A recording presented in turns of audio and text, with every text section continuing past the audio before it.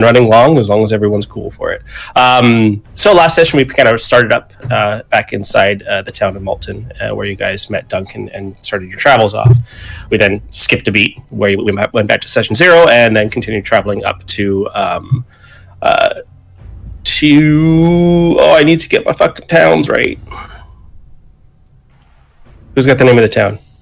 There we go. People, places. Rashman. Nope. Nathun, thank you. Yeah. So you guys went to Nathun, where you met Spatfire and the Goliath bartender who ran the establishment there. You also met a gnome that decided to play some tricky little tricks on you guys, which you were able to identify, but not able to capture him, as his magic seemed quite powerful enough to even charm an elf, or at least a part elf. Your human was definitely showing there, Ileana. I know it would be an alias, but did he give us a name? The merchant, had he? Money. Oh, okay, yeah. I don't think that was his real name. No. Silly Bucks. Yeah, Sillyback Bickus Mudla Pylon Jack is what he identified as, which is a very gnomish name. Cool. After being, technically, you guys got away with more than he did. After dealing with this merchant and going back into town and having a nice little party with Soma as ZDJ, you guys took off onto the trail towards Icerim.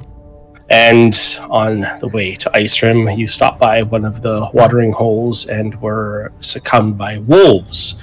These wolves were vicious and violent, and there was 3 white wolves. One of them seemed quite strange, where spells and effects would travel directly through him. This was confusing to you, but in the carnage of the battle, you lost 4 of the guards, but with your quick and clever decisions, you're able to keep Duncan from dying. So that is where we're going to start tonight's session, is right back where we finished the last.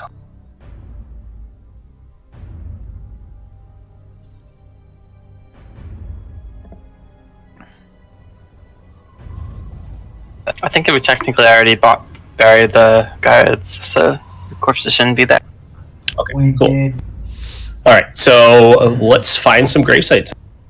Where you guys want to bury them? We already had them placed by the watering hole here. Watering hole, perfect. Had we agreed, or did we already harness the horse on the one cart with the dead cow? The horse is alive. Horse volunteered to pull it around much quicker than what the cows could do. He volunteered or was volunteered? Okay, that doesn't matter. Yeah, all that matters is the horse is pulling the weight of 2 cows.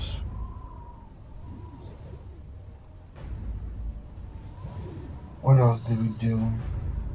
So what are you guys doing with the cows and the bodies of the wolves? Well, I think it was mentioned that we still have like half a day left. Yes. You guys still have some time here. But by the time you dig these graves and bury the guards and kind of lick your wounds or whatnot, it will be creeping up to about nighttime. What do I think about the furs on these wolves? High quality? Make a nature check. Ooh. I could be mistaken, but I think we used mold earth to like dig the graves really quickly for the guards. Yeah, we did it pretty fast, actually. Okay, mold earth, perfect. Yeah, so yeah, that would get it done pretty, a lot quicker. Absolutely. 15. Yeah, so I'm taking a look at the wolves. Most of them, obviously there's slashes, cuts, burns, or whatnot inside the actual hides, but these can be skinned and sold or used. That would do nicely on an outfit, but I don't know how to, strip their hides. I'm gonna look at the BL. Do you need help with skinning these creatures? I think it's bad form to let them waste. I think we could gather their pelts.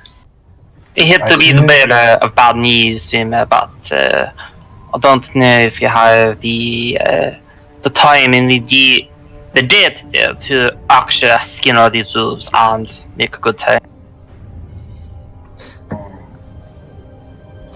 Yeah, we still have suppressions enough, right? Yes, I believe I mentioned that but I think there's going to be some scavengers coming around if we don't get out of here soon. But tonight. Yeah.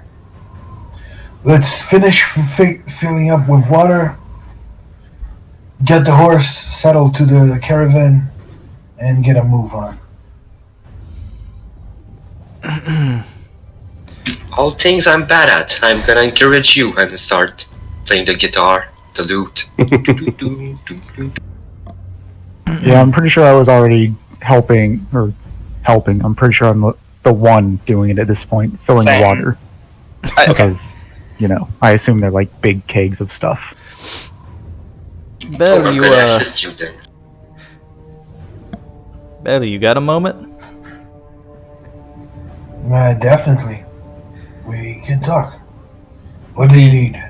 I was just curious about the object you received. Mind if I attempt to identify it? Maybe figure out what it does exactly? Of course, you'll be the one handling it, so I don't accidentally trigger something that shouldn't be happening. It matters not to me if you check it. Actually, I would kind of want to know what it does as well. But let's do this on the road while moving. That sounds like a wonderful idea. How much room do we have on these carts, DM? They're pretty full. The only thing that's been kind of dwindling down is the rations, which you guys are able to resupply with the water. So you guys have like basically 2 full kegs full of water. There are also downed cows, correct? There are 2 downed cows, yeah. But the horse is now pulling the caravan from the dead cows. The horse will pull. Yeah, the horse will be able to pull the cart. If you guys want me to save some of the meat, I can definitely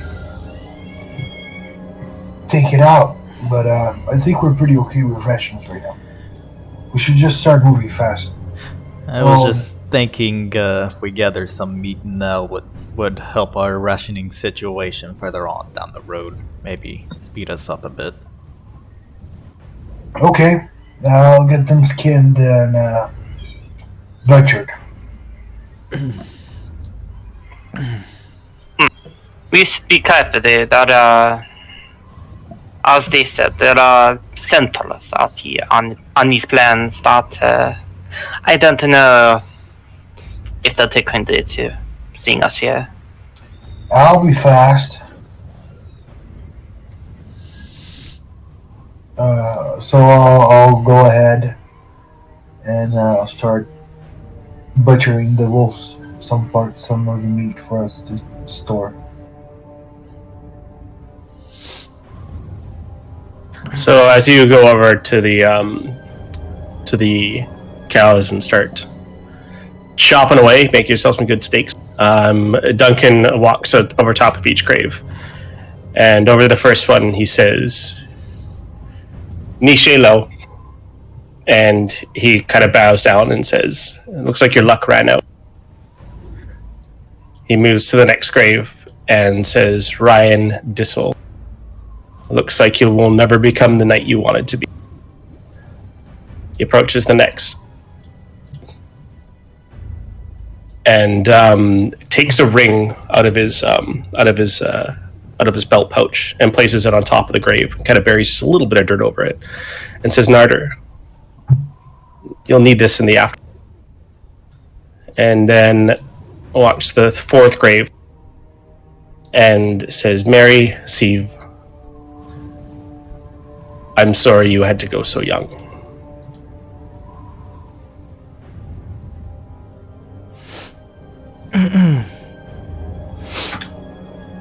Duncan, if I may ask, where did you find these people? Mercenaries from Malton.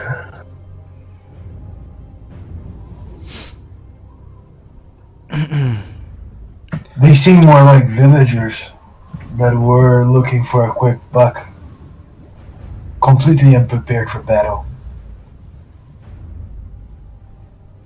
You speak ill of the dead so quickly.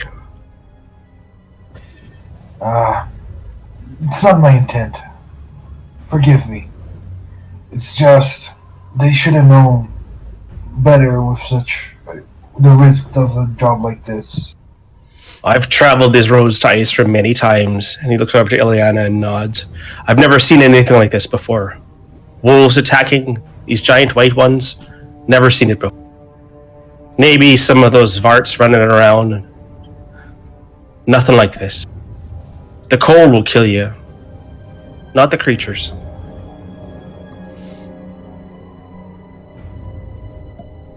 Very strange indeed.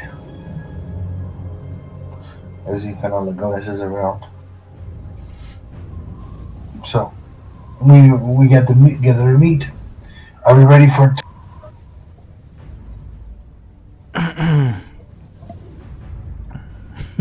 As I said, I don't have a very good feeling if I stay here long and get out of here soon. Get some miles away from here. Don't want to be in the scavenger. See as Duncan gets away from Mary Sieve's grave, and as he does, you can see that he's in quite pain. He's still quite damaged. He's taken his long rest or whatnot, but he's no adventurer of any sort whatsoever, so his wound's still staple to him. And he kind of limps his way over to the carriage. Before getting into the cart, Soma is gonna go a cappella. Okay. Disi westa atan rinui nila erindil hai rindu arasu telu around. And it keeps going like that for like 30 seconds. He hangs his head for a moment, and then he quietly goes back to walking beside the cart. Okay. Was that in Elvish?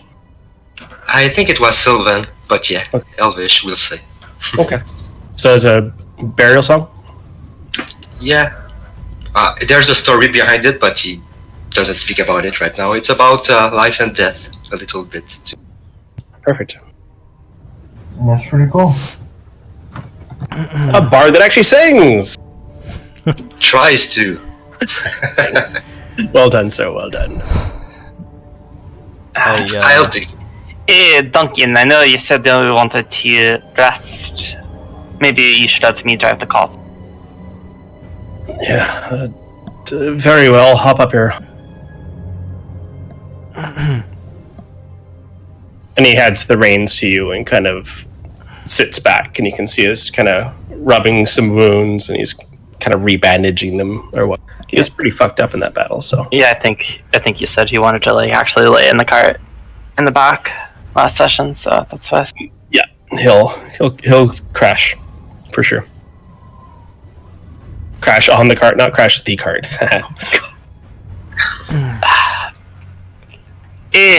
Why don't one of you actually hop up here on the cart with me, so we can all split between these two carts and get these supplies up to Icerim sooner rather than. Yeah, after I've got the water set up in the cart and whatnot, I'm gonna head over to the cart with Duncan and because you said he's bandaging himself up still. Yes.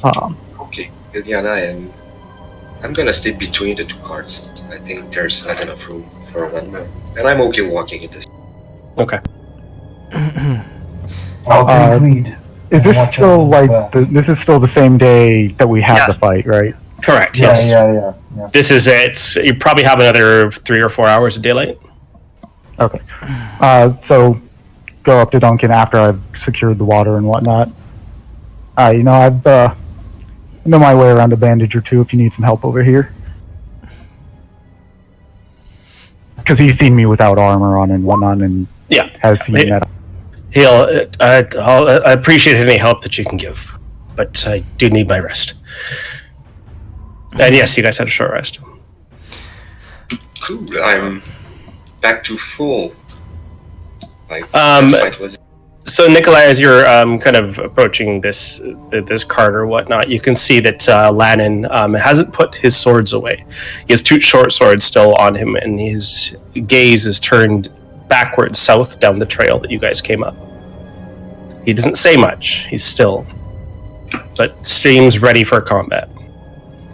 I'm gonna ask him, Lannon, do you see something behind us? Are you expecting more trouble? He doesn't. I'll take off. He doesn't necessarily hear you at first. He kind of shakes his head and looks back, and just kind of musters a small smile, and just shakes his head no, and then looks back. He says nothing. Bale, are you good with animals? Perhaps you could assist our... No, I think you should continue scouting out ahead. Did we come up with a name for this stallion yet? We're going to call it Winter? I was waiting for a long rest before I asked the horse his name. Okay, sounds good. Yeah. I'm sorry, go ahead. You can go somewhere. No problem. I'm gonna have to raise your volume, which I just did. I'm gonna keep an eye out for behind us. I don't know what Lannon's behavior is about. I think he's just in a rush to get out of here. So am I. Let's move, guys. You guys did notice his behavior at the when you guys were at the actual the inn the few nights ago, that he was very, very isolated. He didn't really come out or do anything. He didn't really partake with the party whatsoever. And even his behavior in combat was a little farther behind. He seems distant. A true elf. Yeah, pretty much, actually. Nikolai doesn't suspect anything strange about his behavior. Just thinks it's natural. Soma is a bit like that too, but he's more like open. If Lannon is getting cold feet, so you're gonna get colder from here on out. I say aloud. You sure you want to go up north, Lannon? Once again, it takes a moment for your words to hit his ears as he just takes one sword and kind of nods with it and musters again a pathetic smile. Can I make an insight check noticing his continued actions like this? Yes. What a weird guy, huh? Just So figure out there's something's going on. something. There's definitely something off about him, but it doesn't seem like it's anything mischievous or whatnot. Maybe Ileana's words ring out. Maybe he's not meant for this road. You're not sure, though. I'm gonna look to the horse who's been strapped onto the wagon now. I'm gonna say to him, I can't really help guide you. I'm not too sure what I'll be doing, but I assume that you'll be able to handle this much better than I. You seem a very intelligent and capable horse. The cart just lunges forward. Ooh, careful. He's too fast. I wanted to practice a few spell things, and don't mind me. Nay, if anything comes up. And I'm going to pull out my spell book and start casting Detect Magic, just out of curiosity, see if Lannon rings me up. Sounds good. So you take your 10 minutes and you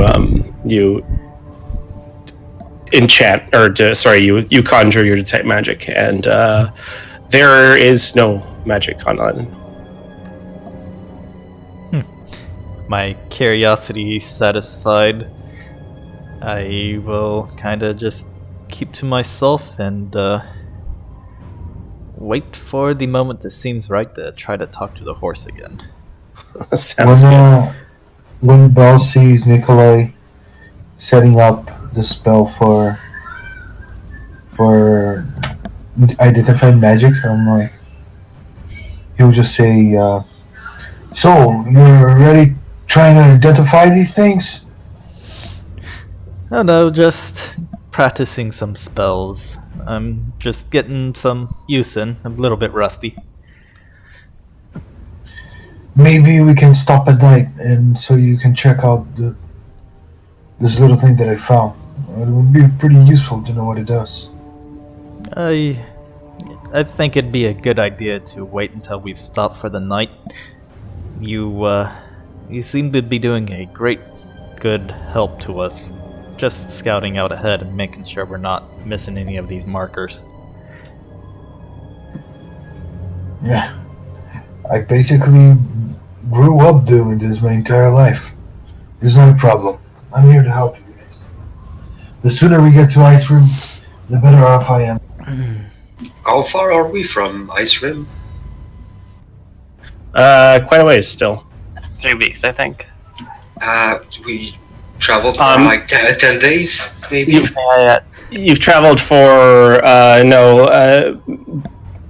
Beale was able to actually get you guys up quite a bit closer, so you'd think another maybe at best 2 weeks you'll be there.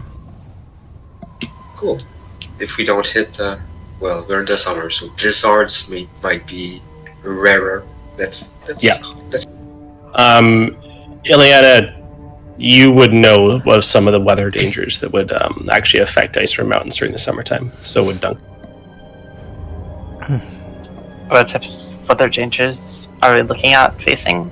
Your the main is ice storms, and wind storms as well. It's always quite windy and cold, but the ice and the wind storms definitely improve on that. Ice storms and wind storms in the summer. Yep. All right. Okay. So, what item, Soma, did you want to? Were you asking questions? No, I just wondered how many days we had left of traveling. I'm all good. Who had the item that wanted to be identified? I did, but it's only when we stop for the night. What item was that? We're going to attempt to identify his boon. The hammer, yeah, the small hammer.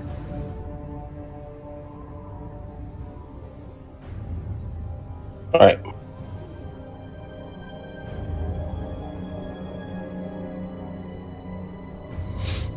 So. And you guys also have the bead of missiles and the twig of prestidigitation. Who's using the bead? Yeah, you use the bead, but who's I going to have the twig. Yeah, the twig. Okay. So let me get that sorted out here. Oh wait, I have the cantrip prestidigitation, so I don't need the twig. No, the twig of prestidigitation is not, and it's not prestidigitation. It's prestidigitation. So, I just changed the name because I thought I had made a typo. Okay, I'm gonna sort it out. Not a problem. It's a funny little item. Yeah, it basically allows you to once, when casting a spell, unleash wild magic. Right. Cool. Cast a fireball on the party. Let's hope not. It's possible. I know wild magic, right. I hope I only apply a nice coating of frost somewhere. As we travel forward, I will kind of try to strike up a one-sided conversation with the horse. I'm gonna say, you know, you're impressive. I wasn't expecting you to be such a brave and powerful, intelligent creature when we had first met you. But, I know why you did it, but you kind of ran ahead in this last battle.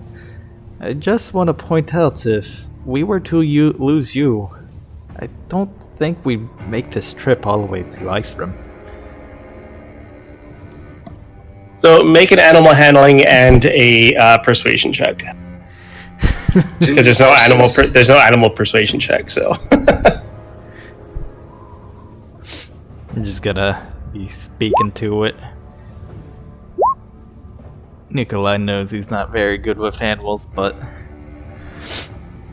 I worry what would happen to the party. I mean, if the other animals were to perish and you survived, we could narrow it down to one cart, and you could be the one who brings us to Icerim. Nikolai's just gonna kind of ramble on about trying to get him to stay a little bit safer. Okay. You can. The horse isn't a genius by any means, as far as horses go. It is quite smart for an Athuri stallion. It understands basic, like almost. It understands emotion, right? It understands the tone behind your words, like a smart dog, basically, right? But it doesn't seem to really click with what you're saying. It doesn't. I guess it doesn't really care about what you're saying. Is kind of what you feel like. It's almost ignoring you. Nikolai is horrible at getting the message he wants to get conveyed through anyway. So the horse, however, does seem quite competitive to stay in front of the other cart. Right. It went about as well as I was expecting. Yeah, he's not a very talkative one. Do they reply here on the material realm also? I'm sorry, what? Oh, nothing. I know what he's talking about. Okay. It's the group of weird folks for sure. As that conversation's going on, I want to actually have strike up a conversation with Valen. Oh no, what could this be about? Oh no, what could this be? You felt pretty well back there. I must say, the strangest human I've ever encountered. And I've encountered some strange humans. Well, what about me makes me strange? Is it the bandages? More the physical chances. What, the physical what? The physical appearances, the whole glowing eyes. Ah. That's from my faith. It's a gift from Torm. He lends me power when I need it. One of those, holy types. Precisely.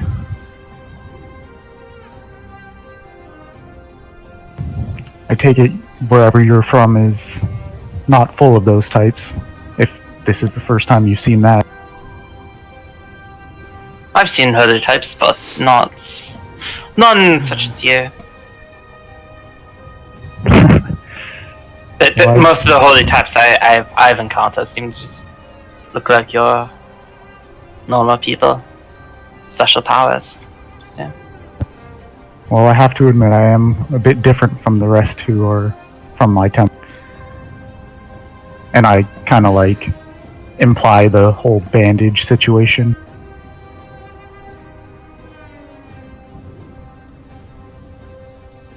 Most people don't take too kindly to seeing, well, me in general. Not the most pleasant to look at, you might say. That's why I keep covered most of the time, to not scare people. Lots of strange people out here. In this part of the world, so not much surprises me. Yeah, well, you haven't tried to murder Beale yet, so perhaps you wouldn't be too afraid anyways. He kind of looks terrifying when you think about it. Beals and odd one.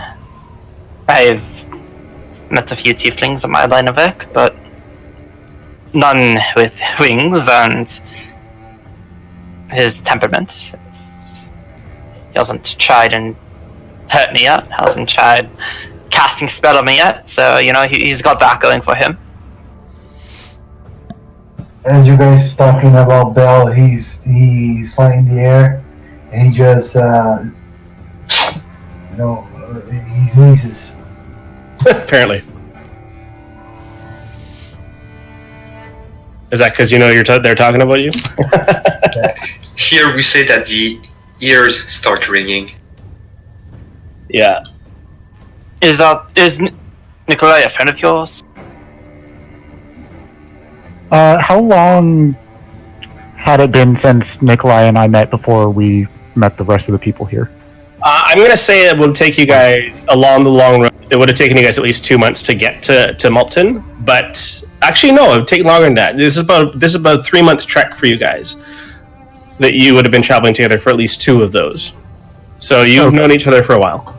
Okay, I wasn't sure if it was like a couple of weeks or a couple of days type of thing. At least a couple months, at least. Yeah, I would say we've become friends at this point. I only met him a few months before I met the rest of you, but as I mentioned offhand at one point, he looks like he would try and swindle your money because he tries to swindle your money. And Mage that tries to swindle your money. Just I like that. try to stop him. Hopefully he doesn't try and swindle my money. As you saw back in Nathund, I don't take kindly to me just trying to play the tricks on me. Get the better of people. Too many of them think the powers give them control, prestige of it. I hope he doesn't think that. Oh, I hope he would know by now that it's in his best interest not to think like that, or else I'll have to take him out. Unfortunately for him. He's very squishy. To be frank, you live out in this land long enough, you kind of learn that Magi swindlers are the least of your worries when it comes to power-hungry mages. I've seen worse. I'm sure we'll see worse in our time as well. Yeah, the events that have happened here today, I don't... Some sort of illusionary wolf. Those that seem more than just mindless beasts. It's all just grim tidings between that and that gnomish poser who wasn't a gnome, but yeah. Yes, that wolf was quite strange. Not just the big, white, icy breath part of it, because the 2 that I saw, they fought normally and died normally, except for the disappearing afterwards. That was a little bit weird. But the one near you looked like it was just immune to everything. Wolves using tactics is scary enough. Wolves not being there, but being there, that's even scarier. There's too much I can't explain, and that scares me.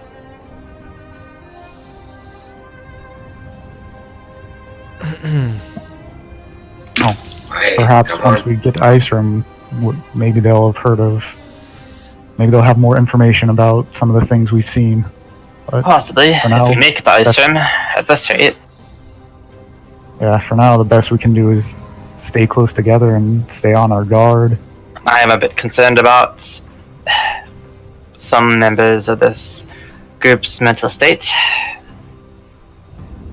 That Lon fellow over there in the other car doesn't seem all there after that battle, or in the past few days. Soma seems to seize things. It's very concerning. I hope everyone can keep it together for the next 2 weeks or so. Out of character, would the Iliana know about Elvish trance? Like what the reliving of past lives through trance? Does she have that? She doesn't have trance, but Ileana your family would. So yes, he would understand what trance is. Okay, so you might think that it's not that I see things, more that I saw something in a past life that was not pleasing or pleasant. That might be what you think Soma is going for. Yeah, so the definition of a trance, basically, in Forgotten Realms is when elves, they take 4 hours and they either do calculations in their head or arithmetic in their head, but generally speaking in the realms, especially if they're closer to the Fae, such as his type would be, or wood elves or moon elves or whatnot, would have more of a reliving their ancestors' past, because an elvish soul is never theirs. It's always given to the next elf in a different lifetime. So it's a very karmatic way of looking at things. Yeah.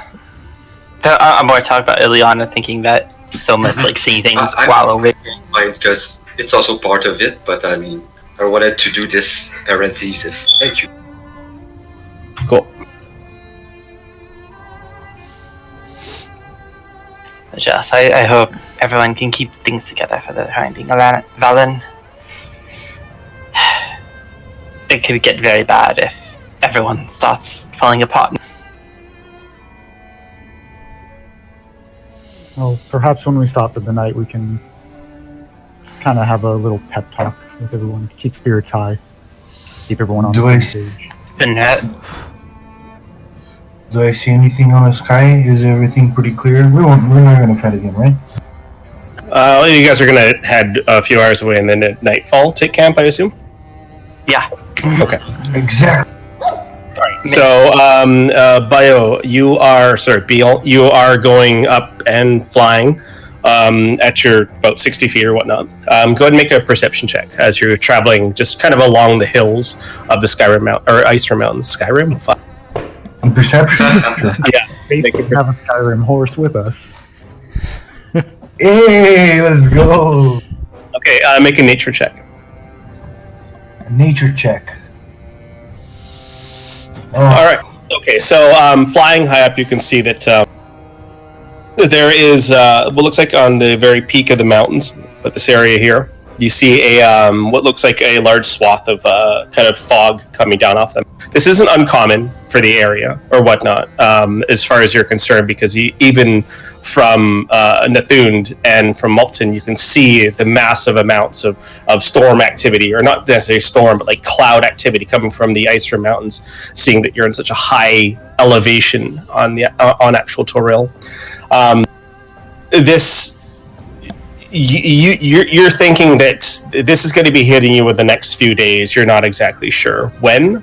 That was for your nature check. But other than that, ahead of you, you could see what looks to be a decent clearing for you guys to take a rest. Now, there's no water there. There's no marker. But there is shelter from some sparse trees in the area. Nice. I'll relay the information about the weather changing, picking up anytime soon. And the more that we move before the weather hits, the better for us, the closer we will be. We should find a safe place to spend the night in if the weather is about to change. Ileana, make a history check. I'm curious about what Ileana just typed in chat. Oh, this is Skyrim, how you start in the game Skyrim. Oh, that's right. Yeah. Ileana, the mists that come off of Icerim Mountains, the fog, that come up of Icerim Mountains. So you guys are not going to Ravenloft, I promise. Yet. Just kidding. When they hit this part where you're in, all it's going to be is obstructing view farther. It's going to be harder for you guys to see. But it's not like you're going to be able to see in front of your face. Now, when you get closer to the mountains, it's definitely incredibly thick fog. Very difficult to see through. You've actually strayed too close to this once before on your last trek up to Icerim, and it was to the point where you guys had to crawl along the road to actually make sure you didn't get lost. With the fog, unfortunately, you can't see the markers ahead of you. It's quite difficult to travel along the Iron Way with this fog coming off the mountains. Does it pass quick, generally? Yeah, is it an all-day affair type of thing, or is it? The amount that you can see coming off the mountains right now seems like a very large portion of it. It could last a few days. Oof. Good thing we have extra meat. I share this with everyone in the caravan. I don't know if any of you have a compass on hand, something like that for navigation. Does anyone have a compass on them? Not me. No, I don't. I don't. I apologize, it slipped my mind when I was gathering supplies. Okay, Eliana, roll me No. 8 percentile. I am not rich enough for such contraptions yet. Eliana, Duncan looks up and says, "You could use mine," and he kind of hands you back a compass. I'm going to want that back, though. I reply back on the rivers. Don't worry, you'll get it back. Good. Hey, some of you got a moment to talk about something personal? You seem kind of wise. Sure thing. Let's take a moment. Are we still riding? You're still riding just right push now, ahead yeah. with the cart. Yeah, Beal has just spotted where you guys are going to rest. It's still going to be a couple hours away, but he's been able to sight it with his amazing perception. What's been on your mind that the horse couldn't answer for you? She's gonna say with a smirk. Well, I was just wondering, have you ever killed someone before? Another person? Not to make this I've conversation been awkward. in a couple tavern brawls, but most of the time I've got people protecting me in those. I make friends quite easily. But no, I don't recall ever killing someone. Elf or human. Or any other race. I was just curious. Did What you? No,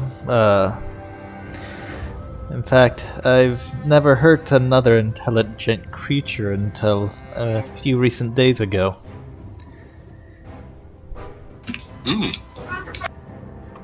That's cool. That is nice to hear. I didn't think about it much. When I'm following Valen, everything just seems so clear and what we should do, but when Duncan tried to bring the axe down on that gnome, I've been thinking a lot. What constitutes the right judgment to end another intelligent creature's life? That's indeed a good question, and one I ponder myself. Life is... He's gonna stop there, he's gonna catch himself. You can see a sad expression going through his face, and he's gonna say, where I'm from, life... We have a different outlook on life. Let's just...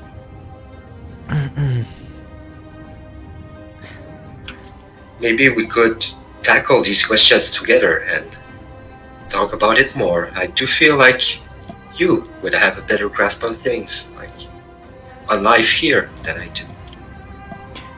I've been trying to see everything in simpler terms.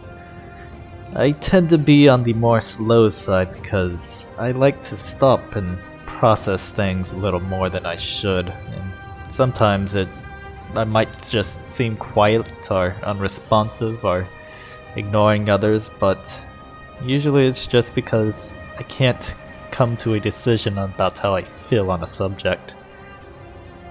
I can maybe tell you about how they do things in Myanmar. In Rashomai, they are very strict with the law, but they can also be forgiving depending on the gravity of the act, the punishable act. Sometimes they won't shy away from taking a life to punish someone when they feel they deserve it.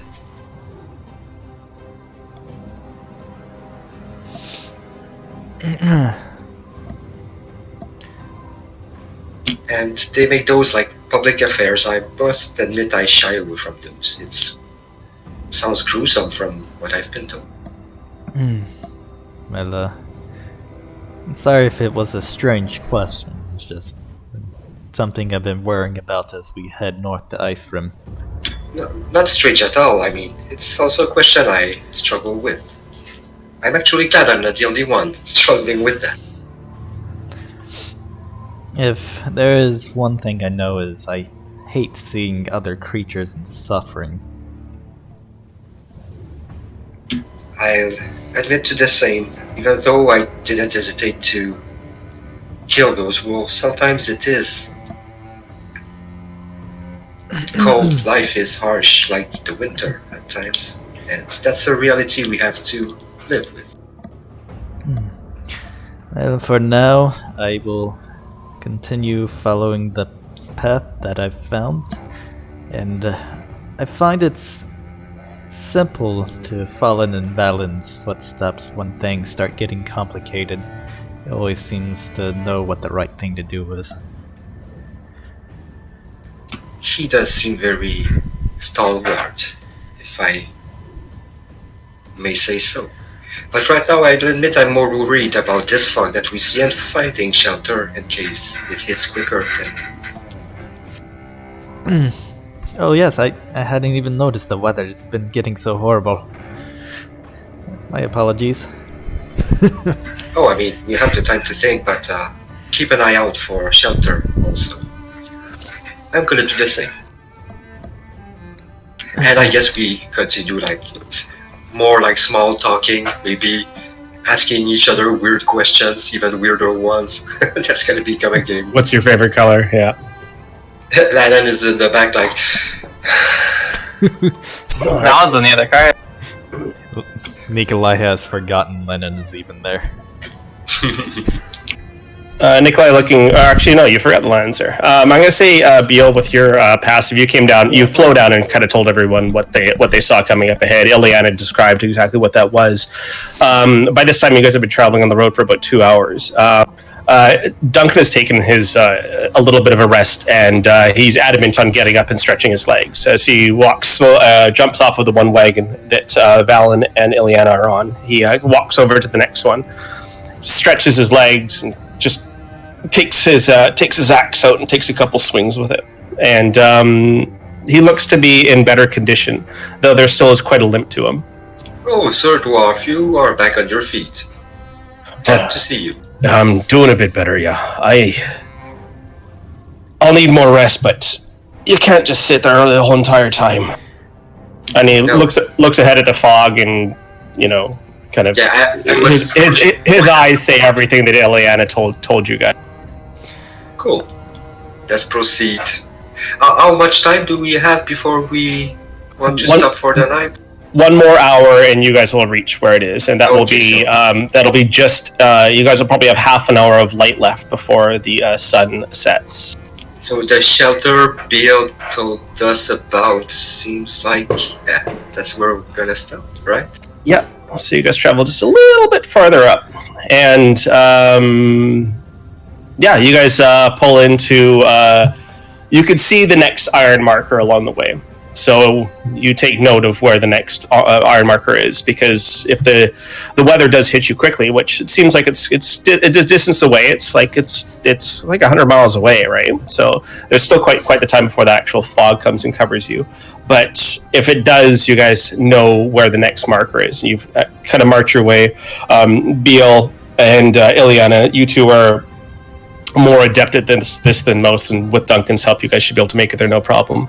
But Duncan again unhitches your guys' horse and the 2 oxen, and kind of uses this little jack thing to jack up the actual caravans, and starts to make camp. In this area, there is a light cover of trees, nothing where it's going to block your guys' sights from seeing everything. It's such a light cluster, you guys just take a quick walk around. There's nothing hiding there. There's nothing that seems to be illing you in this part whatsoever.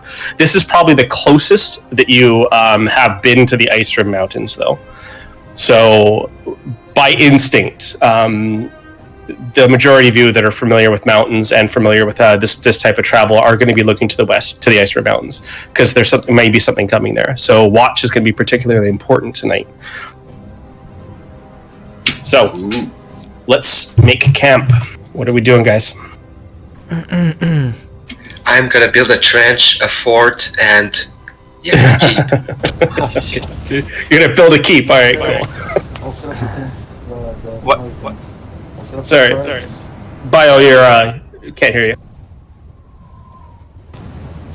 I'll set up the carts Okay. as shelter for the animals. I learned how to do it on the way here. Perfect. So you assist Duncan setting that up, not a problem. I will start setting up stuff to identify the hammer that Bill has once they are complete, and once they are done with that, I will pull out the scroll of paper I have, and I'll just try to do a quick sketch of what we can see of the mountains from here, if the fog isn't too heavy. Okay, perfect. Make me an intelligence check. With advantage, because you're used to scribing shit. Alright, sounds good. So yeah, you take what you think is a pretty decent sketch of the Icerim Mountains, to the angle where you are, of course. You compare it. You're actually proud with your work. When we're gonna start a fire too, everybody. Yeah, I was gonna get a Chili fire in the started and night. get the food stuff pulled out and whatnot. Okay. I wanted to surprise the group, and I'm gonna help Valen with the fire with prestidigitation, my cantrip. Maybe there might be a way to like also kind of like set up the carts at like a specific angle, so that way we kind of like have the carts as like almost as like a bit of a barricade between us and the mountains in case something approaches from that direction. Yeah, that's absolutely fine. You can do that. Yeah, a wedge. A wedge would be a good idea. I mean, we've got Yeah, on two sides. And also have like so we're like in like a grove of trees right now, right? A small grove of trees. There's maybe a dozen. Yeah, like set the cart up at like an obtuse angle, and then have our campsite be behind the cart, and then have our like animals tied up like right behind there, so that way like it's acting like as a barricade between us and everything. Okay, so All right. That way we don't gather firewood. Oh, sorry. Yeah, that's part of what I was. If we didn't already have wood to start a fire, that's part of what I would be doing, getting the fire set up and whatnot. Yeah, I guess I'm gonna help. Yeah, there's from the small amount of trees here, plus you guys have kindling or whatnot, you're able to set up a fire, not a problem. Now, of course, you're keeping the fire down. It's not going to have any pines around it, no wet wood, so it'll burn with very little smoke, but enough heat to keep you guys warm. The way the carts are set up too, like, because they basically raise and then you guys sleep underneath them, right? Some sort of strange make that Duncan hasn't talked about yet, but never seen carts you actually sleep under before. Well, besides every time you guys have slept on the way up here, I guess, but... So while they're all doing that, I'll pop Edgar into existence, and I'll have him follow Valen as he goes out and gathers firewood, and tell him to come back to us if there's any trouble. And then after they are done gathering firewood, I'll just have him do a small circle and come back and say hello if there's anything of interest in the nearby area. Perfect. All right, so Valen, you're out gathering wood. Yes. Make a perception check at disadvantage. I'm with him. I'm assisting him, so maybe Can he be the one to look for the wood? And helping him? Yeah, that's fine. Either one of you roll. So roll just a straight roll because you're going to be doing it. Just 14. all right. Sounds good.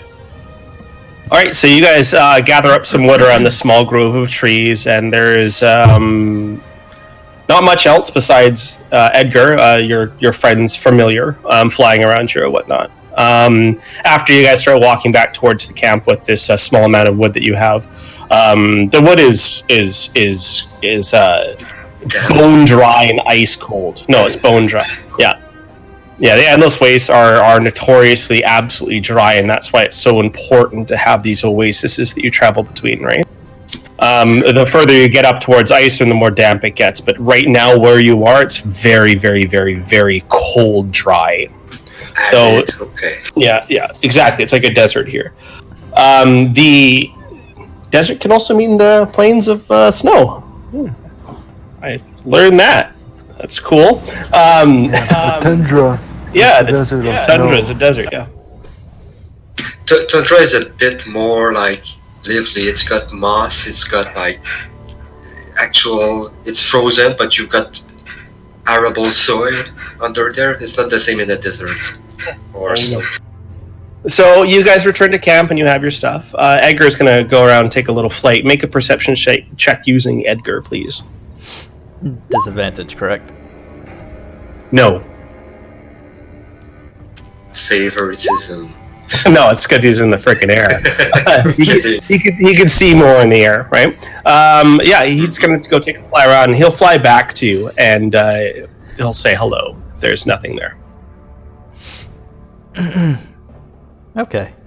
I'm just gonna take a quick moment to glance around at our companions. Does Lennon still have his weapons drawn? It's after you guys have kind of kited around this side of the mountains, the wind has kind of picked up a little bit, and you all pull your coats closer to.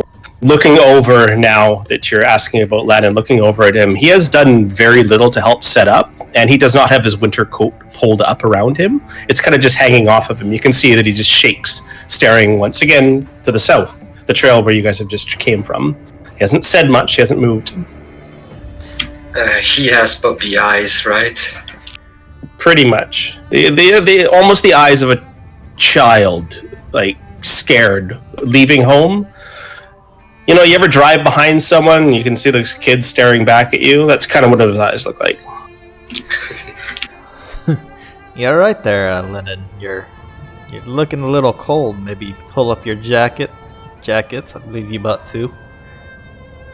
He startles for a moment and then pulls his jacket closer and just nods to you in like thanking. And he kind of shakes his head and looks towards the fire that's just starting to get lit. We should get warm. Yeah, come, share it.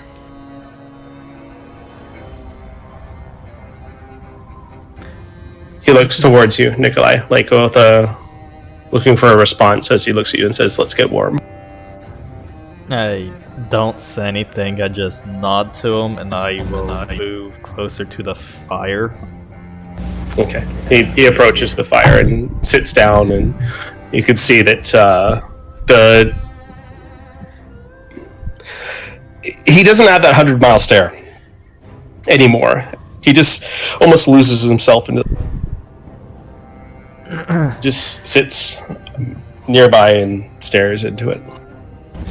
I'll reach to Soma and then nudge him with my elbow a little bit and say, "Isn't that Lennon guy acting weird lately?"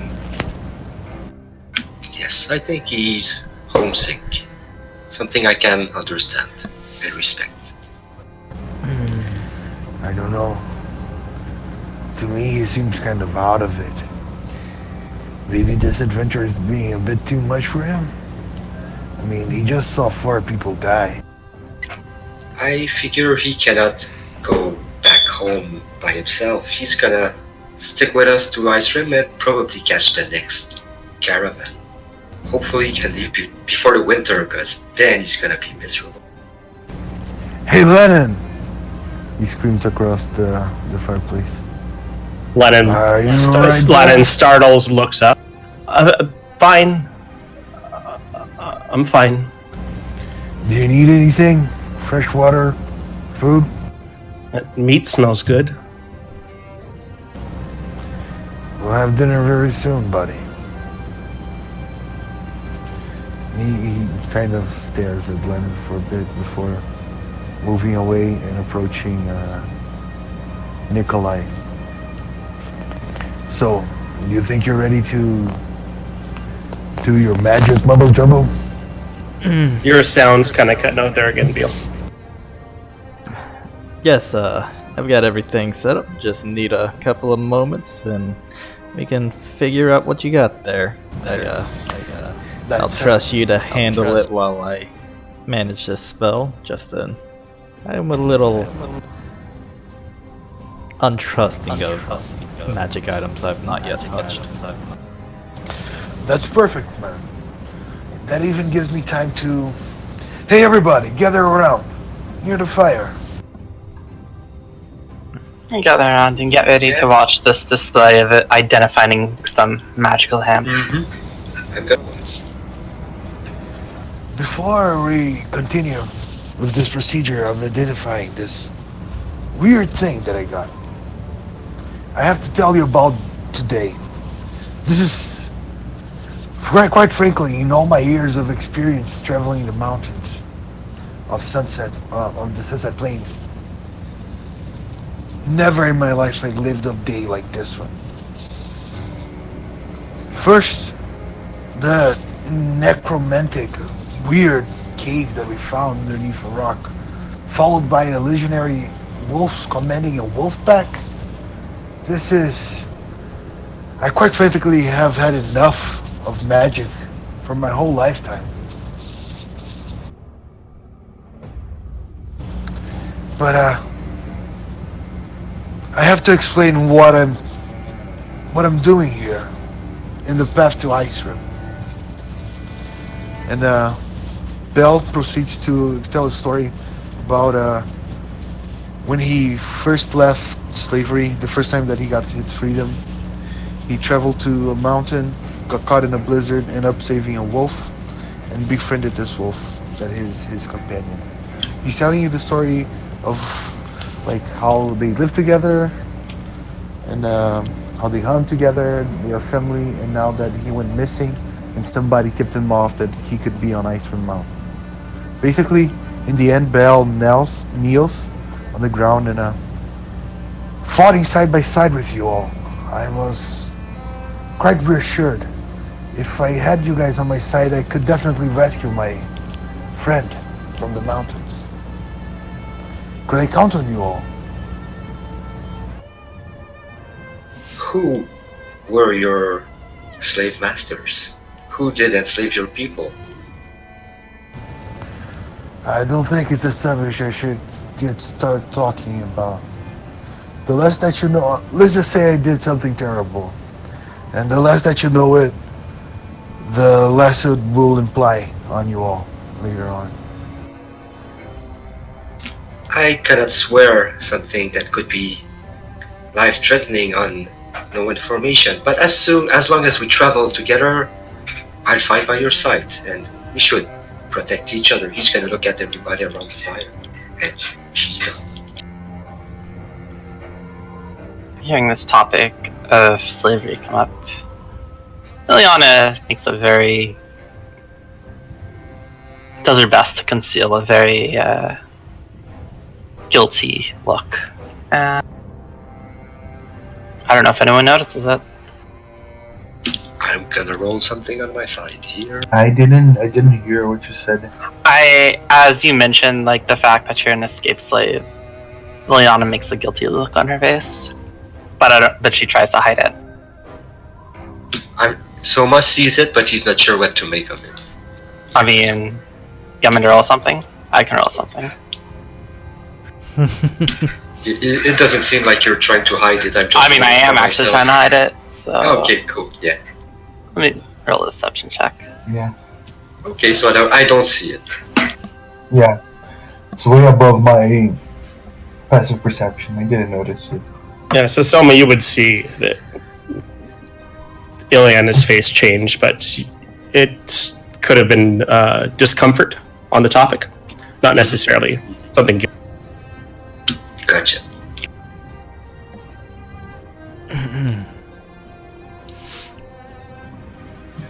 Well, I hope the Rio escape from doesn't have people this far north, or has means of tracking.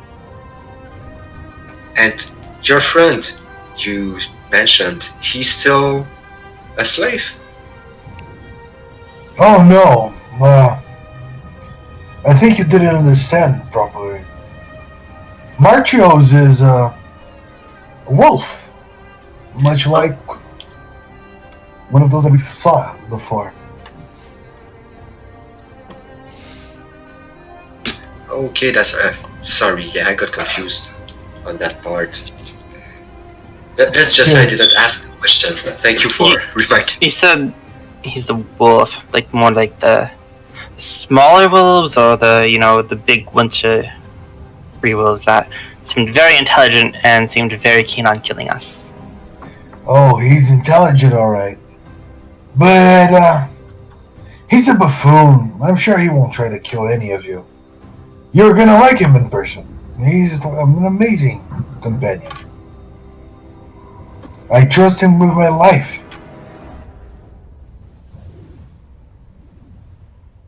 Then I'm gonna help you as much as I can in helping you find back your friend.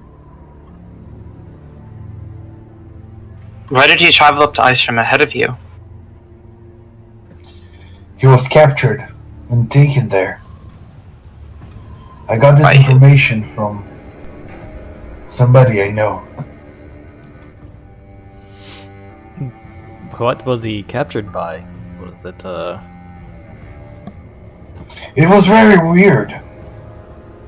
It didn't leave any traces of fighting back, nor even I noticed his presence leaving. I'm not sure what happened that night. We just went to sleep and poof, he was gone on the next day. Is there any chance he left on his own accord? Not Marquios, he wouldn't do that to me. We live together, we're basically brothers.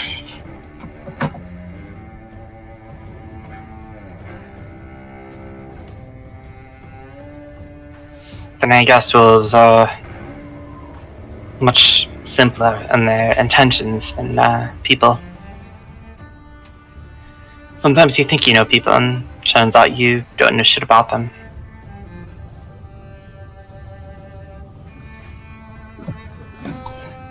You could be right there, but no. You see, you remember that moment that I dove into the pool, into the lake? Yes, I imagine it was very cold. Well, before that, when I interacted with that illusionary wolf, a vision came to me.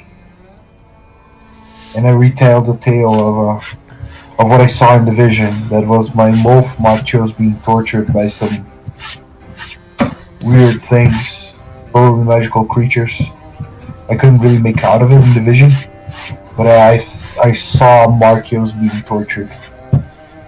And that's why I got so angry. He turns to someone saying, "You understand now why I was freaking up on you back then.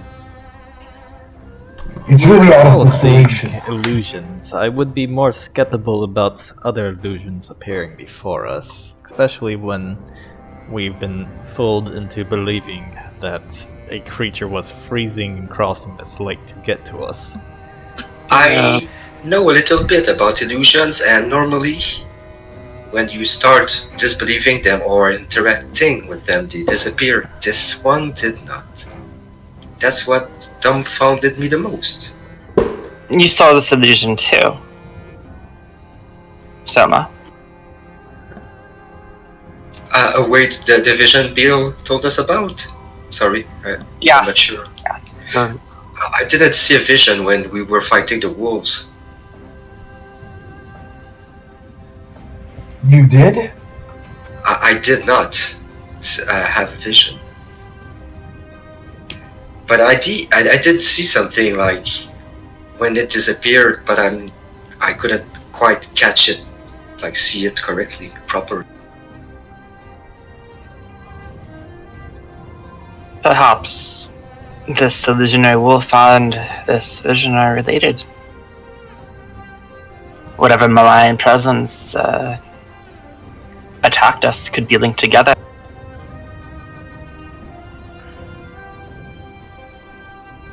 This is very concerning. We could be heading into a trap, an Icerim. I say this though, I do the same thing you did earlier. You see that when Bill mentioned having visions during the fight, I did react. So your question was valid. I did have a vision, but before that, before the fight, and now you kind of know I've also had I had a reaction when he mentioned the vision. So you know there's something there. And then I picked it up because I have a passive perception of 14. Your passive would have hit it, yeah, absolutely. I was so surprised by him mentioning that I physically startled, and you all saw it. I'm not sure I've had what could be considered a vision as Bill talks about, but I'm gonna look at Valen saying that. I did also live some event that sounds familiar to what Bill just explained. If any of you have such visions, we should maybe talk about it.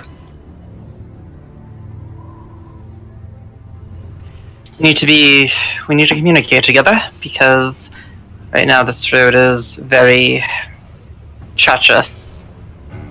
People seem to be trying to mess with our heads, and maybe if we communicate and work together, we can cipher through the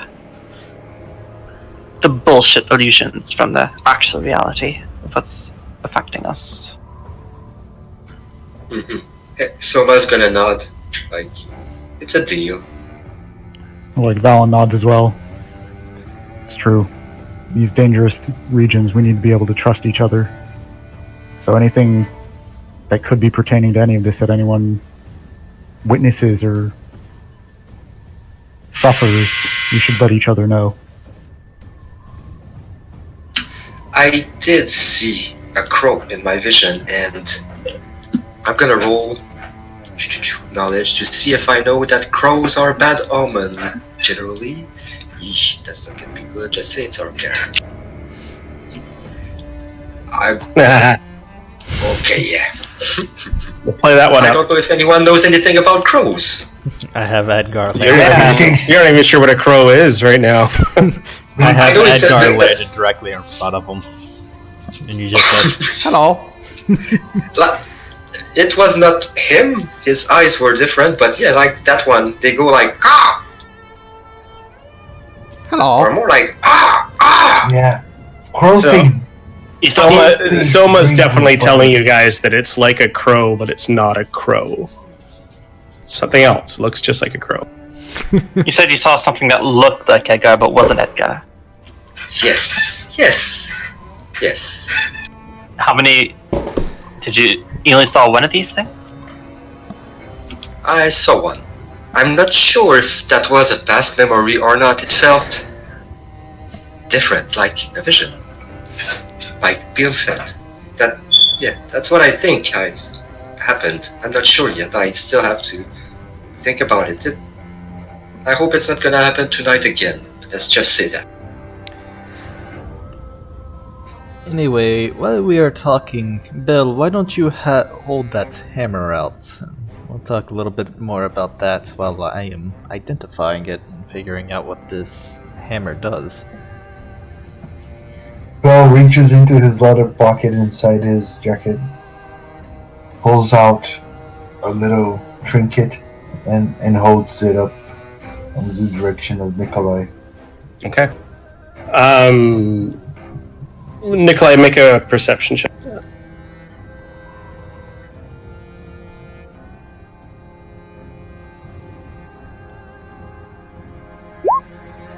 All right. So, Beal, as you pull the this small, almost looks like a tack hammer out of your pouch,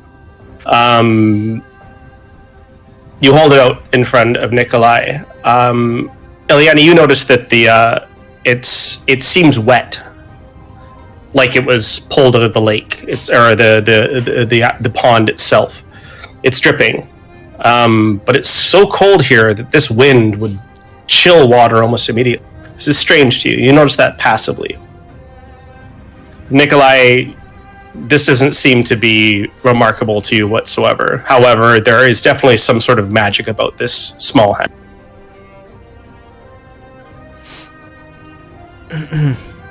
Alright, if you Do you just get place anything? the hammer right here in this circle, we'll begin. I'll pull out the pearl, roll it around my hands, and draw up some circles. And I will sit there and focus on the pearl and the item in front of me. Okay. While Nikolai is doing this, can I take a gander at what type of make it is? Like dwarvish, elvish, something else? Make an investigation check. Nope. There is, jeez, you've never seen it make before. You can identify that this looks to be some sort of, like I said, a tack hammer, something to hammer in small rivets into leather armor. But yeah, you've never seen anything like it before. It's definitely uncommon, but that's all you.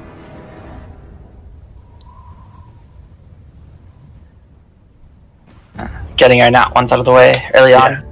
Good, do that.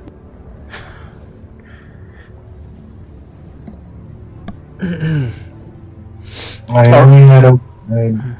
only had a great and okay rolls. Whenever I need a good one, it's gonna lack on me. I'm gonna get a roll that one. That's actually good, because when you do get that natural 20 when you really need it, it's great. I love it. This guy's rolling shit all day, and then you make that 120, and it's that's exactly what we needed. Saved everyone. All right. So Nikolai, you start doing your incantation. What's it look like when you cast the identify spell? I draw out a bunch of elaborate circles and lines that connect to a smaller circle in the middle. In the middle, the item is laid down. I gather a pearl in front of me, and I hold the pearl in my palms as it slowly levitates. I hold it over my tome, and I watch this pearl as it slowly writes onto my tome, and it gives me a bit of insight of the history of the object in this circle. So, Nikolai, inside your tome kind of flips open to an empty page and just temporarily writing. As the pearl kind of hovers over top of this page, you can see the writing that appears. This item is a bond with a specific creature, and a bond with another specific creature. This item is a cry for help. This item is also a safety. Because of the actual type of item that it is, it doesn't seem to actually be truly material. This seems to be some sort of essence, almost. That's what you can pull from the small hammer in front of you. I remember Valen was telling me that it had a celestial sense to it. Can I make any sense of what kind of creature is crying out for help? Yeah, sure. Make me an Arcana check.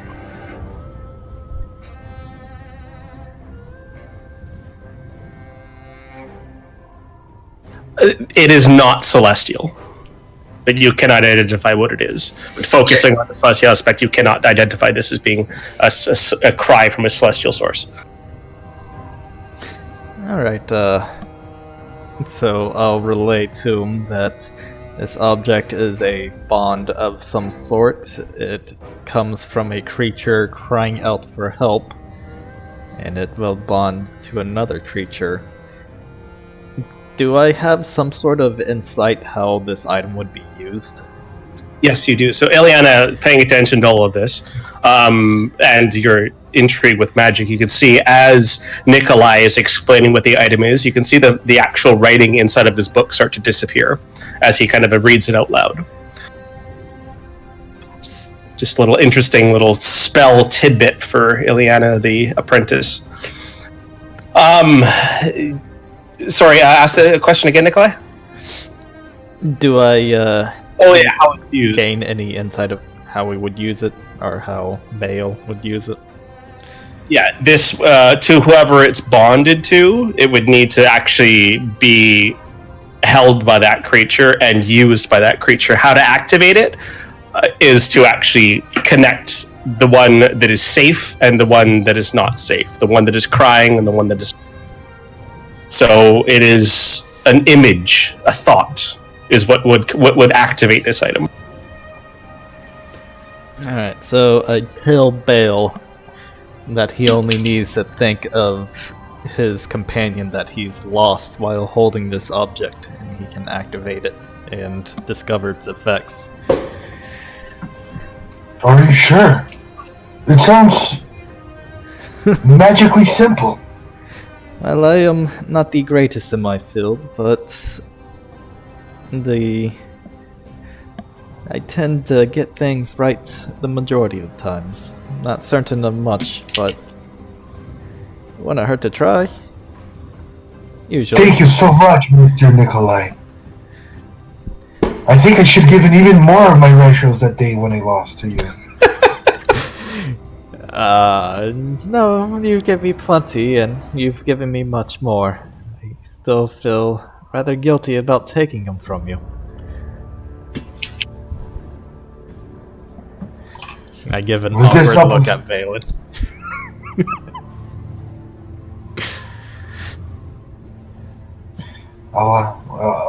Then I hope you guys excuse me. I have a connection to try to make. If you don't mind, don't go off too far. The effects are unknown to me at the moment, and if you are within reasonable distance, we can provide aid to you if you are injured in some manner. No. Also, I'll try to surround myself. I'll be surrounded by the beasts. I'm sure I'll be in great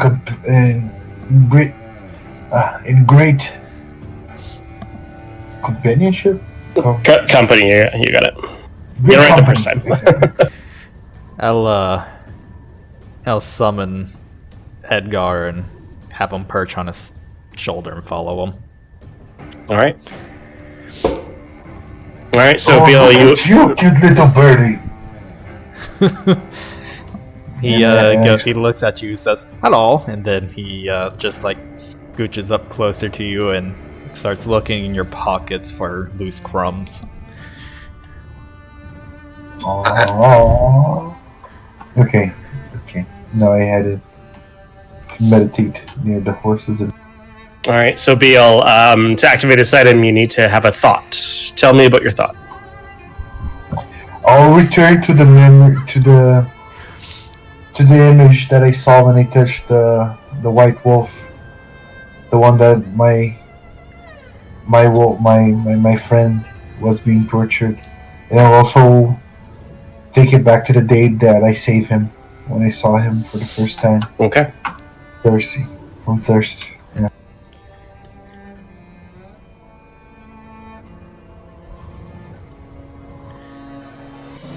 I'm gonna take a moment by myself. I'm gonna take an hour to actually work on my rapier. Okay. I'm gonna bond with it. All right. So, BL, as you kind of conjure that image and holding this hammer, you feel a familiar presence. A certain friend of yours in the Sunrise Mountains kind of rings to you, and you all of a sudden this little hammer in your hand rings a bell. You remember seeing it before. It's a lot smaller, but it seems to be that masterful tool that he used to always wield. Dorala appears in front of you. In thought, I guess you could say. Dorala, my friend, what do you do here? Well, you see, I'm here to save, well, your friend, Machios. So this was the person that you told me about? No, not at all. I had to free him myself. Ah, that's great. Where is he now? Not sure, but there is someone in Icerim you must be very cautious about. Someone will be looking for Machios back. I think payment is due. Oh, I'll give him the payment that he wants. I knew you would. Who's Bill talking to right now? Because I had to get up to use the and he's having a vision of, after he's kind of connected with the actual boon, he's having an image about an NPC in his... Yeah. I'm in a meditation pose right now, between the bulls and the horse. Yeah. Keep this hammer close to you. Very close to you. And when you think about it, well, you might be able to hear Machios and see where he is. He's not where you think he is. He's probably closer than you think he is. I'll immediately try to focus on the little hammer. Oh, not yet. What? I just wanted to say bye first. Oh, yes. I'm sorry. You must understand my rush. Machios is fine. He'll find you, or you'll find him. You'll be together again. I've seen it. It's in the fates. But don't lose this hammer, I guess you could say. It'll give you some sort of resemblance. Actually, here, take it. And he kind of pushes your hand up with the hammer in it towards your chest. And you can almost feel the magical energy of the hammer actually like kind of sink into your chest. It's not an actual physical item. This is what you would consider a boon, in a sense. This gives you an empathetic link to Machios, and this can expand anywhere on the same plane of existence.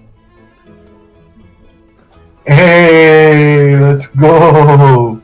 With that, Dorala, you have a great time up in Icerim, and watch out for those bastards. They'll be looking for you and Machios. Thanks a lot for the warning, Dorala.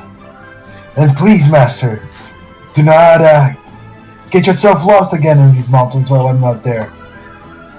Who says I'm not lost right now?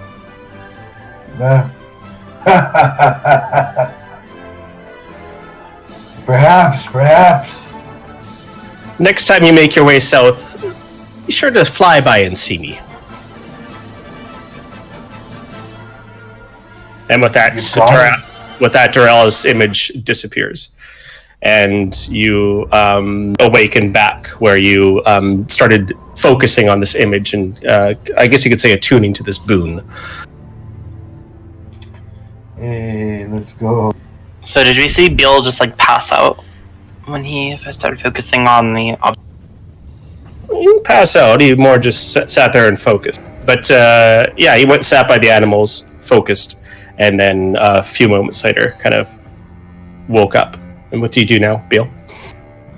Now that I talked to my first friend Dorala, I'll rummage through my bag and just give me a second. Yep.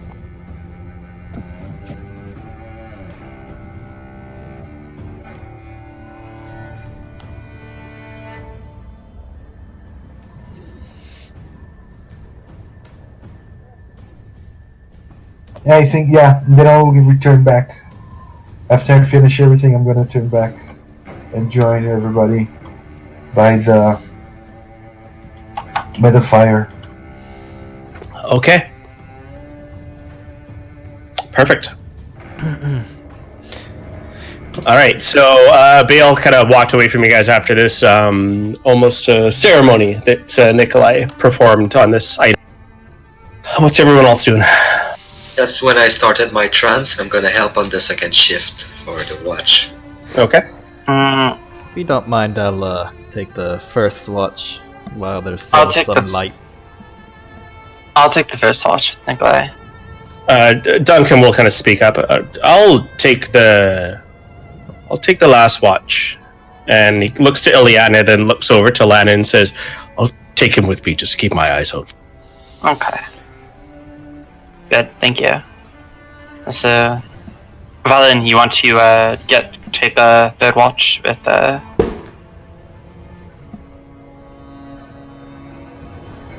Yeah, I can take third. I don't mind staying awake for the first watch for sure. Oh, it's already going to be me and Nicola on first watch. You should probably take second watch with Soma. So he's not bothered. Who's taking third watch? I need 4 hours, so I probably would be on third watch. Second, when I met second, I got confused and cut them in half, but we need how many watches? 4? There's 4 watches you guys will need with 6 people. So I'm gonna be on third. Okay. Yes, I need 4 hours. I can be on either on second or last. Doesn't matter. I'll stay on second. I'll do the second watch. Alright, so we have Ileana and Nikolai on first watch, Bale's on second, Soma's on third, and then Duncan and Lannon are on fourth. So I don't think you can take 2 watches, but I'll kind of do like the second half of 2 and the first half of 3. Okay, so you kind of double up in the on middle of that. Okay, perfect. All right, so Ileana and Nikolai, you guys are resting now, I assume? Yeah, I'm in like sort of staying on watch. Yeah. I'll summon Edgar. I'll pull him to my face. You know the rules, buddy. Fortunately, we don't get to do this all night. I'll send him off to do a little circle, and he'll perch on one of the wagons and keep watch. Perfect. All right, so I'll give you advantage on your watch because you got your bird helping you out. Ravens have advantage on perception, right?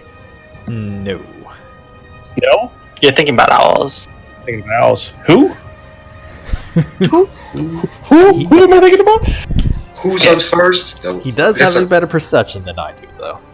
Good. All right. So Nikolai, go ahead and use his perception, and Ileana make me a perception check as well. He got dark vision, right? The familiar, Edgar? Edgar does not have dark vision, no. Oh, I thought they had that. No, if he was an owl, he would. Everyone wants the owl. Oh, no! All right.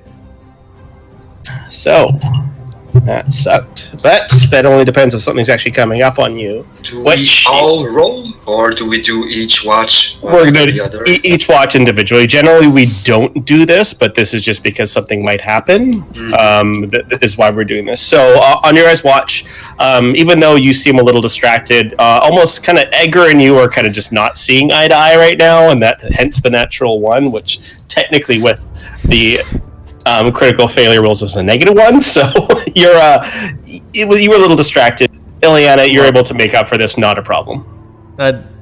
Nikolai typically doesn't really keep too much of an eye out. He'll pull out his books and start working on something while Edgar's looking out. I'm just assuming Edgar falls asleep. Oh, he's just pissed off that you're not doing the watch. Oh. I never do it, I always force it on him. Yeah, so he doesn't take his job seriously, especially seeing the alien who's doing such a nice job. All right, so you guys crash. Bale, make me a perception check. Actually, make it an advantage because you technically have Valen for the final part. Yay! Hey, Tim Perception, let's go. Okay, so during halfway through your watch, Valen kind of wakes up and helps you out. You don't spot or see anything. Again, taking attention to the mountains and to the forest around you or whatnot, or the glade around you. Nothing. Soma, go ahead and make me an perception with it, because once again you have Valen. Oh shit! Oh. Well, good thing nothing happened. Soma, what's that look like when you're just like Valen kind of wait? So Valen's gonna get like be with you for the first half, and you guys are doing just fine. So, and you kind of take off. What's this natural one about after Valen takes off? It's my first day with some kind of new power I'm not sure about, and this morning when I touched my rapier, it became like different, and to my eye, it kind of glow. It has like, I don't know, a shine to it, and I spent my night looking at my rapier and finding that I've gotten better with it. So I've been practicing moves. Would Valen have noticed this? I'm trying to do it subtly when he's not looking, like behind his back, but maybe he would be like, he'd turn quick enough to notice. It's funny because you think I'm perceptive in the slightest. I think Jenny nailed that. Wow, guys, I've never seen so many ones. I have 3 so far, so yeah. I'm just going to do a whole bunch of bullshit checks so we make sure we get these ones out of the way. All right, so Soma, you don't pay much attention to watch of anything as your watch is over and Duncan and Lennon kind of step up to. Yeah, I'm like slashing my rapier, doing like he, and I'm not even like, I don't have good form, so it's kind of weird watching me if you see that. You know that Right. weapon's better used for stabbing, right? Oh, yes, indeed. Yeah, I'm gonna launch, like do a couple clumsy lunges. I mean. Maybe we could work on it tomorrow. Oh, yeah, I would love to practice with you. And from then on, he's gonna try to be more serious about the watch, but still. Okay. He's tired. Okay. So with the active party asleep now as the other two take their watch.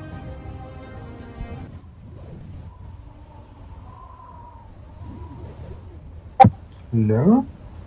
The 4 of you awaken to what sounds like someone shouting as you hear the familiar dwarvish screaming, "My arm! My arm!"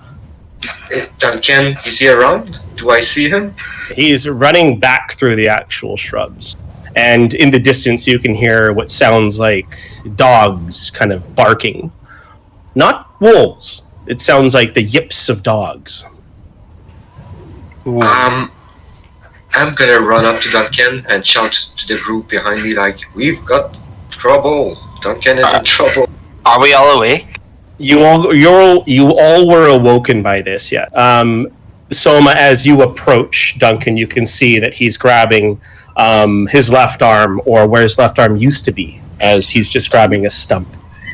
God. There is blood spilling out from the wound. Yeah, I guess I should use a spell for that. Would it help? While this is going on, these dog sounds. We were warned about gnolls. Do I recognize these like? Go ahead and make a nature check. Yeah, Actually, make it an advantage, Juliana, because you've traveled these roads before.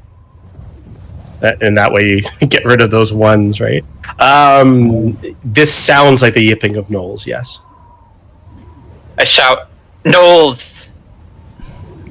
Oh fuck! We need to get in position.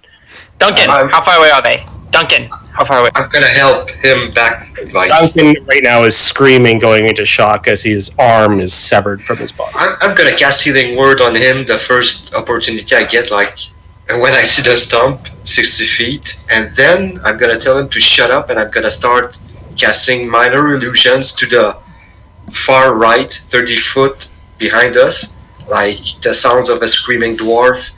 So maybe we can gain some time, or like put him on a false trail for a bit while I help Duncan reach back to the group, and I would also ask him about like where he's been, but never mind that. For now, I'm just gonna try to.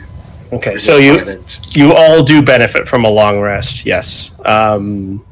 So go ahead and take your spells back or whatnot. So you kind of patch Duncan up quickly with a healing word, and the wound stops bleeding, right? And before he loses consciousness, he kind of screams to the party, "Lannon! They took Lannon!"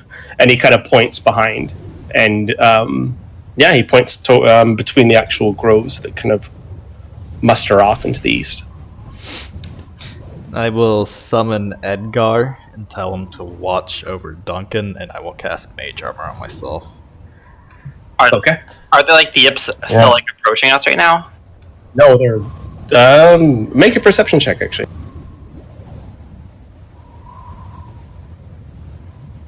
Yeah, they're definitely coming close. Oh my god. As far as Ileana, you're just woke up. It's startling you. They could be coming from the mountains. They could be coming from anywhere. You're very confused. You haven't quite located where you are.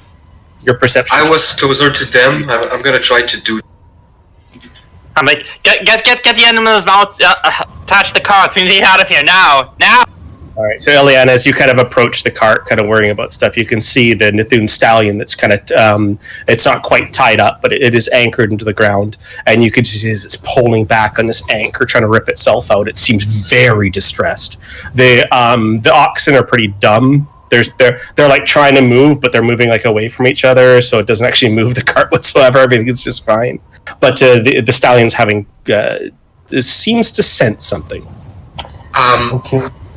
And yeah, I did roll a 20 on my perception, so they're getting closer, right? No, they're getting farther away.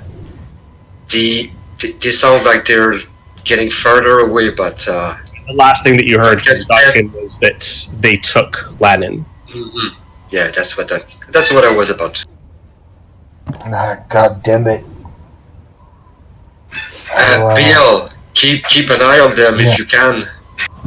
That's what I was planning to do. I started rush flying. I was trying to dash or whatever in the direction of the nose. Try to keep to find a trace of them so I can track them later. If we need. Make a survival check. Someone's gonna use some dark humor. If you see an arm, grab it. Terrible. So terrible. That's how I deal with stress. Alright. Only if you lend me a hand later. God, good one. All right, so BL, it's still quite dark out even after your guys' night. The nights here this far north are actually quite long. You're up in the sky right now. You're not able to see an actual trail. You kind of give a listen. You know that they're actually heading away from you, but they are going full sprint. It will take at least as much to catch them. So seeing the horse kind of going wild, I'm going to go up to it, and it's got like reins or something on its face. So I'm going to grab the reins. It has no reins on its face. You guys never actually mounted any reins on it. All it did was actually it had a harness on it to pull the actual wagon, but that's off now. It's completely naked. Then I'm gonna try and force it to look at me. All right, make an animal handling check. Oh, this is gonna go great. Can't offer no help. Sounds good. Oh, natural 20. There you go. I'm rolling good tonight, guys. All right. So as you approach the horse and try to calm it or whatnot, the peg rips I wasn't trying to calm it. I was going to try and talk to it. Oh, okay. What did you say? I was going to say, whatever you're going to do, stay safe. And then I was going to pull the peg out.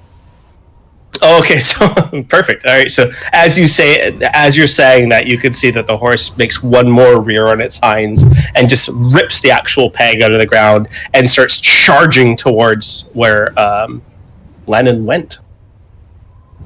Oh God! We're gonna have to rescue him. Why have you done that? Lennon's gone. BL, you have to. BL right now is away from the party. He's trying to scout for what's going on. Yeah, that's true. Oh God. Am I like within range to like try and jump on this horse to get a hold of it? You can try. Sure, I'm gonna try. All right, go ahead and make me maybe a dexterity. I'm sorry, an athletics would be good. Acrobatics, sorry, my bad. Acrobatic. Yeah, absolutely. You could try to mount the horse. Okay. Yeah, I'm gonna You try do. and mount the horse and like steer it back towards the camp and calm it down.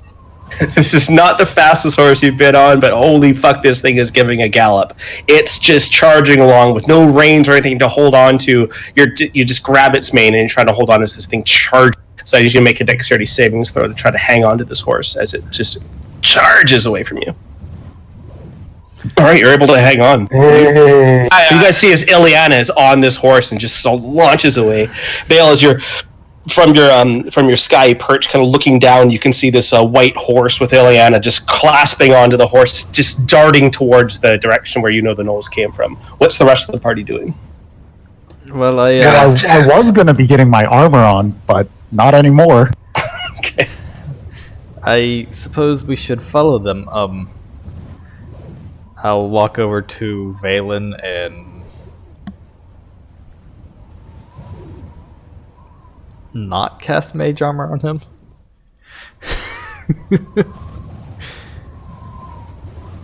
Alright, I cast mage armor on Valen. We can worry about that later. Edgar will watch the cart and Duncan and come alert us if anything approaches. Duncan's unconscious. Yeah, that's what I'm Perhaps we trying to find a solution to right now. It's like, do we leave the cards and... Oh, God. I guess I'll stay behind and watch the cart, and I will cast Bless on Soma. Can I still see Ileana, or she's probably more than 30 feet away? You can still see her. She's more than 30 feet away, but you can still see her with your. What's our plan here? Are we trying to just get Ileana back? Are we trying to get Lannon back as well? And for your bless, I'll let you hold that if something happens. Yeah. So you don't spend the spell. Right now, I want to get us like together as much as possible. I do feel I'm going to be quick about it, but like we should try to rescue Lannon being eaten by Gno. But maybe he has some time for us to regroup. I think we have time for Lannon. They've got a big head start. But are we trying to get Ileana back at this exact moment? Because if so, I think I should stay back and guard the cart and let you three go. If we're just going for Ileana at this moment. Yeah, that's what I'm like. Someone's gonna start running to try and like help if we can control the horse and save her. If not, All right. So as Ileana's running away, Bale, you see this. You don't know exactly what the party's talking about right now, but you can see Ileana kind of running past you, and you look back at the party, and they're kind of like, "What the fuck? What the fuck?" As Soma darts off towards the horse. Anyone else going off towards Ileana as well? I'm assuming the horse is heading in the direction Lannon is. The horse is definitely heading in that direction. I'm going to go ahead and give a quick nod to Valen, and I will head off that way, but I will leave Edgar behind with Valen. All right, sounds good. So, Beal, what are you doing as this all this is going on? As the two party members run off towards Ileana as she deeks right underneath. I'll try to fly lower and closer to the party that's running. And so you're also planning on saving Lennon? Actually, I'll fly to the horse and say that to Ileana. I'm trying to save the horse, Beal. I'm trying to. Oh shit! Oh, I'll try to land on the horse and help. Yeah, I'm also trying to like calm this horse down and trying to convince it to go back to camp. All right, so go ahead, Beal, roll me initiative. Initiative? Yeah, to see if you can actually catch the horse before it moves out of your way. Okay. oh, this is now a pursuit. This is literally a pursuit, yeah. No, Bill, you're probably about 10 feet behind the horse as it's smoking off with Ileana. So, Ileana, what are you doing right now? Sorry, Bale, are you saying anything as you fly down towards? Yeah, I was trying to say. I was gonna ask Ileana if she brought the horse so we could rescue Lennon. So you came here to rescue Lennon, and then she said, "I'm trying to stop the horse," and then I try to go to stop the horse as well. So, Eliana, you're trying to stop the horse? Yes, stop Okay. the horse. All right, so Eliana, it's your go. You want to try to stop the horse? Yes. Make an animal handling check. Come on, big girl, big girl. The horse Good one. charges on. Ah, It's not slowing down. This horse is like you know this horse is almost attached to Lennon in some way. It continues to charge. it's stubborn. Make me another dexterity savings throw, Ileana, as this horse is not. Oh, no. All right. Don't you have an inspiration point? No, you said. So, BL, as you ride down and say, what are you trying to do? Ileana says, stop the horse. And the horse continues to charge, and there's a small brush in the way, but it doesn't seem to give a shit there's a brush in the way. Ileana, you kind of look up and you can see this small thing. It's like, well, it's just going to go around it. It's just going to go around it. No, it's just going to go around it. It does not. It goes straight over it and leaps. This horse probably has 12 feet of clearance as it just charges over top of this. You're unable to hang on with this with this horse going absolutely nuts, and you fall and you hit the ground hard. You take 2 points of damage as this horse rides off into the distance. The rest of the party Nikolai yell out, "We talked about this horse for hours!" So you guys kind of approach BL, and I'm assuming you guys approach Ileana. Exactly. I'm fine. Fine. Just a bit of bruising. Yeah, she's a little scraped up, and the horse continues to charge off into the distance. And according to you guys, and let's just say a group perception, that horse isn't coming back, and those gnolls are definitely taking off with Lennon. At this time, Beal, you can look at the ground, and there's enough with this large horse and the tracks of these gnolls and what looks like drag marks on the ground. This seems like an easy enough trail to follow. We should stealthily try to make our way. We're not here. Not everybody's here. Where is... Duncan is Valen. like... Valen or Lennon? Valen's Valen. back at the... Yeah, Yeah. Valen's back getting his armor on. If you can see what the group is doing right now, Soma is running off after the horse, so Yeah. he's very slow, much slower. Our issue is that... What about Duncan? He had his arm bitten off, and he's passed out. You just want to leave him there with our 2 remaining pack animals and our supplies right there. We've got people guarding him, so that's why I'm the only one running so far. Nikolai is a bit behind me, maybe 10 feet. I don't know if we can even catch those gnolls or that horse, but we need the horse to actually bring our supplies up to Icerim. Mm-hmm. You So guys, that's why you guys, Rio is the only chance we have of catching the horse. you guys hear the actual the oxen that are driving the cart. They're like mooing quite loudly, and as they're definitely in some. The Valen, you're there, and you can see that they're losing their shit. They're not settled. There's obviously a lot of shit going on right now. So, with Valen looking after these crazy ass horses, the Nethelian steed that actually ran off, and possibly gnolls that have stolen Lannon, the rest of the party sits there and decides what to do about this situation. So let's go ahead and take a 10-minute break, as we've been in it for a couple hours, and get some ideas cooking in our heads, and we'll come back and figure out what's going on. We'll see you guys at 10 after. Awesome. I'll swap to the cell phone right now, because I'm going to grab a cup of water and smoke a cigarette, but I'm hearing you guys. I just won't speak much, because my microphone on the mobile is kind of shitty. Cool. All right, see you guys in 10. I imagine we continue pursuing Lennon. I mean, if it were you, you'd want somebody coming to help, right? I also I know think we need to Valen. either get Duncan conscious again so that he can loosely guard the carts, or we need to find a way to conceal the stuff there. But I think we get Duncan conscious first, and then I do proceed. believe, like, my healing word, it stabilized him, it kept him from dying, but even if you would expend all of your lay on hands, or maybe if you do that, it could work, but I'm not sure. I think that's the complication we have to deal with right now. Yeah, I think we can stop to put away everything, like hide, or at least do a rush job of hiding, because we can still track the gnolls pretty easily. Bill, what's your max flying speed in a round if you dash? 60 feet? 30, 60, yeah. Okay. 60. So that's slower than a horse, but maybe you can try stopping it for a round. I don't know if you can speak with animals with a spell. Let him know we're gonna go after Lannan, but if it goes by itself, it's gonna die. And we lose a card.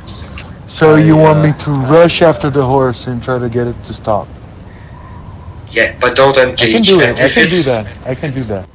If it Yeah, at ends up least follow and track the gnolls into wherever they're going to. But obviously not put yourself in danger until the rest of the party is able to assist. You're the only one who can try and also save its life. Maybe the gnolls are like 5, and the horse and you with your arrows while we try to run. We leave a couple guards. I mean, at this point we have no choice. We have to split the party. Maybe the rest of us stay behind. Like, we got the cart, we get the oxen, and we take at least Duncan and the cart we have. We leave the other one behind. If we're able to get back the horse, then Do you go think? back. Do you think Valen wouldn't mind staying behind? We don't have to guard. Valen would be much more useful.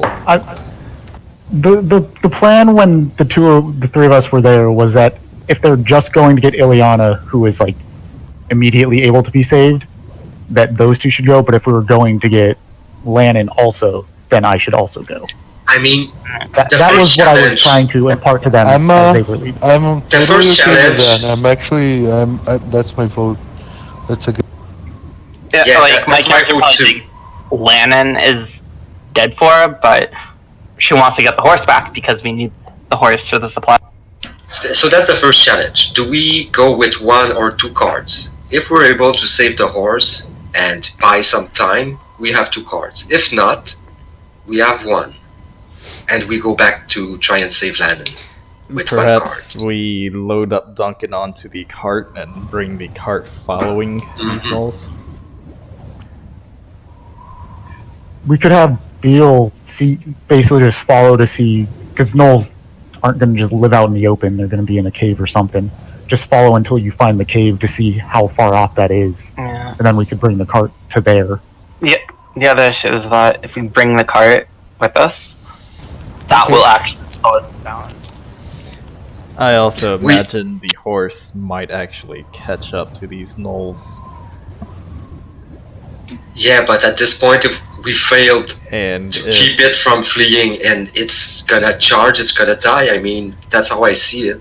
If we Bale fail, might be able to help it if he continues forward. that's what Soma is suggesting. Like, get the horse, and then we can go for Lannan. But time is of the essence. Like, Bale right now shouldn't be talking with us.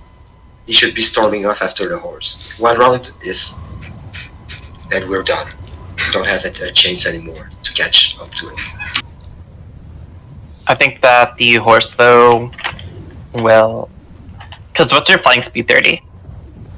It is. It's 30 flying speed and movement's the same.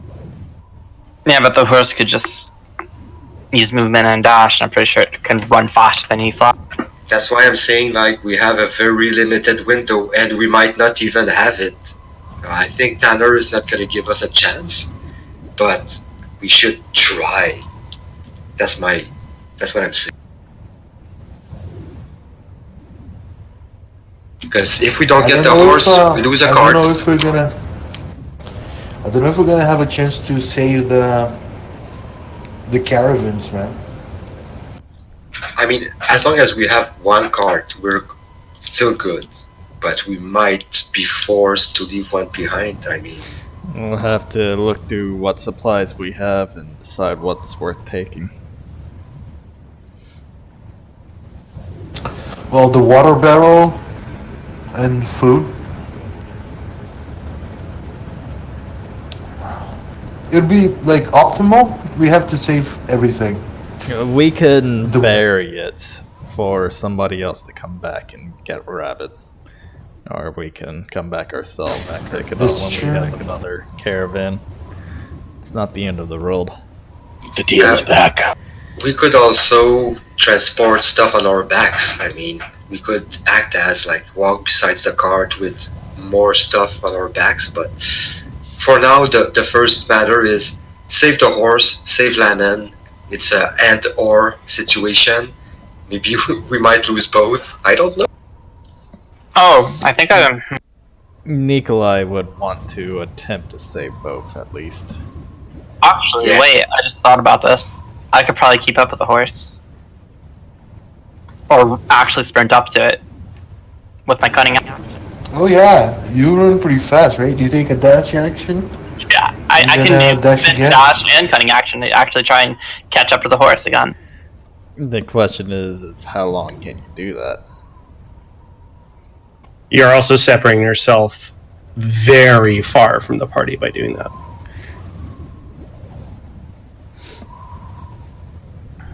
Like So here's the question If that you do we your have. kind of action dash, which you can do, which is absolutely fine, but the chance of the party catching up to you is very slim.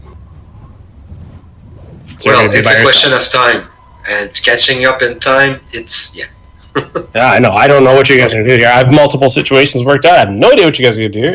It's fun. I love it. Well, right now, what we were discussing, and correct me if I'm wrong, we have a limited window to try and a last effort to calm down the oars, have it regroup with us, let it know that we're gonna save Lannan, because we all agree on that.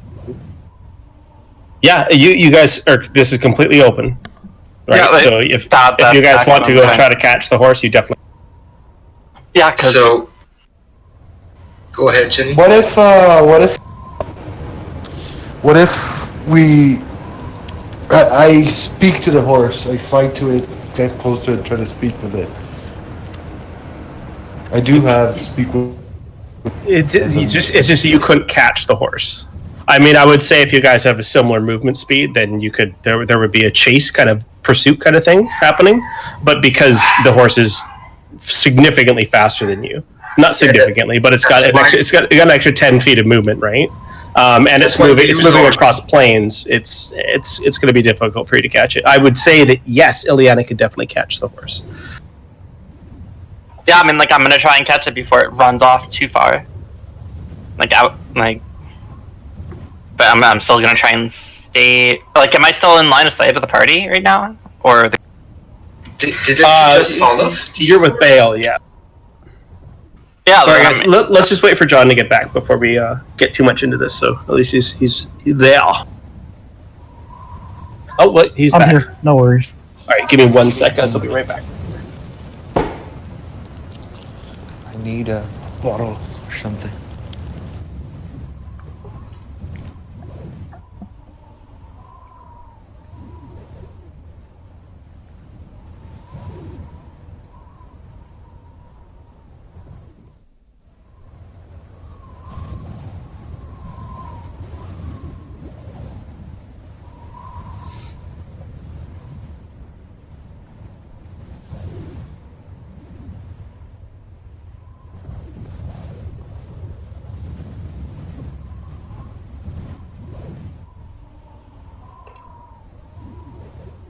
Okay, so everyone's here. Yes. Yes. All right, perfect. Hi. Okay, so where we left off, Beale is just catching up to Iliad after she got bucked off of the horse. This is probably about maybe 30 feet away from the rest of the party, besides Phelan, who is probably about 60 feet away from where Valen is, next to the livestock right now, which is losing their shit. So with Valen just starting to deal with the actual livestock. The rest of the party chasing after a horse that's incredibly fast. And Ileana just falling off of the horse with Bale behind her. What do you guys do now? I'm gonna roll to my feet and try and sprint up the horse between movement, dash, and cunning action. Perfect. Seeing as there's absolutely no way for me to catch up to him, I'm going to go back and help Valen with calming down the livestock and dealing with Duncan. Perfect. Beal, what are you doing? I think I'll head back as well to help everybody with the livestock. All right. I'm not sure if I can catch up to. Okay. So you head back. Ileana, what does your cunning action look like when you're sprinting this quickly? Like, Oh god. How am I gonna make this? Probably be like it's just like bursting, like double timing it, like arms moving like pendulum style. Just I'm trying to describe it. You're Hussein bolting it. I am. Hussein bolting it. Yeah. So basically, you guys know how, like Olympic sprints, like the last few meters or whatever. The runner. It's like the Tom Cruise run, right? Yeah, like because like the way you actually do like marathon, like actual racing sprints is like you don't go your full speed until you actually see like the finish line type of thing. That's pretty much what it is. It's like Ileana's doing really fast, but like she like sees the finish line, i.e. the horse, and she's like double timing it. And Soma sees that it's like every obstacle, every rock, instead of in the ringer, she's leaping off of it like, shoo, shoo. What the hell? She's faster than a horse. Parkour! Okay, so this is something I actually meant to do earlier today. I'm just going to make a channel here that's at the very top called Quotables. So if there's anything that anyone says that you think is funny or that would like you want to remember, we'll just put this into actual quotable channel. So it's just something I forgot and just remember now as soon as Nikolai kind of posted that. But so anyways, Ileana, you definitely catch up with the horse. But the rest of you, first off, get back there. But before you get back to the actual camp, Valen, what are you doing about these crazy camels? These I'll Oxen. cast speak with animals. No, Valen's there with them right now. So what's Valen doing? First, how long has it been since they all left? Like seconds, minutes? Like 12 seconds. Okay. And how, for lack of a better term, secure are they? Like, are they at danger of just sprinting off all of a sudden, or are they kind of tied to something? You saw the horse run off, but then again... I was also going to, like, let the horse off. You think they're pretty good, but if they keep struggling, they may not get free, but they may break some shit. What they're doing right now is very rambunctious. They're kind of knocking each other and whatever. They could hurt themselves, they could hurt the camp, they could hurt the carriage, there's a lot that can go wrong right now.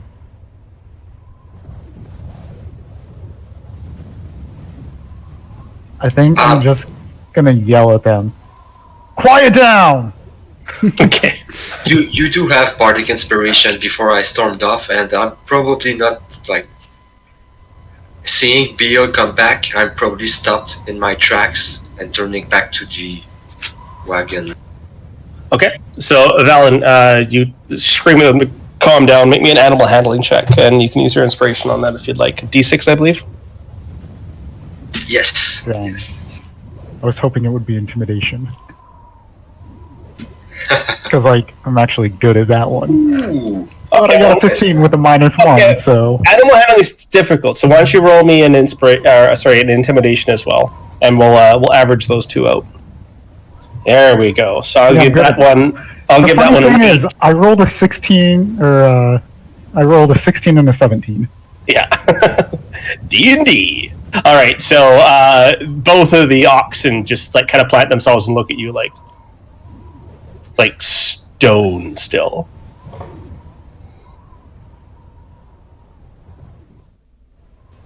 Whatever's coming can wait.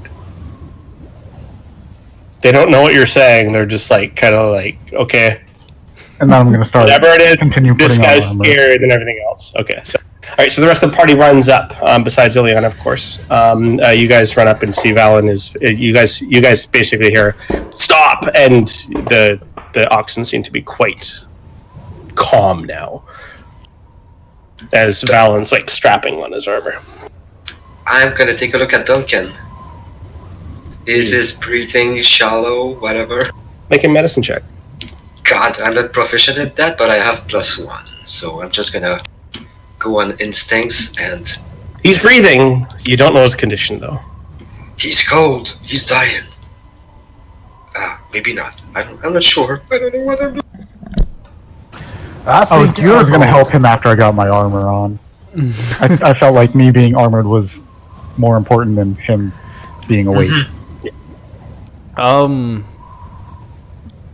I see if I can locate his arm? Yeah, make a perception check.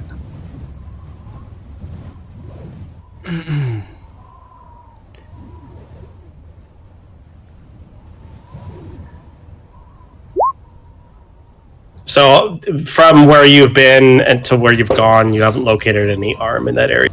You haven't necessarily been looking for it, but in this immediate area, there's definitely no arm, and there's nothing that you can remember seeing. You know, I've never heard of a gnoll removing a man's arm. What does a wound look like? It's not like shredded. It's probably a clean cut, right? I'm gonna go off your medicine check. You can't tell. Yeah, I probably don't dare remove the cloth around the stump, so I'm just eyeballing it. Yeah, so he's like your healing word like patches, so it stopped bleeding, right? But you can see it's not like a stump that like someone that would have their arm removed would actually have now. It still is like meaty kind of, right? So it looks kind of like raw meat, but it's not. You with your past medicine check, you can identify how the arm was removed. Yeah, I'm probably also wary of the... I hope this isn't too descriptive for anyone. If it gets to whatever, let me know. It is for Soma, because he's trying not to stain his clothes with the blood, even though he probably has like a couple spurts from helping carry him. Yeah, I'd say you're all a little bit tattered and bled from the last combat, and of course this one. Yeah, Soma doesn't like that. That's why he's not good at medicine. That's why he has prestidigitation. Yep. And so I guess I can't I'll clean try to myself, get someone's right? help and we'll lift up Duncan and get him onto the back of a wagon, get him covered up as much as we can in blankets. Well, the wagons are jacked up right now, but you can get him to a bed underneath quite easy. All right, that'll work.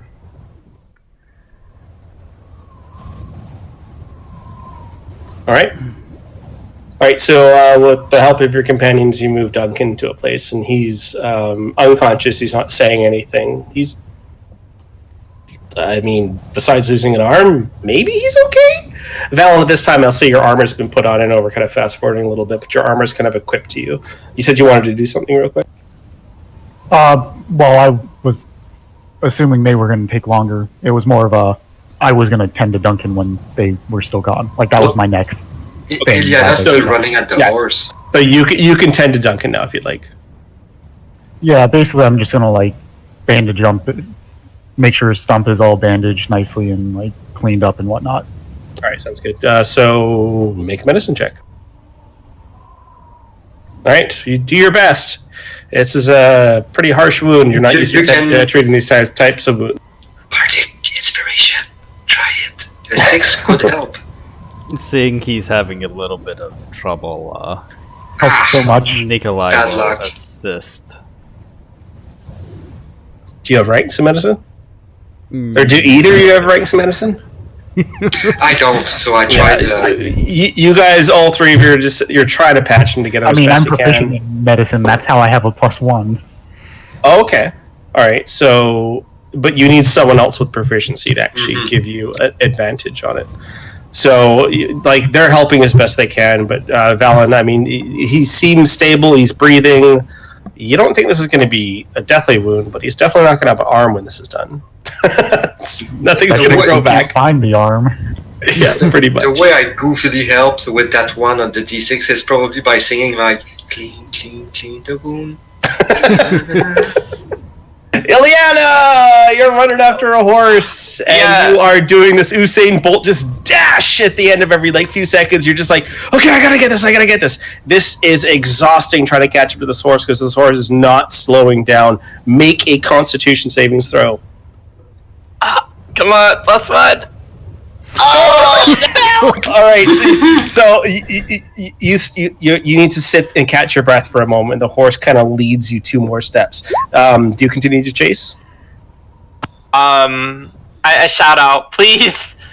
We're gonna get Valen back. Please just come back to the camp. And in this moment of panic, I think of a name for the horse, and I say, please, Shockhooves, please come back. All right, make me an animal handling check. Please. Oh. Nice roll. You just hear hoofbeats run past. Like you stop hearing them. You're assuming it's just too far to hear over the wind or what. Do you continue to chase? Can I even see the horse at this point? You can't see the horse right now. It's ahead of you quite a ways. I go back to the camp. All right. So you turn around in defeat and head back to the camp. When you hear, with your passive perception, you can hear what sounds like hooves kind of clopping behind you. Oh, and you see this white horse, tired and frustrated, start to walk to approach you. Looks like your animal handling check actually did work. Just took it a second. I stick on my hand so it can sniff me, maybe lick me. So as you put your hand out, it takes your hand and knocks it with the side of its face and kind of looks back towards Lannon, then looks at you, snorts, and then starts walking back. Come on, let's get everyone together so that way we can go get Lannon back.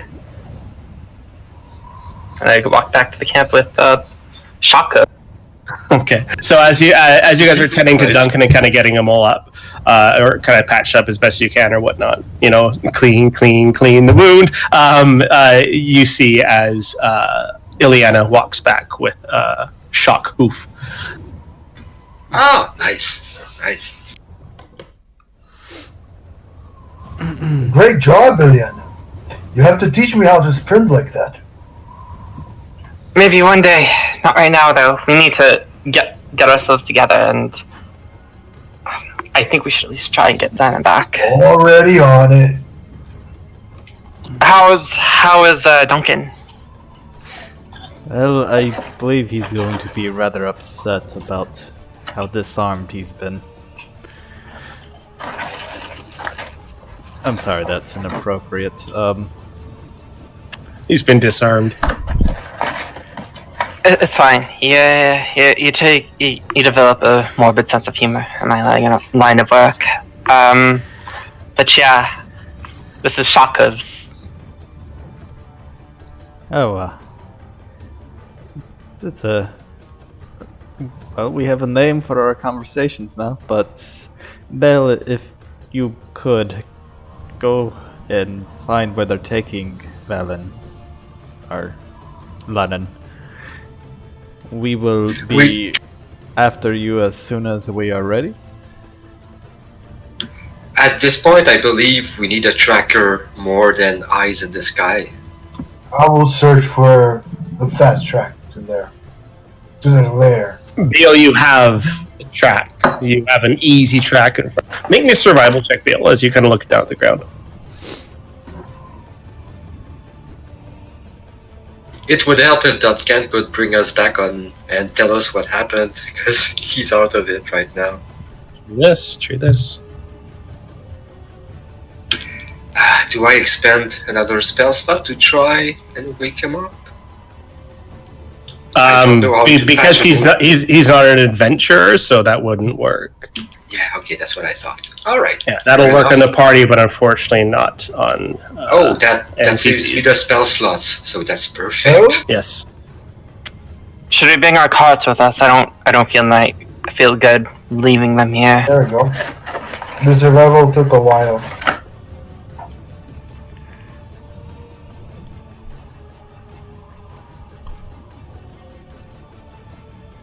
Okay. Dog hooves.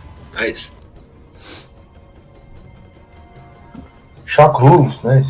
Yeah. Okay. All right. So, Beal, you kind of look and you can definitely see that, there's obviously horse hoof tracks. There's, it looks like humanoid tracks. There's what looks like elongated paw prints that you can only assume were the yipping gnolls that drug this creature away.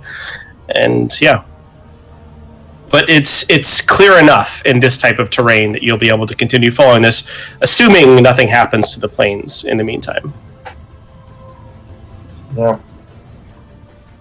We can hope they were a raiding party, like a hunting near where they're going back to, hopefully. What would any of us know about gnolls? Like, why would they take someone captive? Like, What was your check on gnolls before? me trying to remember it off the top of my head. Scrolling up. 22? Major Yeah, check? 22. 22. Okay, so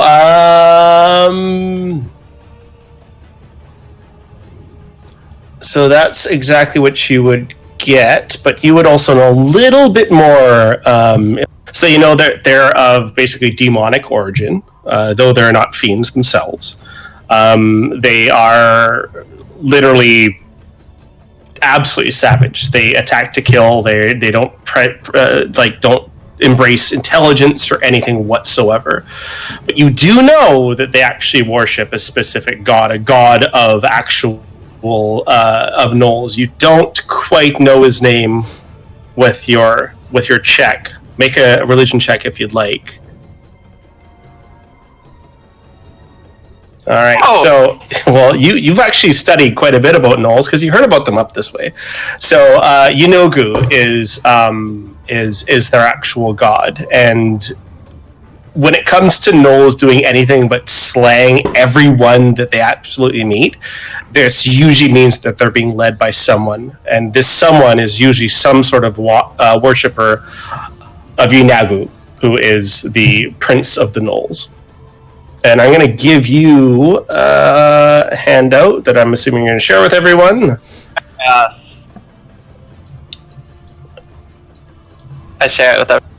All right, sounds good. So you all can see it. This looks very grim for our friend. I'm actually scared for him. Now, this doesn't mean that's the case, but this is this is not the way gnolls generally act. They would come in there, they would kill all of you, they would eat whatever they could, and then they would move on to their next target. But to come by, grab something, and pull them off is strange. The only thing that you know about strange acting gnolls is this god. Oh, and they left a slab of meat behind. I mean... They stole some meat, but they would definitely be coming back. They're not coming back, they wouldn't have left. They would have fought to the death. They're gnolls.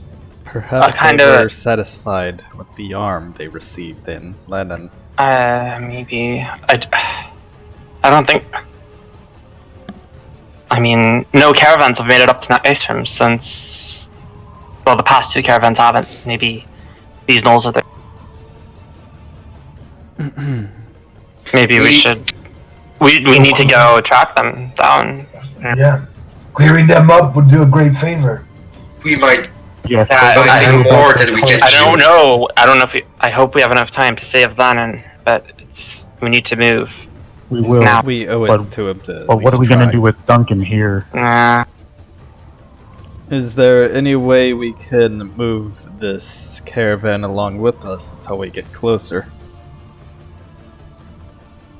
Like, how fast would we move with the caravan versus without? Would it be the same speed? Yes, so you guys are going across the plains. There's no dedicated road. There's just the actual Ironway markers that you're traveling about. So you guys are literally like weaving in and through hills and rocky terrain or whatnot. Nothing's paved here. There's no road to Icerim. So going across the plains here, where these tracks lead, would be no different. So if you would like to, you could take the actual caravan with you. And right now, it is probably about an hour before the sunrise. Okay, then I think we should bring our caravan with us. Just if it's going to be if we travel the same speed with or without them, best to bring them with us, so that way we don't leave Duncan here or our supplies out in the scavenger. We don't have a choice. Some things, because that's our lifeline. If we lose it. That being said, I think we could. Once we know we've gotten closer, we could think about leaving. We could think about like sneaking up on them without. But if the worst comes to worst, if you could go ahead and discover where they've taken him, and then come back, so we know when we're getting close, and we can pull off and have the wagon hidden a bit. I'll stay 50 feet in front of you all. I'll come back to report regularly. You're our guide. You're the one who's giving us the tracks, so we have to keep seeing you. So 50 feet, perfect. I'm going to start getting the carts and whatnot ready to travel, since that sounds like what we're doing. Alright. Everyone cool with that? Tearing the shit down and sort of move on? Yep. Alright. So I will say that you guys will gain the benefit of a long rest after this is done. So you guys can get your spell slots back or whatnot. And then everything you expelled wasn't necessarily used. So you'll get your spell slots back. And then you guys will start moving off. Mechanically speaking, I used my warlock, so I needed a short rest. I would have taken it, but cool. Perfect. Long rest it is. Yeah, perfect. So your mage armor, Nikolai will come back to you or whatnot. You guys' hit points are topped up, hit dice are topped up, everything's all. So even though I lost the 2 hit points trying to catch the horse, you'll get those back.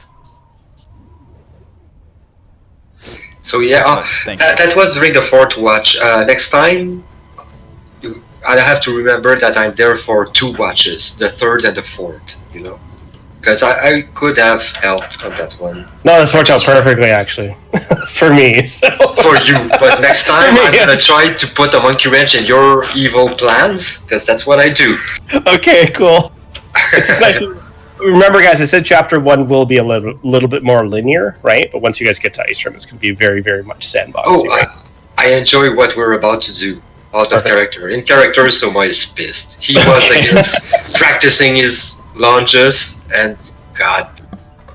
Okay. Nothing better than live practice. I'm gonna drive the cart with shock hooves. Okay, sounds good. Follow me. All right, so Bale, you kind of lift up, and by the time you guys are ready, the sun is slowly cresting over the Icerim Mountains, and you can see the way. And there seem to be quite a bit of them, but the further you guys travel onwards to the east, the harder the tracks become to actually see. So, Bale, do you want me another survival check?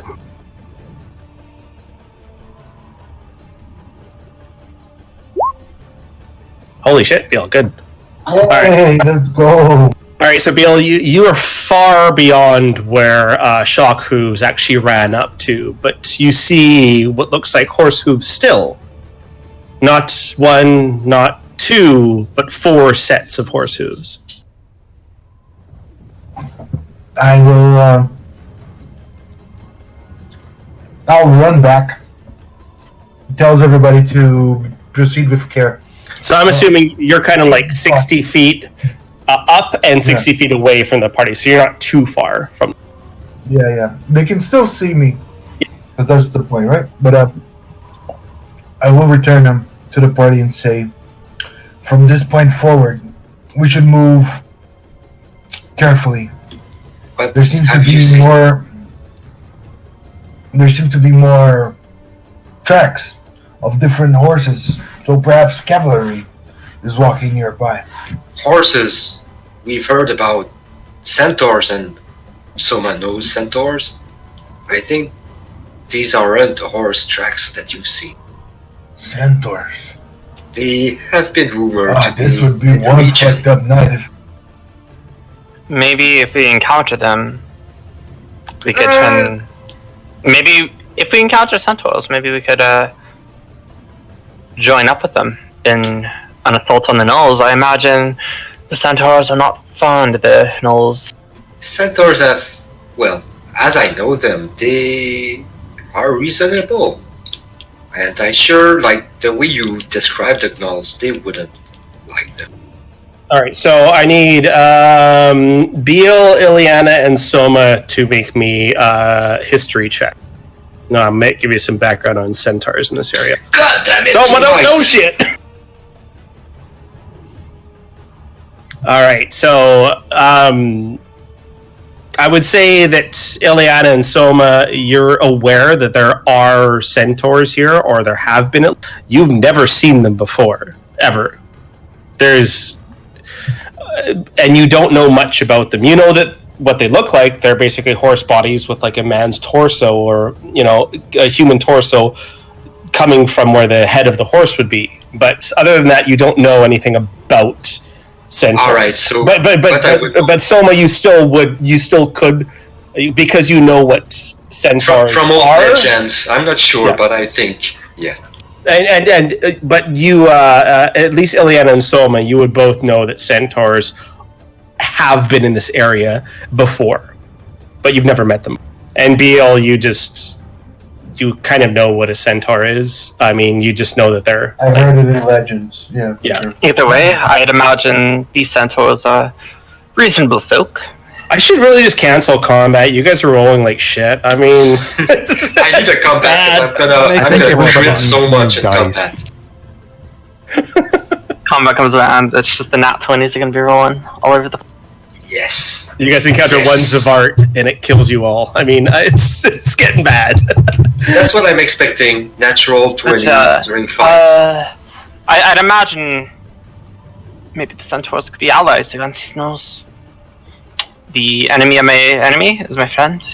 All that stuff. Actually, that's so. Nikolai and Valen, make me now that they've said centaurs. Let's see if you guys know anything about them. Nikolai and Valen, go and make me history checks. Thank you. He's the game master is giving us pity checks. It's not a pity check. It just, you guys need to identify what a centaur was. Now that you guys have said it out loud, they would also have the actual chance to do so. Cool. Nikolai, centaurs, as far as you know, are of neutral alignment. They can vary any which way. They are kind of a barbaric tribe, I guess you could say. But from where you know them from, and not the ones around Icerim, but from where you know them from, they're generally protectors of woodlands. So there's really no woods here. You honestly don't think that these are centaur tracks. But your friends have said the centaurs are in the area. Well, if they are, why didn't you see them? Valen, centaurs have a neutral disposition. So they're not evil. You wouldn't fear them per se, unless you upset them, of course. Good to I know. don't know if centaurs would be in this area. And usually they're in woods of certain types, and they're usually protectors of said woods. But if they are around, they're typically creatures not outright evil. At the same time, we can't expect them to be immediate allies of us. Well, I think we can at least hope that they won't. Not immediate enemies of us is much better than gnolls and their demonic origin. I think we can all agree on that. But we have to keep trying to follow these. I just It's came back. strange we haven't seen them if they are around. And if they do see us, there is always the possibility that they do not like us intruding in their territory and they attack anyway. Well, we still have to rescue Lana. We should move forward, but proceed with caution, even slower now. Let's move stealthily through this open. Yeah, with the cart and ox and horse. Yeesh. Let's try. What's the fog situation? Fog situation. It seems to be sticking more to the north. It hasn't slunk down to your area. The wind but is in our favor. The wind is actually blowing from the southwest, so it is actually in your favor for the actual fog. Yet the fog still travels south, but days travel from where. Okay, cool. Looks like stealth is gonna be difficult on such an open plain with 2 carts. But do we see any trees, copses of trees where there's all along the endless there's spattering of trees, and there's hills, and there's small little cliffs and large rocks kind of protruding from this is think almost like Mad Max with grass, right? Okay. There's lots of cover and whatnot all over the place. Yeah. Okay, sorry, my dog's barking. I gotta go grab her 1 sec. I suggest we look for the gnolls' tracks first, because if the terrain changes, if the weather isn't good and we lose the tracks, that's bad. Yeah, we have to rescue Lennon before the snowstorms start to fall.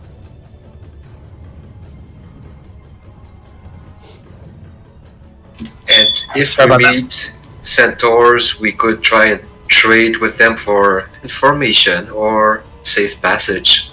Looks like if these are centaur tracks, we might be on their territory. And as I said, maybe the centaurs could be allies. I don't know if it's the centaur tracks. How I entertain the same hope. How fresh do they look? That's a good question. Beal with a 19, you could see that the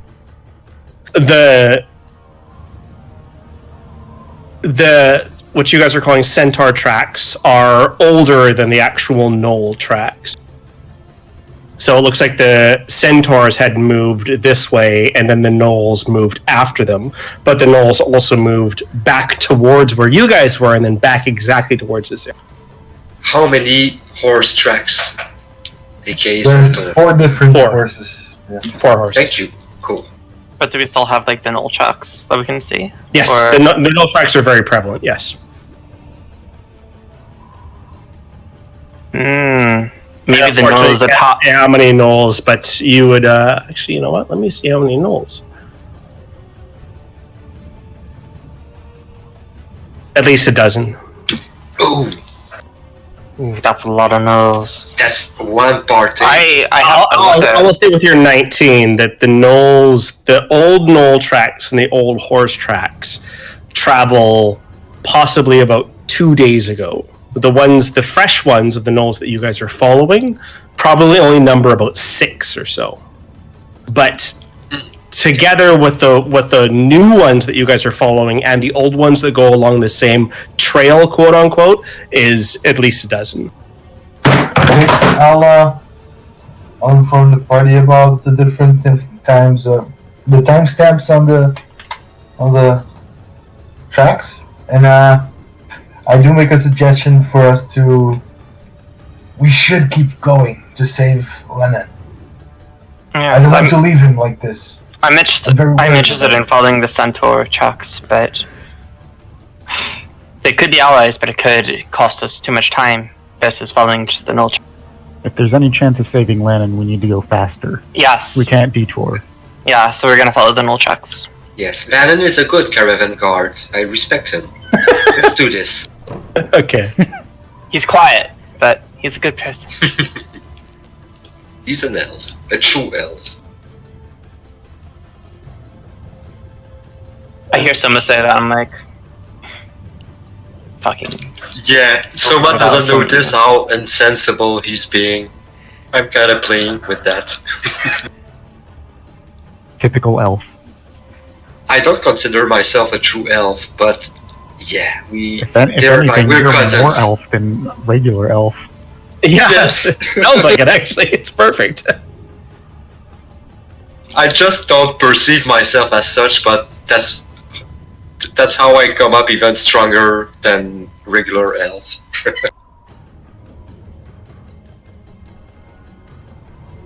And I think I would be airheaded enough to not notice Ilyana's scoff. Like, she's scoffing at me saying that. Well, imagine if we were in his situation. I'd appreciate it if you came to my assistance in my time of need. Yeah, I mean, we're following the null checks right now. Okay. So you guys continue to follow the null tracks. It starts to get dark. You guys have been on this trail for quite some time. The gnolls were obviously traveling at quite a faster pace than you were. However, Beal, make me a perception check, because you still are scouting, of course. Woo! Let's go! Perception! Ah! Hey! Okay, Thank good. you for So that. that is a crit. So that we'll consider that a 26, which is fucking amazing. Beal, you can see that as the light goes down, you're able to see in the distance that these tracks would only make sense to actually go towards a specific area. There what seems to be a kind of a corpse of dead trees, and through those trees you can see almost what looks like some sort of passageway to what looks like a little bit more strangely lush type of pine wooded area.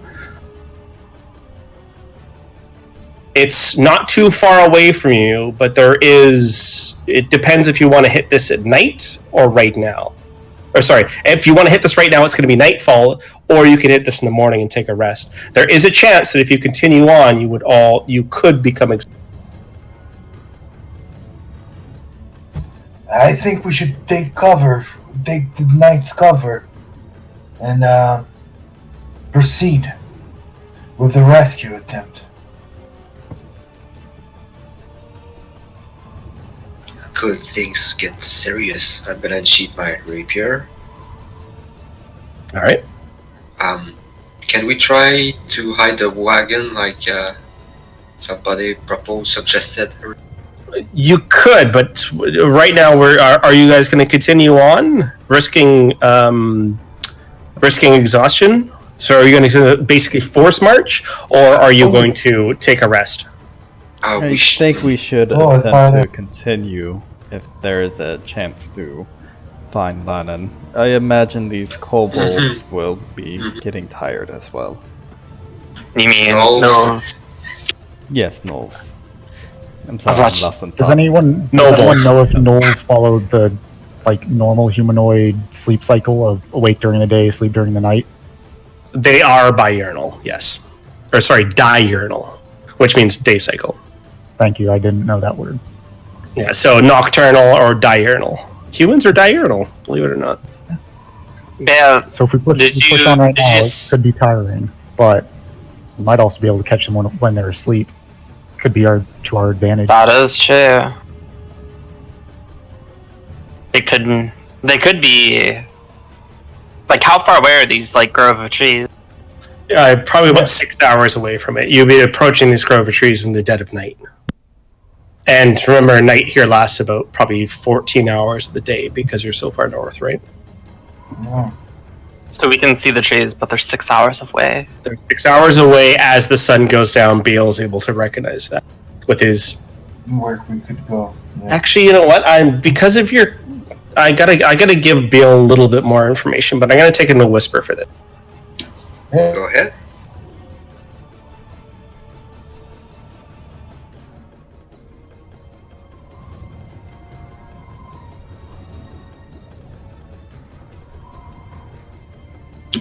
We're in a difficult situation.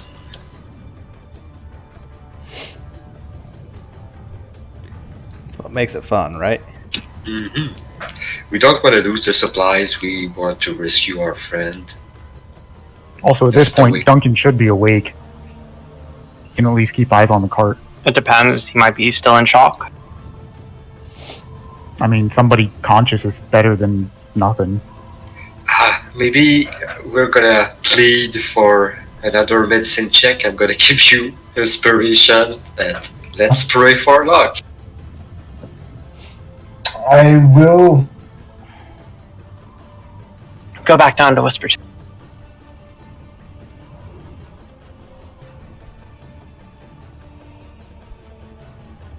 That is suspense.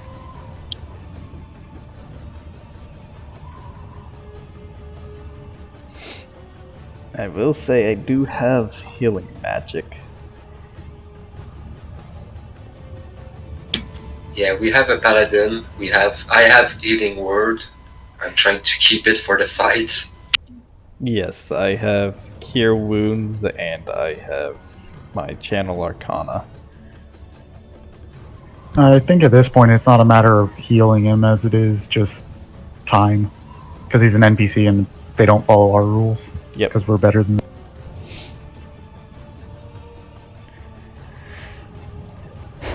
That'll Yeah, you've got definitely options. be non-PC.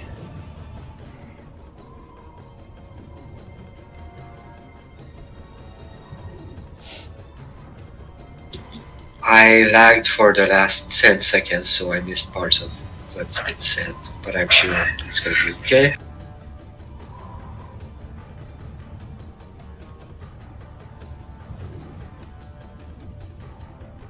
I'm actually thinking about taking my 2 wizard levels after I take my 3rd rogue level. Well, first 2 wizard level. I'm really wondering how I'm gonna evolve that one. So right now I'm Bard 1, Warlock 1. And I don't know what I'm gonna take first.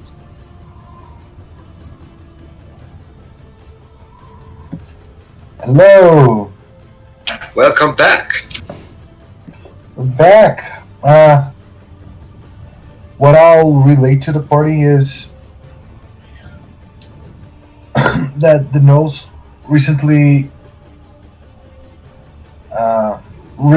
killed something. There's seems to be strange movement up ahead. It resembles a lot when there is a feast on predatory tribes of animals. So you've seen blood? Or did you see the traces of a fight? I saw the nature signs to blood. Not that I need to see blood directly to understand what happened. And you see them in the grove itself. Yeah. Take I'm us too there. far away from it. Take us there, please. Wait. So we can be pretty I do certain rec- that grove is where they are. Or where their home is. It's pretty far to get there. If we push throughout the night, we might be exhausted by the time we get there, but they'll probably still will be eating during the nighttime. We might get the drop on them. He said they killed something and it looks like their home. Based on my previous checks, does that ring a bell to me? That's something I may have picked up. That's something from the description. They often kill and eat people. So right now, Soma is very fucking worried about Landon. Right. So, Ileana, say that again. Sorry. Based on my previous super high nature and religion checks, when it comes to Gnolls, does this new information that someone brought to us mean anything worse to me? No. Yeah. This is Okay. they would actually eat what they could and then move on, right? And so what Beale's seeing is nature's sign of death, right? Scavengers. Oh, way off in the distance. Alright, now I get it. Okay. Yeah. He's seeing that the 6-hour grove away. Yes. How many exhaustion checks would that be? 6? It will be 1 for you guys, because I don't want to torture you on level 2, right? So elves will get advantage. Anyone that trances will get advantage because you don't sleep as much as everyone else does. But yeah, it will be a Constitution check. DC will be 12. So it's your guys' call if you want to do it. Let's go. I mean, I vote we push on. Yeah. Could some of us like rest in the cart while we are like moving up there? Haha, good for you. Ileana, grab yourself an inspiration point. Yes, you guys can rest and move on.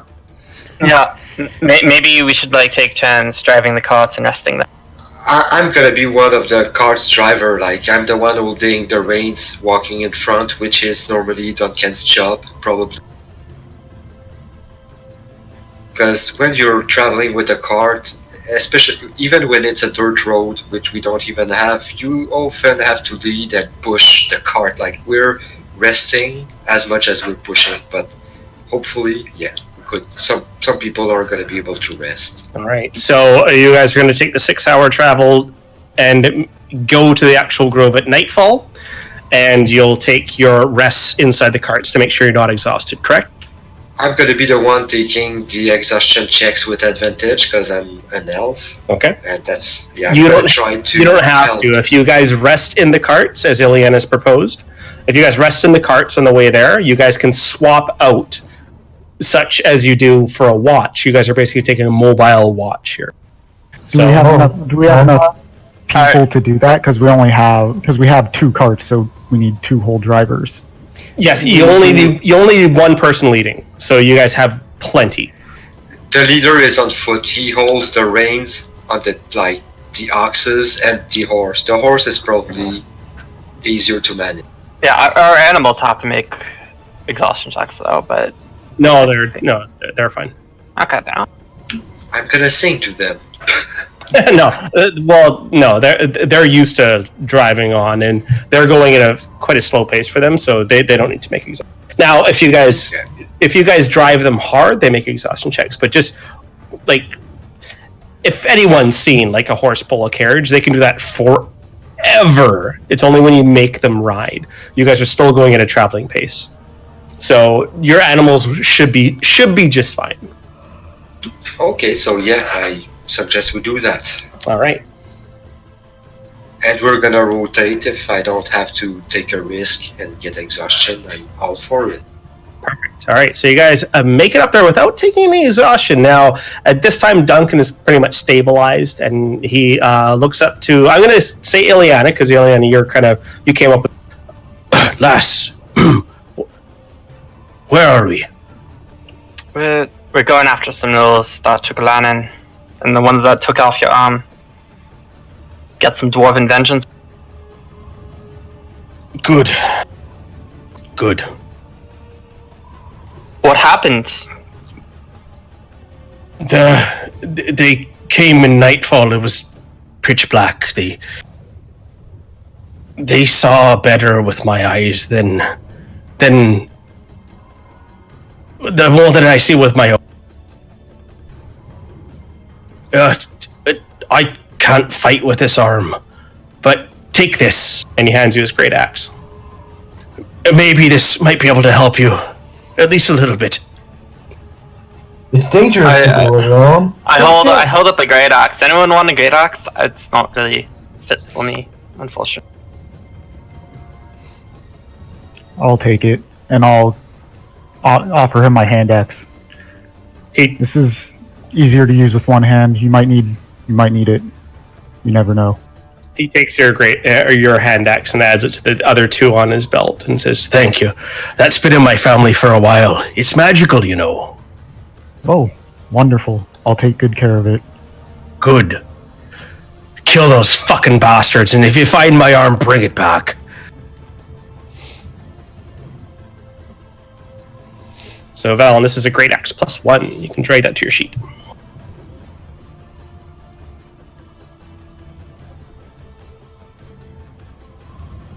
Nice.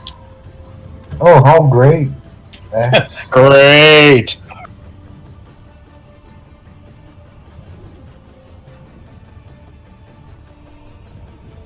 That'd be pretty sweet.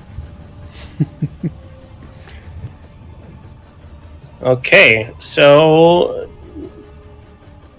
I'm going to drag you guys onto this map, and I'm going to say you guys are far enough back where you're actually going to be able to detect what's in front of you, but your tokens and everything are going to be there just so we have a visual representation of what's ahead. Bale, you'll see this first, so go ahead and make me a perception. Another perception? Yeah. Perception's like the name of the game tonight, eh?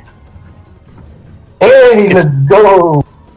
No, that's still good. Still good. All right, let me just double check this map, make sure nothing's fucked up. No, we're going in nighttime now.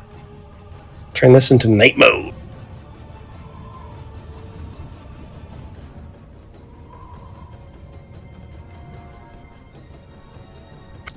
Give you guys some moonlight so you can at least see.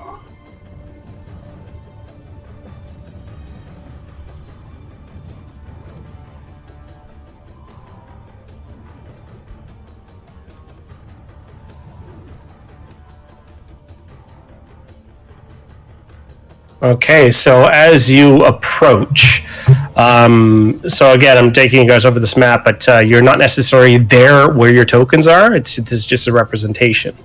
All right, so you all kind of, oops, there we go. You could see just in the actual distance is, Bale, you can see that there seems to be two corpses of horses, two corpses of men ripped apart, their flesh torn from their bodies. This is the dead grove on the edge of this pine kind of clearing.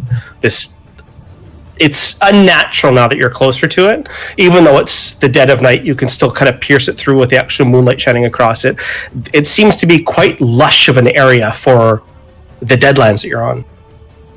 Sorry to interrupt, but I don't seem to have dark vision. You don't have dark vision?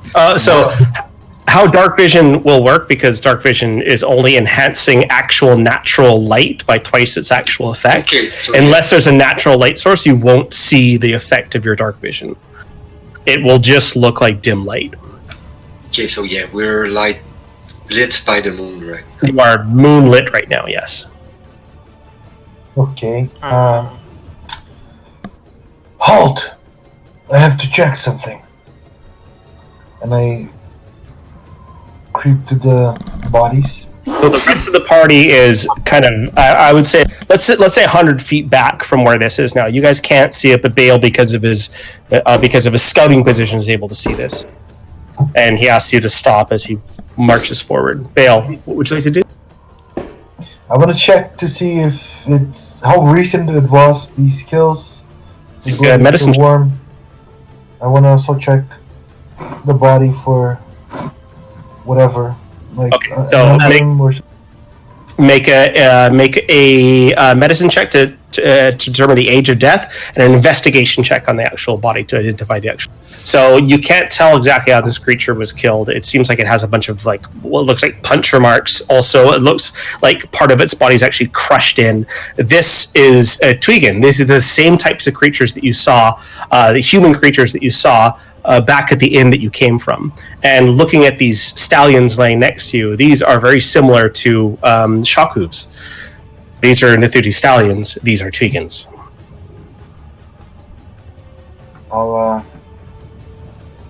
I'll return and relay the information to the party. All right. So Bale flies 100 feet back to go and talk to the party. There are dead bodies up front. I can't tell what happened to them. But, do you remember those travelers that we found in the Centaurs? inn? No, the Tweegans. I think a group of them got caught in the area up ahead. Maybe we would. What about the tracks? Did you see gnoll tracks or anything? Do you know the what gnoll killed tracks are still forward.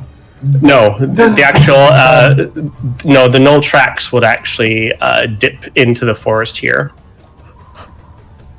Maybe. Oh, sorry, that's on the wrong layer here. The null tracks would dip here this way towards the large pine grove. I think they might be nearby. I said very quietly. Maybe you should leave our carts here. Yeah, we're still 100 feet behind. Do we have scales protecting the cart? Do we have a tarp? We could unlatch Shock Hooves, because he doesn't like being latched. Yeah. Anything nearby, like big rocks or something like that we could kind of like stash the carts behind? So in relation to the grove. Not necessarily, but perception checks from anyone that wants to actually try to find that. Sure. I'll do that. Is that perception check? Yeah. Oh, I was gonna roll, but I don't need to anymore. Someone's like, there is right here. There's a large cliff right here. We can just park the carts down there and no one can see it. It has a key. You can clock it before you leave. Valin, I don't know if you're good at herding horses, but have you thought about maybe riding Shock Hooves into battle? I don't think that's a decision for me. I think that's for him to decide. Shock Hooves, how would you feel about Valin riding you to get justice for Valin? Make an insight check.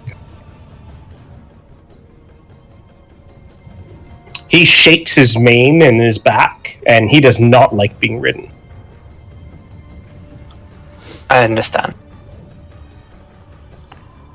Shock Hooves ride you. Would you like a weapon, Shock Hooves? What are you gonna do? Stick a dagger in his mouth? Rings up on his rear, and you can see he stands almost 12 feet tall with his hooves in the air and stomps them into the earth in front of him, and they leave almost like little craters in the ground. He seems to be equipped. Let's get you off the cart before you do that again next time. Well, I'm gonna start unhitching him from the cart. All right. I mean, I'm gonna rename him King of Horses. I'm gonna name him Aran, but yeah, he already has a name. I'm still gonna affectionately call him Aran. I'm gonna call him Dog.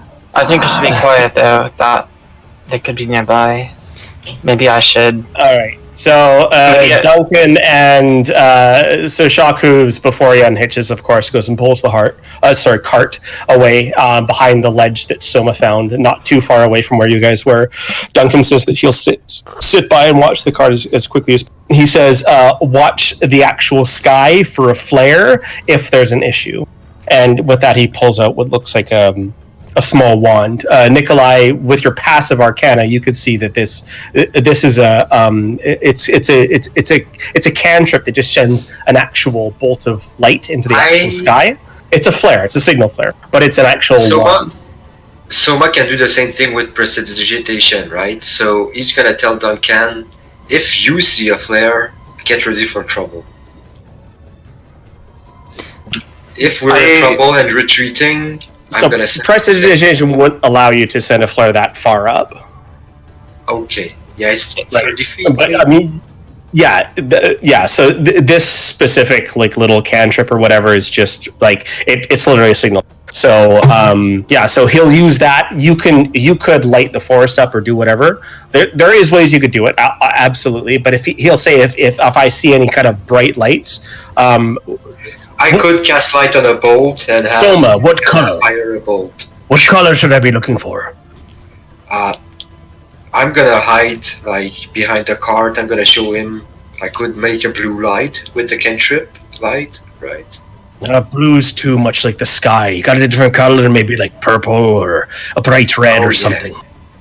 I love blue. I say golden. Golden. Golden? Yes, golden light on a crossbow bolt. That's gonna be what we do. I'll make sure to prepare myself if something like that flies up. So Soma, you can change the color of your light spell. You can add that to a bolt and shoot it up. Not a problem. Cool. All right. Or anybody who's got light. Yeah. Cool. Yeah. Good. Is Duncan armed at all? Yes, he has one arm. He has and one arm. Hand axes. Yeah, he has 3 hand axes and a great club. All right. Nikolai will hold on to a single dagger. I'm gonna whip out my crossbow and have it ready, but like, I think I should maybe try and move up a little ahead of you guys, stealthy, to try and scout up ahead. I know that Valen probably isn't going to be the stealthiest individual.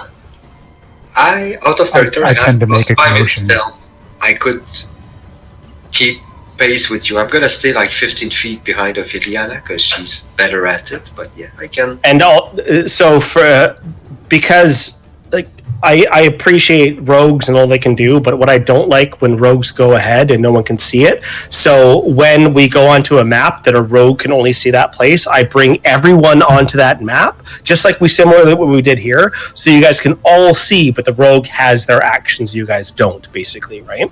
Until they make their signal, just so we all have a visual representation. It's always really boring when the rogue goes onto a map and no one else can see it. So Ileana, you will move on to the map if you want to go stealthy, or anyone else that does want to go stealthy, but you'll all see the map. That's part of the fun for me. I can accompany the rogue. Yeah, not a problem. Not a problem. I don't want anyone to be blind during the campaign, basically, because that just sucks. That's better. That's fun for everybody. All right, so Ileana wants to go ahead and scout. And if it Soma really becomes an issue, we can make a distraction. Yes, and absolutely. So motion towards the horse when I say we. okay, so Also, Beal, you know the terrain, right? You know that it's about an hour travel to where this to this actual grove, where the trees stop dying and start becoming light, and you can see that there's no more blood spilt on the trail, but you can see the carrion birds circling that area there. So you know exactly 1 hour eastern travel from where you are. You can actually you'll actually be to where you assume something is. So it's an hour away. Mm-hmm. When we get closer, I'll send Edgar to kind of just fly around and look. Okay. Edgar is a crow or a raven. Yes. Okay. So we're gonna make him a raven then. Yes, he's a raven. So he's bigger than a crow and significantly smarter. Knows words. He's a raven.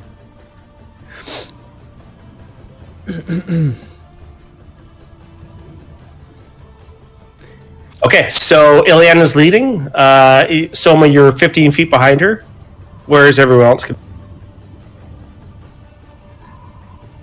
I think they should I be will stay behind with Valen. Why don't we just position it up on the map right now? So we have Ileana here. Where's everyone else going to be? I think they should be like 30 to 40 feet behind Soma, just so that way they're like close, but like not too close. I'm basically like, she's the master. I'm trying to assist her. And you guys all have control over the horse, by the way. So you go ahead and move it. I don't control anyone else's characters. You guys have control over it. So if you want to pick one person control the horse, fine. When it comes to combat with a horse, you'll all have the horse's sheet. You'll be able to do whatever. Only I can end the turn for the horse because multiple players control it. But so generally what I like to do is at the beginning of battle, who controls the horse? You guys choose, and then that person does it. Cool. Is Valen trying to get a steed? I mean, I wasn't particularly. I can always summon one at level 5. Ah, It's not a huge issue if I need a horse. true. Okay. But I mean, if a horse wants to be my steed, sure, why not?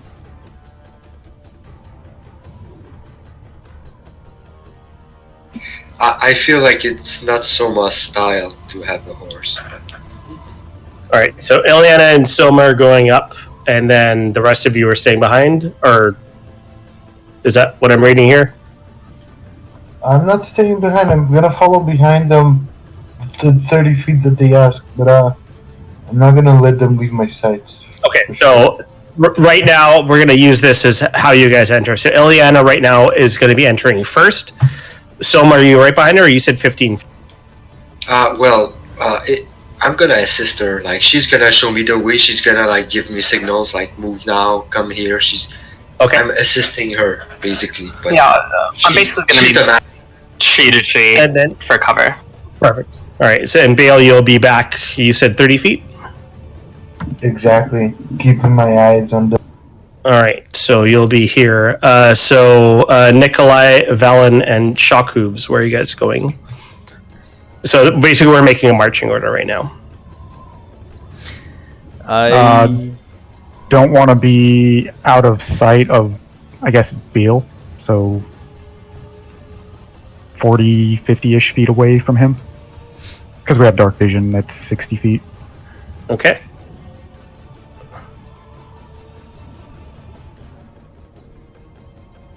And Valen, next to Nikolai.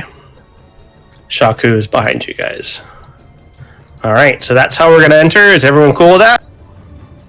Hell yeah. Okay, so brain stamp that right now. So we have 30 feet to Bale, 40 feet to the next. But I'm going to bring you all onto the map, depending on Ileana and Soma's stealth checks. Now, Ileana is helping Soma out with the stealth, so this will just be Ileana's stealth check. I'm assisting. You want me to roll normal? Or Unless you guys are both going up at the same time. You said that Ileana's going to kind of wave you on, which means she's the only one stealthing. You're just kind of following. If you guys want to both go side by side and enter at the same time, you can have advantage on stealth checks.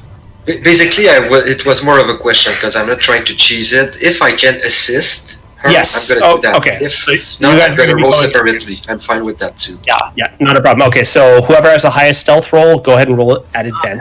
So I have a I plus have 6, plus so it's 5, probably- so you're better. Yeah. 18. Now let me roll. Oh. They didn't see you. You're good. All right. Nat So 1, I'm sure you rolled a Nat 1 or Nat 2. I'm going to put you guys in right there. And then the rest of you, I'm putting you in. So Beale will be first in. We'll have Nikolai. We'll have Valen, Shakus, and Edgar. So that way you guys can all see exactly what's going on. However, you're not technically at this area yet. Ileana and Soma, go ahead within a 20-foot radius. You can go ahead and put yourselves wherever you'd like. Remember, cover. Mind cover. Oh yeah, definitely. Gonna proud of myself. South, do you think? Okay. I know exactly where I'm gonna put myself. Right here. So we're basically approaching and hiding behind these three trees. God, that's hard to pronounce for me. Mm-hmm. All right, perfect. So as you guys approach, I'm going to tell you what you see. I'm going to change the music up real quick. We're just going to straighten this music. Why not? All right. So as you guys approach, you can see that there are what looks like two more Tweegan riders that have been knocked from their horses. Both the horses and the riders dead on the ground. Gnolls are tearing at their flesh. These gnolls look wounded, like from battle. You can see skeletons of gnolls kind of laying around, corpses of gnolls laying around.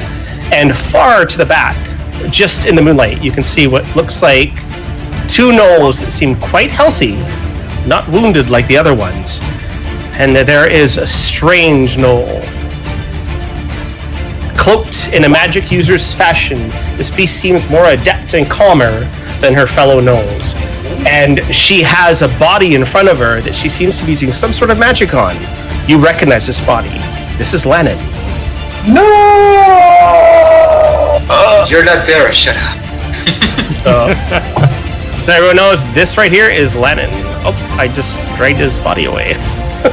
That's Lennon.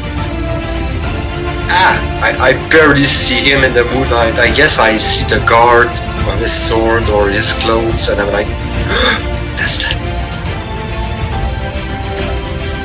Do we roll Oh wait, initiative? hang on. Hang on, sorry, I need to give you guys some actual moonlight here. Sorry, my... Yeah, because we can't see it. Sorry, that was my bad. I thought you guys were going to come here in daylight. No plan ever survives the party. Yeah, There we go. It's cool. Alright, so again, this is the caster, and then this is Lannon's. Oh, you said corpse. God. Yeah. I mean, I feel like that was a some sort of question. magical. Yeah. Alright, so Ileana, Soma, what are you guys doing? And BL, you see the Ileana and Soma stop. So you, of course, stop, everyone else stops. Yeah, we would. I'm gonna shoot a flare. No, just kidding. We need to get. We need a motion forward. I'm gonna try and take out that caster, but it's going to be hard work. Maybe they should like move into other distraction so I can take it. I was gonna suggest that. Okay, do we roll initiative? Because No, there's no initiative yet because no hostile actions have been made.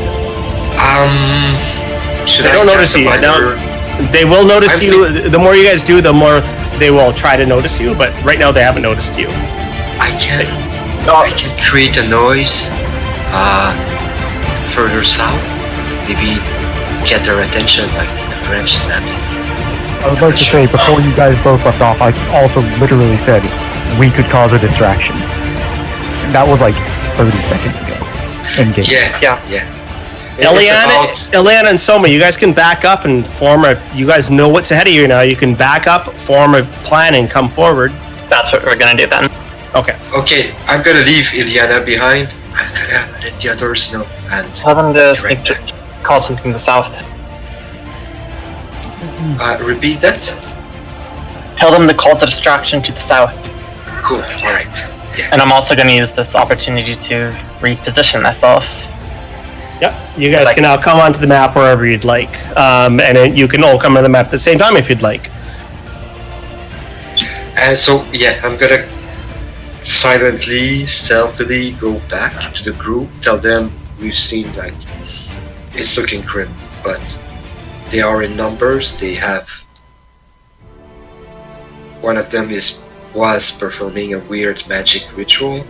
We need you guys to make a diversion to the south, while Ileana and I are gonna take care of the one who killed Lan.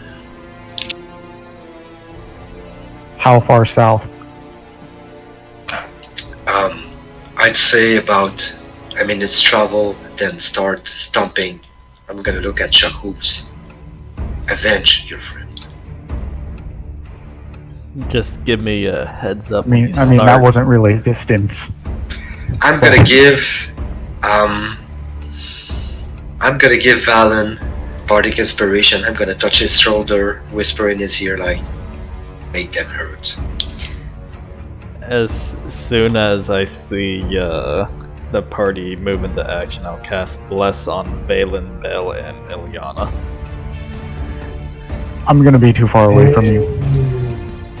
You could I'll cast cast it it on as me, soon but as you start. Are you coming to be a distraction with me? Not quite, but I'll cast it on you before you leave, or I can hold it and cast it on Soma since Soma's closer. I would wait since it only has a minute duration. Yep. Or cast it on other people.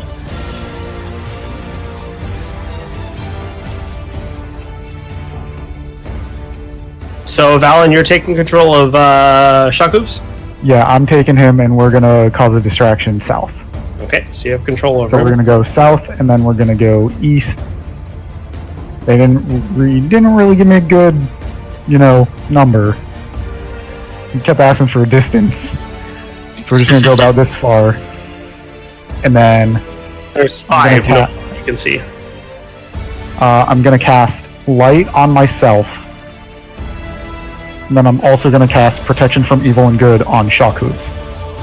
I'm gonna look at him and say, let's fuck shit up. There's your light spell. And then we're just gonna run east until we see stuff and just charge them. Alright. So I don't know when you want us to roll initiative. But. Yeah, so on your initiative, you'll actually enter combat onto the map. What's everyone else doing? So we'll go down the list. Beal, what are you doing? I want to attempt to stealth near the trees and make a route. Okay, make a stealth check. Eastwards. That's danger. Good luck, my friend. Yeah. I should have also inspired BL next time. Oh, I'm okay. I'm actually okay. Oh, that's really good. All right, so Beal, where do you want to drop on the map?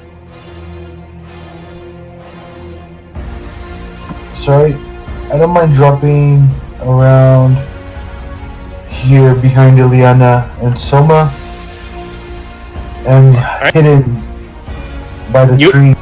Yeah, with your stealth, you're hidden for sure. Nikolai, what are you doing? I'm going to stay 30 feet behind the three of them. 30 feet behind? Okay, so you will be, and Edgar with... Edgar will stay with me for the moment. Okay, so when your initiative starts, you're 30 feet away before you can get on the map. Gotcha. Okay. And Soma and Ileana are right where you are hidden. Yeah, I went to. Yeah, do I have a clear line of sight on the priestess? Or caster or whatever? Yeah, you sure do. That's where I would position myself. Alright, perfect. Yeah, I went to the group and led those who followed me, and then I gently touched Ileana's arm. She probably heard me before, but I figure I'm stealthy enough to try to not surprise her, so I gently touch her arm. I take my place behind the tree trunk on her side, and we get ready to fuck shit up, as Alan said.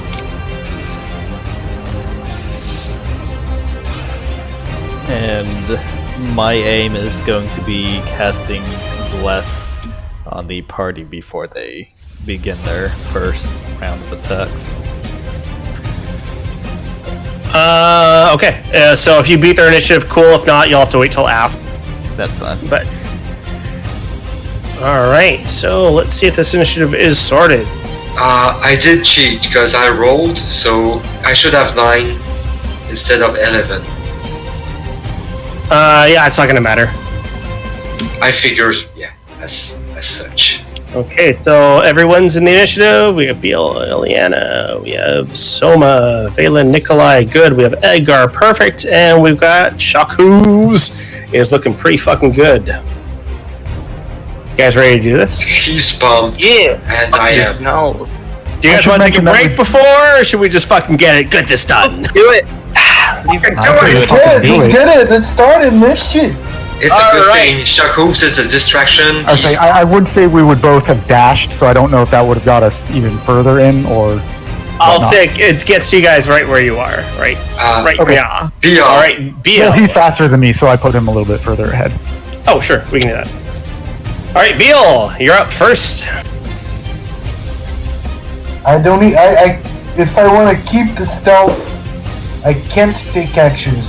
Isn't that? You can always hold actions too. Yeah, you can take your act. You can take a reaction to hold your action. Yeah, the plan is to wait for the distraction to drive some of them away, but yeah, I thought there were gonna be more people doing the distraction. Now it's only Valen and Shaku's. Yeah, it's only the people who want to be hit by people. I'll move here, and I'll hold, I'll hold an action and an attack action on the priestess. If I see somebody attacking her, I'll attack as well. Done. Sounds good. Oh yeah, enter. Okay. I'm gonna so my cunning action. Okay. Yeah, I'm pretty much gonna ready my action to lob a crossbow bolt at the priestess as soon as combat starts, because Valen's gonna cause a ruckus. Sounds yeah. good. Action ready. Me and Jenny think a lot alike. We like the Me and roles. We just should. Shakus. Remember, when you're playing Shakus, you gotta roleplay. You've got a. I gotta check distances first. No problem. Nay! It's nay and I, right? It's unfortunate that he doesn't have any like charge ability, so he's just gonna like try and run over unless this right here is too big of a tree for him to run through. That would be difficult terrain for him. He would actually, you know what? Yeah, it'd be difficult terrain for him at least. I mean, he's just gonna charge straight towards this knoll and just like try to run him over, but he doesn't have an attack because he's gonna dash. He'll just stop in front of him then and wait for his move. Wait for next turn. Yeah, it's right there. I'm just like, and just charges at him. Alright. Nice. The Noel's like, what the fuck, dude? He saw that very I had familiar. I had that no one. idea how that was gonna sound. That was a pretty good. Just messing with that was you. that was pretty. Yeah, that Alright. was nice. You guys see as this Noel backs up closer to the caster, seeing the horse charge. And this Noel will, I don't know if it matters, but I did give protection from good and evil on Shakus. So Right. if they're any of those types, they have disadvantage against him. with natural weapons, yes. Which he will be using. Disadvantage on attack rolls. If they are aberration, celestial, elemental, fey, fiend, or undead. They're humanoids, though. I don't know that. I just know that they're evil and they worship demons. Out of character, yeah. Out of character, yeah, it kind of sucks, but Still a good thing, I think. Oh, no, yeah, you're right. Frightened or possessed. All right, perfect. So he is going to attack the horse with a. Yeah, he was gnawing at this horse right away. You can see that he has a long bow across his back with arrows, and he has a spear beside him. But as the horse runs by, he quickly nips out, trying to bite. And I believe that will hit. Armor got 16, will definitely hit. So Shakus takes 5 points of damage as the knoll just bites into its flank as it's running by.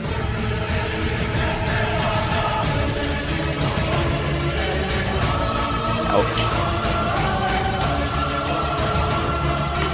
So, yeah, perfect. Thanks, John. All right. Sorry, it took me a second to find out where his health was, because I was looking on the character sheet for it. Edgar, here you go. He's just gonna stay perched on my shoulder. Perfect. Soma. Okay. So how many? 1, 2, 3, 4, and that's the priestess. She could move. I'm gonna ready a cantrip, Eldritch Blast, as soon as I want to hit her before she moves out of that space. So when she moves, you're gonna fire at her. Fine. Sounds good. I believe Ileana, when combat started. Yep, same with Bale. So. All right, guys, go ahead and make your attacks. Oh, Advantage because we're. Is it with advantage because we're stealth? I'm gonna retcon that, but Okay. Go ahead, guys. You do your. Yes, you have advantage. The creature's not aware of you. Shaku's fires. Oh, like wait, hold on. Come on, Jen. Come on, Jen. Wait. Yeah, hold on. No, it's you use Ileana. It says it right at there. Yeah, okay. So I didn't. 12. So Ileana, your bolt fires towards the creature, and even though it's not expecting the actual attack, you see as it just glides through the cloak that it's wearing. However, Beal, what's your +6 for? It's bless. He rolled bless, but he doesn't have it. Bless is a Plus- D4. Plus It's doing plus his fighting style. fighting style. That's archery. Yeah. Oh, I see. Okay, Yeah. I see what you did. Okay, perfect. Yeah, no, you definitely hit. 12 points of damage. Nice. Huge. 8 plus, did I it's have- maxed out. Did Soma have Bless? Not yet. That's been my turn. Yeah. Oh, well, then Beal wouldn't have blessed yet, too, but still, you still would hit anyways, honestly. So, yeah, your arrow, seeing Ileana's bolt just cross through it, you just kind of look towards this creature like, I could do better, and boom, bam, right into the creature's chest, like, it starts to yipe and screech, and it's going to make a check. I'll You can see knock that it's Ileana. still concentrating on the spell that it was casting. I'll say, Okay. that's why I like bows better. Better for accuracy. I'm gonna change my turn, so I'm gonna first use a bonus action to cast the Hexblade's Curse on the priestess, whatever, the defiler of my friend Lannon. I do have to get used to die. Okay, that's not the right thing. God damn it, sorry. Okay, yeah, I'm gonna Eldritch Blast it. Eldritch Blast! 13. Alright, so your That's the Eldritch... wrong accent. Oh, that's... Eldritch Blast! Eldritch Blast! I'm going Caleb on there. Okay, So my Eldritch Blast does like my hand starts glowing, and then I point a finger, and there's a little. You can't see it. It's traveling too fast. It's not very big, maybe twice your thumb size, and it shoots straight into her, and you can see her like being hit by a big force blast. yeah, and as it Bigger hits than her, the- you the can bomb. see that her armor absorbs the actual blast. She's pushed back by it a bit, but there doesn't seem to be any damage occurring. You've missed. Okay. And I just want to make sure that I got that right. If she dies, if she blah blah blah. Oh, she takes +2 damage. It's a 9 instead of 7 due to Hexblade's Curse. Yeah, And that's 13 gonna be- unfortunately misses. Just misses. You still hit him, Oh. not close enough. Okay, Nikolai, Oh, so you would take your move action to get here. Alright, I'm gonna move up here and I will cast Bless on Ileana, Soma, and Bale. All right, sounds good. You guys are all blessed.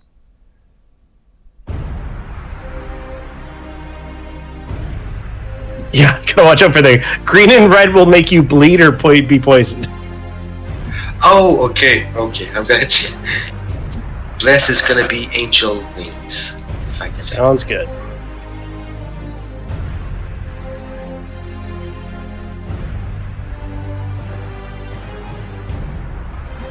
It's at the bottom of the icons. There's the angel wings with the halo. That's what most DMs I know use for Bless. Yeah, that's fine by me. I'm good with that. All right, so you guys can see as the priestess, as you say, kind of looks at the arrow sticking out of her chest, but it like bites back the pain and continues to. She takes her casting as she's casting what it looks like some sort of spell on Lannon. She looks towards you, and you can see this jackalish like grin come on her face as she raises her hand.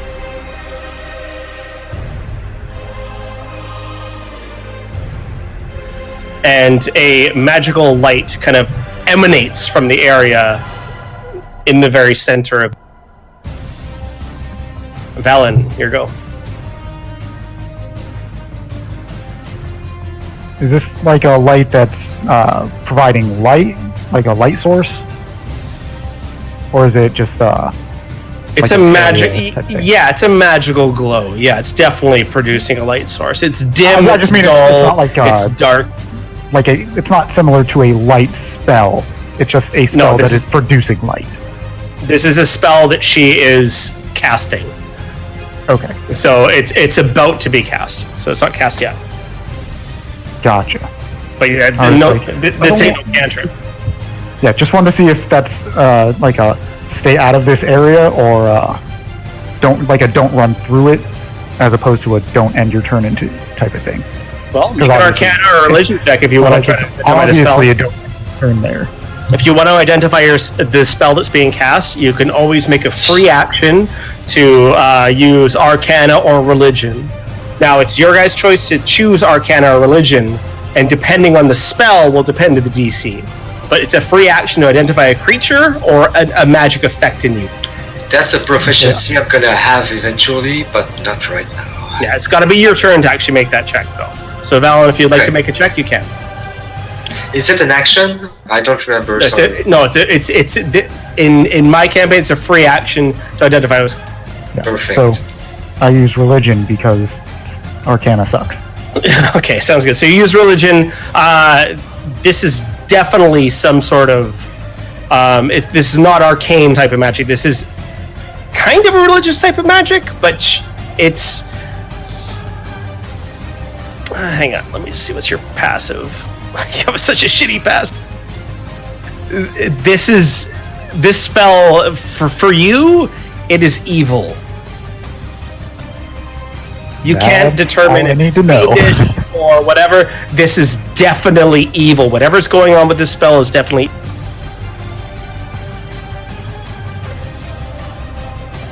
Give it the fire.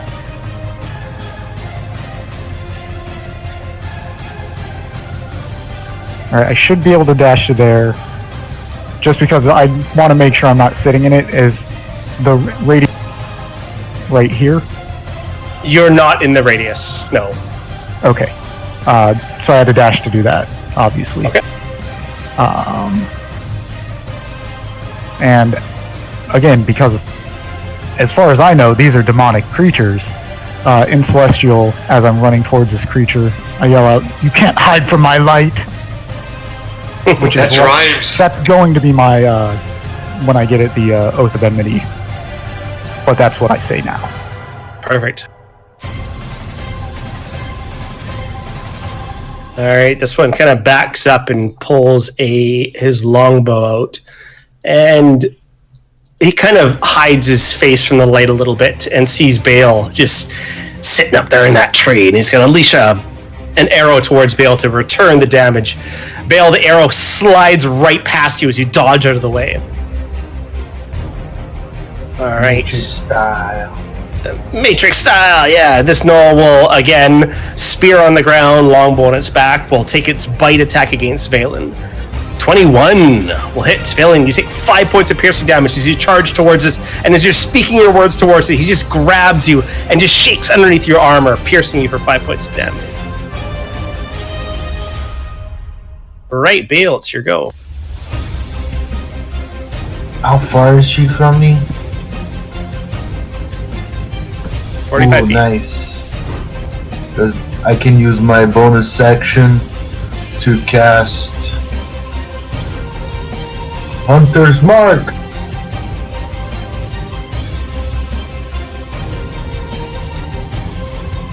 I have more Hunter's Mark? spells left. Yeah. Oh, I've got a Hex. Oh, there's my Hunter. There we go. He's Hex and Hunter. What? You guys don't like this Priestess for some reason. I don't know what your guys' problem is. For some reason, she has a bloody knife next to a corpse and she's casting a ritual. I don't know what you're talking about. She's cool shit. I don't know what I'm saying. Now I have the bless, right? I still have the bless. Let's longbow. Oh, nice hit. So 9 points of damage. Hunter's Mark deals an additional 1 point. Another 10 points of damage. Another arrow sinks into the creature. You would have disrupted the spell if it was still casting it. The spell has been. Where's my Oh, bar? I don't see the bar to turn. Click on your token at the very top of the screen. There you go. You got it. Ileana, your go.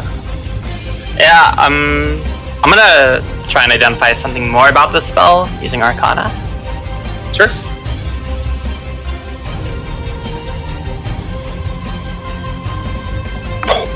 Oh shit! Okay, well, this is not an arcane spell whatsoever. However, with your 30 on your roll, this is necromantic magic. In particular, animate dead.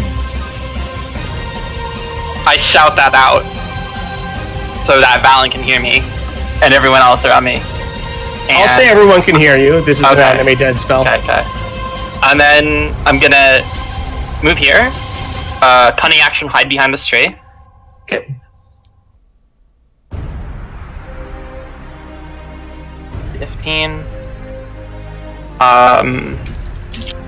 And then I'm gonna attack the priestess with my light crossbow. Sounds good. Do I have advantage? You do. You are hidden. Big damage. Big damage. 14? 14. You have Oh, you definitely hit with 14. Nice. 14 just meets, so you just pierce the actual Oh. robes that are on the screen. So, well. Also do have bless, I guess. yeah, so you still hit regardless. So Okay. 10 points of damage. Yep. And that's going to be my turn. All right, Shaku's. He's gonna hooves the shit out of this knoll. All right, Noel looks beat up already, and yeah, 15 will definitely 11 points of damage. And Shaku's, how do you want to do this? So basically, he just continues that run and just runs him over. All And right, Then, like, continues his straight line essentially towards them. perfect. And that's it. Right. This Noel will unleash an arrow towards Ileana. 19. Yeah, you are. No, you had a partial cover, so that would be a 17. Yeah, still hits me. 17 still hits. So, Ileana, as you're hiding behind this tree, you come and you pop out. The Noel just cranks an arrow and just fires it towards you. Take 7 points of piercing damage. This pierces you right into your. Ouch! All right, that Noel is dead. Edgar. He's gonna fly out this way.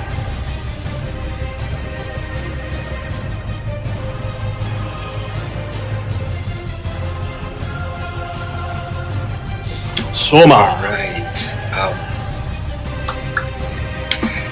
Any of these guys noticed us attacking the priestess?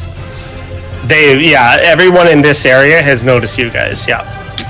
I hope they also notice a horse bearing down on them. This one right here. This one. They noticed the horse, but they're not. They weren't ready for the horse charging. This only knows Valen that is about to destroy him completely. Yeah, so I'm gonna move there. I get partial cover from this bush or tree. Sure. Cool. She's still hexed, so I'm gonna do the same thing. Eldritch blast, like a small snowball, and that's gonna Ooh, hit. that's definitely gonna hit. That's 7 damage. I'm gonna take care of that soon. All right, so your Eldritch Blast does go through and hits the creature again. You all have fought monsters before and creatures before, been in pub brawls or whatever. You have dealt a significant amount of damage to this caster. It is still up. It looks I'm still getting good. wise to what's happening. Like it has no effects basically. She's hurting. She's hurting. She just has a lot of hit points. Okay. You guys are definitely hurting. There's no resistance here to damage or anything like that. You're definitely hurting her, but she just has a lot more hit points. Bonus action, I'm gonna inspire Ileana. Like, we have to kill her quick. She's way more powerful than she looks. That's a D6 for you to use. So I pop the heart on you there, Ileana, and you have inspiration. Just posted it for everybody to be clear about how it can be used. I also have blast, so that would be a D4 and a D6, I think. If you want to use it for your attack roll, yes, it would be a D4 Okay. and a D6. I'm gonna move a little bit closer and I will magic missile the spellcaster. Okay. Can't dodge that. Alright, so a total of 10 points of damage crash into the cap. She's not looking good. That last blast, you can see she's panting and like kind of looking around as she's like waving her guards in front.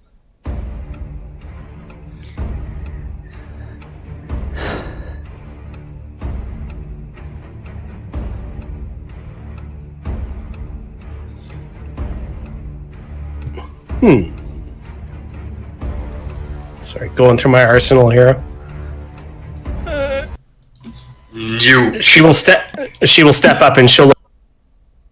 And she waves her hands, and you can see as very similar to Snoba's snowball, there is two blasts that come out from her, and they are this almost. They look almost like fists that are on fire that open up as they're traveling through to grasp it.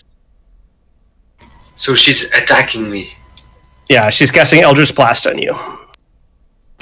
I might use shield. If the first one hits, I'm gonna use shield. I've got 14 armor class. Right. Okay, so the way shield works, if I hit you, you can then ask to use shield. Both the blasts do not hit you. You're able to dodge out of the way as both. She does not have the luck to hit you. I'm gonna bless that tree later on. Yeah, Fallon, your go. For Duncan! Oh, 4 damage! Shitty damage. You know what? It's for Duncan. I'm gonna smite it. You're gonna smite it? Yeah. Alright, it had 1 hit point left. It had 5 hit points to start with. So, how do you want... What's this look like when you crash this thing down? Oh man, I've never used a great axe, so I don't know. Because normally the light just like shoots through my body and then through the sword, but this is an axe. How about you create like? So maybe similar to that, like the light shoots out my body down the heft, and then just like when it gets to the great axe, does this have a blade on both sides or just one head? Oh, both sides, yeah. This is a dwarven great axe, yeah. Okay, then when it gets to the part where it splits, it just shoots out both sides and just like beam of light splits them in half. Decimates them. Like it's a vertical swing, so you know, like however that angle, but just like the light shoots out of the blades. Your axe slams down into the knoll, and he's just like he's barely hanging on. He kind of looks at you like, "I've got this." As he goes towards to bite you, you're like, "Not today!" And this radiant energy shoots across the axe and just charges into the knoll, and you can just see the knoll shake as it falls to the ground and die. You still have your movement. What would you like to do? I mean, I would like to go straight through to the horse, but there's a giant area of spell there. So I'm going to go up towards these guys. And probably have blood splattered all over. Probably. Alright. Snow will come up and approach the horse, and it will quickly drop its longbow and plant its spear in the ground as the horse charges toward. So we'll attack the horse. Oh, that's a crit. So as Shakuv charges towards the horse, the gnoll is like, and just plants the actual spear in the ground, puts his weight on the back of the spear, and Shakuv charges into it and takes 7 points of piercing damage. It's a shitty crit, but still a crit. Yeah, it definitely could have been worse. It could have been way worse. Alright, that one is dead.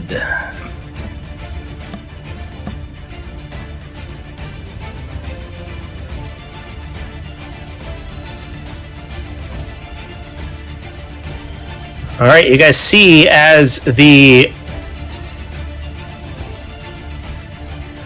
skeletons of the gnolls on the ground start to shake and rattle. Hang on.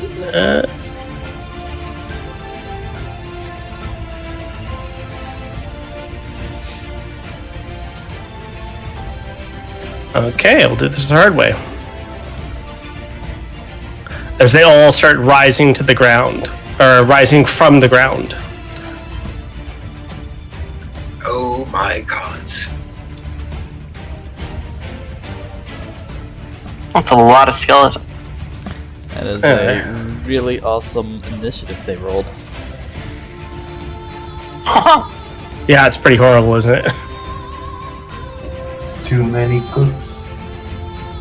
Alright, and that will be the top of the third round. Beal, it's your...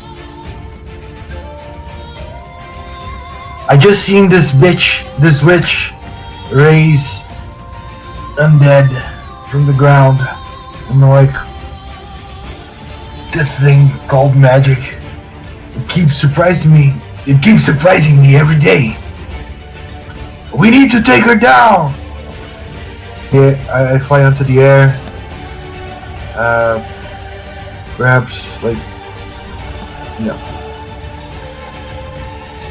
She raised both two guns and canals, right? On that. I'll try to move. No, I'll just move, the gnolls, not the chickens. Just the gnolls. I'll move 20 feet up. Right. Okay, you are close, Beal. What languages do you speak? I speak. I think it's Infernal. Yeah, Infernal, Giant, Dwarvish, and Common. All right, sounds good. So, Beal, as you approach closer to you hear her muttering words as she's kind of grasping her hands, kind of rubbing her hands together, and you can see a small bead of magic forming inside of her hands. She mutters the words, "As my connection to my lord deepens, I leave my old concerns behind. His hunger is all that matters. It's greater than me. It's greater than us all. It's his mark. He made us. He drives us. He eats what we eat. He kills what we kill. He will come if we eat well. He will come if we kill well. He will come if we eat well. He will come if we kill well. He will kill and he will eat, and he shall be we, never alone, never afraid, never hungry." Ooh, that's dark. Yeah, I'll just try to kill her with an arrow, because that's what I can do. Sounds good to me.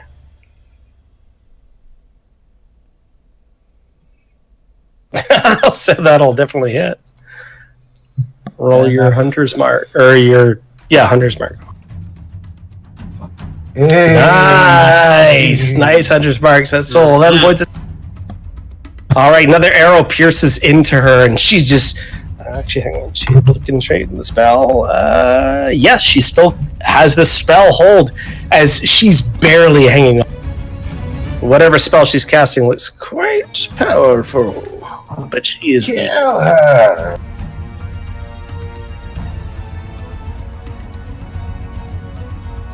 In turn.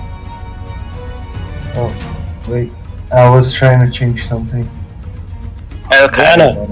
Yeah, I'm gonna cunning action hide behind this tree. Yeah. Would have been nice. Nikolai is in your peripheral, and he's like, "Where'd she go?" Like, you disappeared. And the same cunning action on the same submit. I'm gonna light crossbow aiming at the. And yep. Plus, yeah, I also have bless, so that should hit. Nope. 14's gonna hit. 9 damage. Okay. Juliana, how do you want to do this?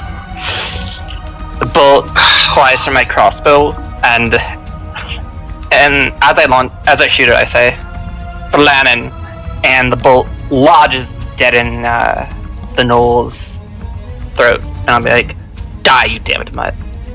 And then I'm gonna take some full cover behind this tree right here because I just killed the priestess, and that might be a good idea. As this happens, Soma, nobody's gonna notice that, but I'm gonna speak about it.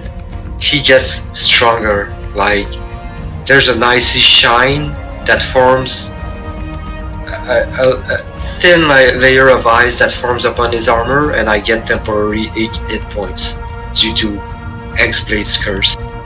Nice. All right. Do you want to move your curse, or no? You do that in your turn as a bonus, right? It's not the hex spell. That's it's done. That's my one use for the day. Okay, sounds good. All right. So as the bolt hits this priest, she this basically ball of magic that she has forming inside of her hands. It kind of falls on top of her, and as it does, it explodes. Ileana, roll me 3d6.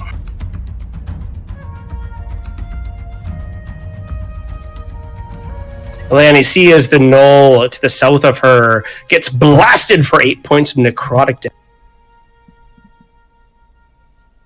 It's not happy. Shakus, it's your go. Does he see Lannon's body? He does. Right? Yeah. I mean, he's basically already decided then, so... Yes. He's going to attack the actual knoll, not the undead one. Okay. But probably doesn't hit with 11. 11 is going to miss. 11 is going to miss, unfortunately. So, distracted by the corpse lying on the ground, Shakus tries to rear up an attack and just cannot connect. And then he's probably going to, like, try and protect the body, because maybe he can't tell that it's dead, but, like, you know, there's not really anything he can do to protect it other than stand there, so... So he's going to stand there and protect it, because he doesn't want an attack of opportunity? No, I mean, like, he's going to, like, try to stand over it, like, stand in between the body and the knolls type of thing. But, like, it's right there, so there's no movement associated. Alright, perfect. Snow is going to run over here, quickly check the corpse of the fallen priest, and you can see as this creature has rage in its eyes, and it takes its crossbow and just fires towards Tortu? Beal. 22.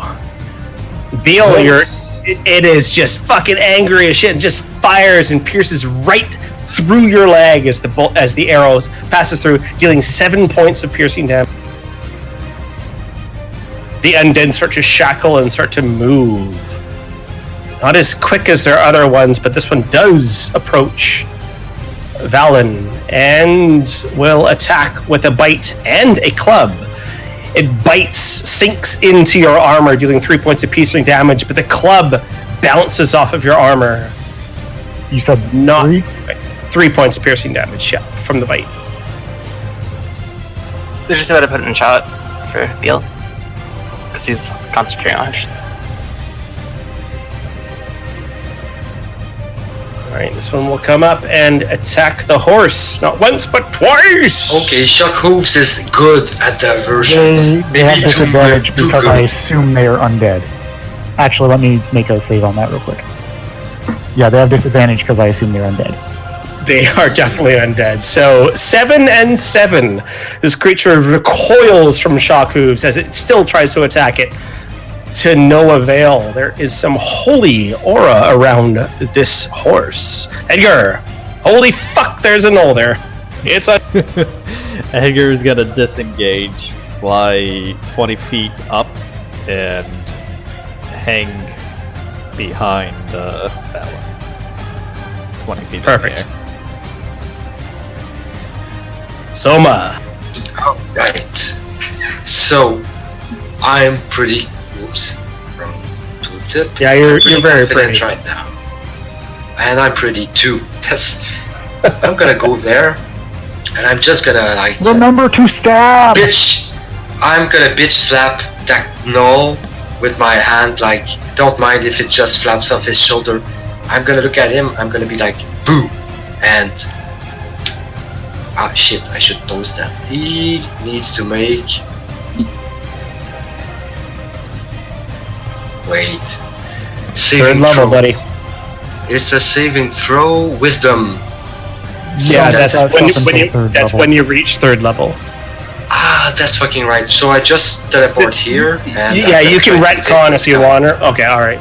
Oh, my goal is to save the horse, so yeah, there's no fear effect. I forgot about that, but... No problem. I have Bliss. That's... fuck. Don't worry, guys. We will not be low level for long. Trust me. We'll be progressing through levels. Also, for 13. future reference on that, it's one creature from where you teleport, not where you teleport to. Correct. That is afraid. Yeah, from where? So I wanted to scare that one.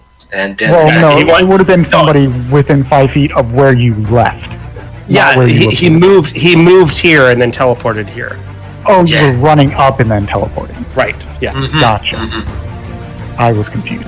He at least understood half of visibility, so that's good. Yes, no, I just keep forgetting I only get it at level 3. So that's my problem. Because I We're did it almost in the there. first game.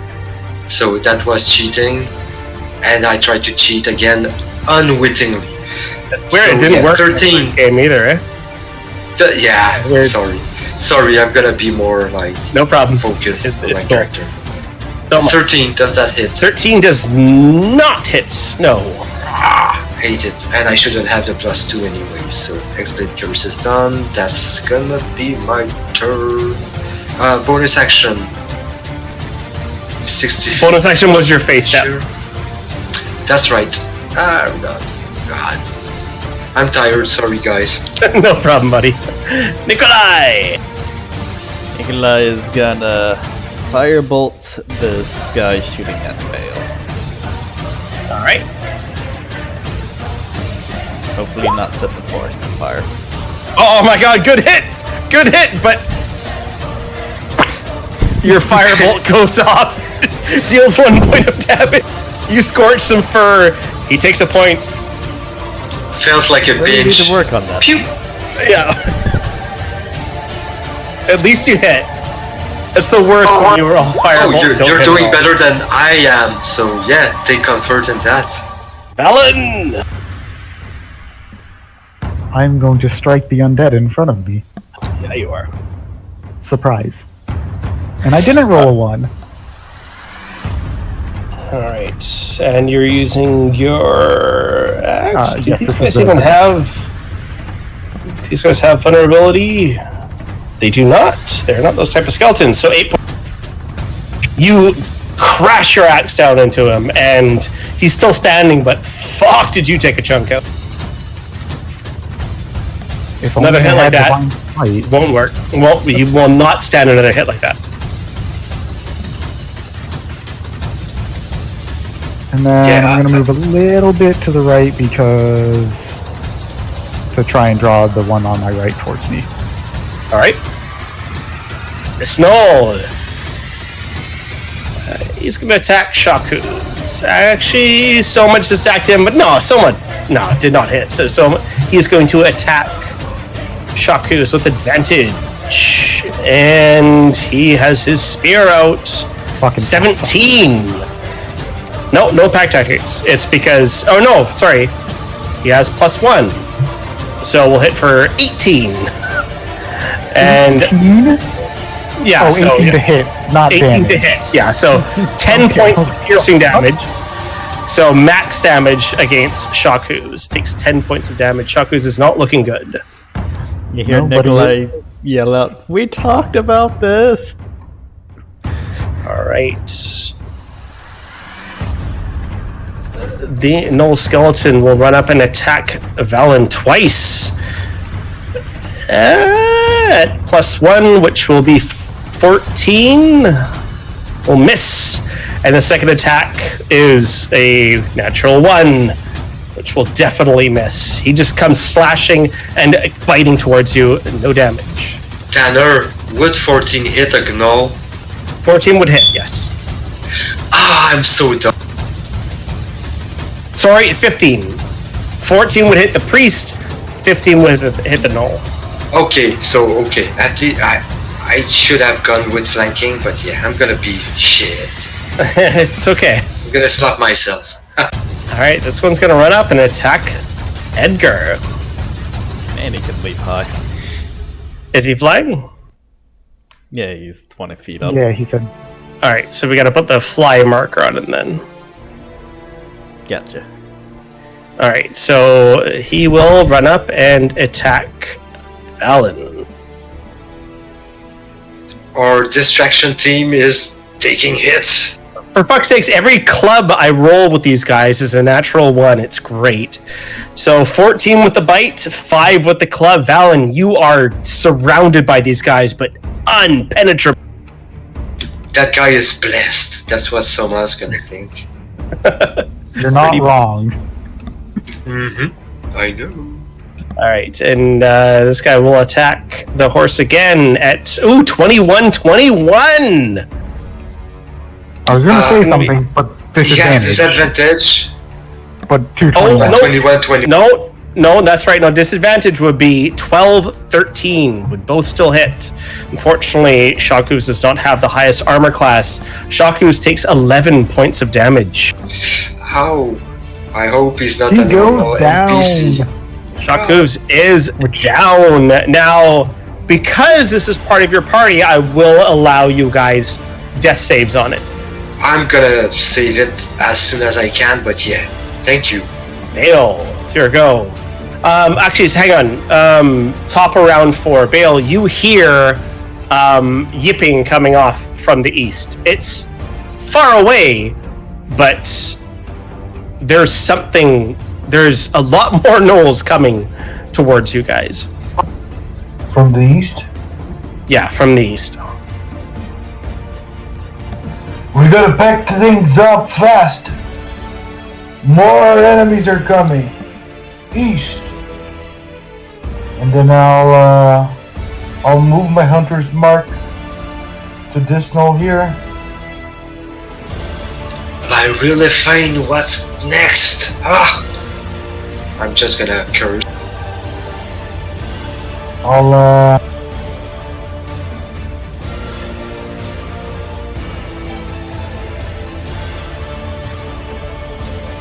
Ooh. Oh, yeah, unfortunately, 13 is not going to hit. You crash into it and just kind of raises its shield up. And do they have shields? Yeah, that's why they have high armor class, right? Let's double check. Yeah, it raises its shield up and your shield sinks into the actual... your arrow sinks into the shield. There's no effect to the creature. I'll finish moving towards here while I'm flying. Okay. And you're 20 feet up, you said, right? Yeah.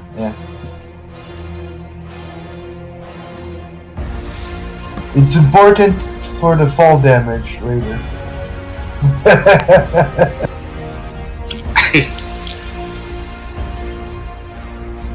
Alright, Ileana, here we go. Okay. Well, gonna try and save Horsey again, and I'm gonna move right here, so I can have a clear line of shot on the skeleton. Well, Okay. and I'm gonna use my inspiration and attack. Use your inspiration after the roll, not before. Okay, fine. Yeah. And I'm gonna attack the skeleton that's right over Shakov's. Okay. And since that's not actually gonna get sneak attack because Shakov's is incapacitated, right? Well, Right, I'm gonna just but use your cunning action to hide. Yeah. I was just gonna try something janky, but yeah, I'll just cunning action hide. Yeah, you're good. Okay. Then attack it with. Oh damn! Yeah, your bolt Nice. fires off from your crossbow and just hits the back of the creature's skull and just tumbles off away into the distance as the gnoll skeleton falls to the ground. And I shout, "Get Shalkovs up! We need to get out of here!" Because can I hear the yeet thing too? So, Yeah. Everyone can hear that there is a pack of gnolls heading towards you, I'm gonna and use a much larger pack than you're fighting right now. I'm gonna use 15 feet of movement to get here, and that's gonna be. I got it. I got Shaku's. Shaku's Oh. death save. I'm a bit occupied at the moment. Shaku's has one successful death save. Oh, you're gonna show us, because I was scared he could roll a natural one and you I mean, tell us. that was me. I rolled that. Oh, okay. That's one Okay. success. Yay! All right, Noel is going to. I'll roll some dice here and see if I'm gonna fucking shoot with an arrow. They're doing pretty lucky with the arrows. Oh, this is Nikolai. Nikolai, the white guy with the most hit points. Natural 1 again. God damn it. We all have this curse tonight, guys. Nikolai, you the curse. You see as the Noel looks at you, and just looks at you and starts yiping and loads an arrow, but backwards. It just like tosses off about 5 feet. Oh, this is getting dangerous. All right. I can agree with that sentiment. I don't know what's going on with Valen right now, but another biting club comes across Valen. Even though he's surrounded, he just blocks, parries, dashes, nothing. He is unbeatable. Yeah, he's dead. Edgar. I'm gonna watch while being very impressed that Valen is still up. Soma. I might say my favorite terrain is being surrounded by undead. I always want to caw when Edgar starts his turn. Alright, so in other news, I'm gonna move there. I'm gonna use a bonus action. Of course, healing word on Shakus, and Shakus goes back up to 5 hit points. I'm gonna. Shakus is not threatening though, because Shakus is technically prone right now. Yeah, I'm not adding flanking bonus to myself, but I'm gonna mind Valen's very spot on tips. I'm gonna launch and I'm gonna pierce with my ring. God, I'm so unlucky. 12. Yeah, 12 is not gonna hit. You lunge. Can I give myself fucking bardic inspiration for next turn? My bonus action is used, but can I use my inspiration on him? No. Sorry. No. The inspiration that I gave her. Yes, you can. Oh, so go ahead and re-roll. Yeah. Still gonna miss. Sorry, Ileana. Thanks for trying, though. End turn. Nikolai, you're being assaulted by arrows. Not successfully, but still assaulted. I'm going to be slightly concerned about it, and seeing as my firebolt didn't take out the first time, I'm going to expend my last spell slot and magic missile him. 1 magic missile on him, and 2 more on the... the one on the left is damaged. This one is damaged, yeah. Okay, I'll hit that one. Twice. Okay, so the first one's on this guy, 4 points of damage. And then we have another 5 points of damage to this guy. So your magic missile crashes into the creature, and Valen, I don't know if you're going to do any better with less undead around you. You're doing pretty well, but this one crashes to the ground as a force kind of magic pierces into it and crumbles. I guess now we're going to find out if undead are like ninjas. The less of them there are, the more dangerous they are. We will find out. Valen!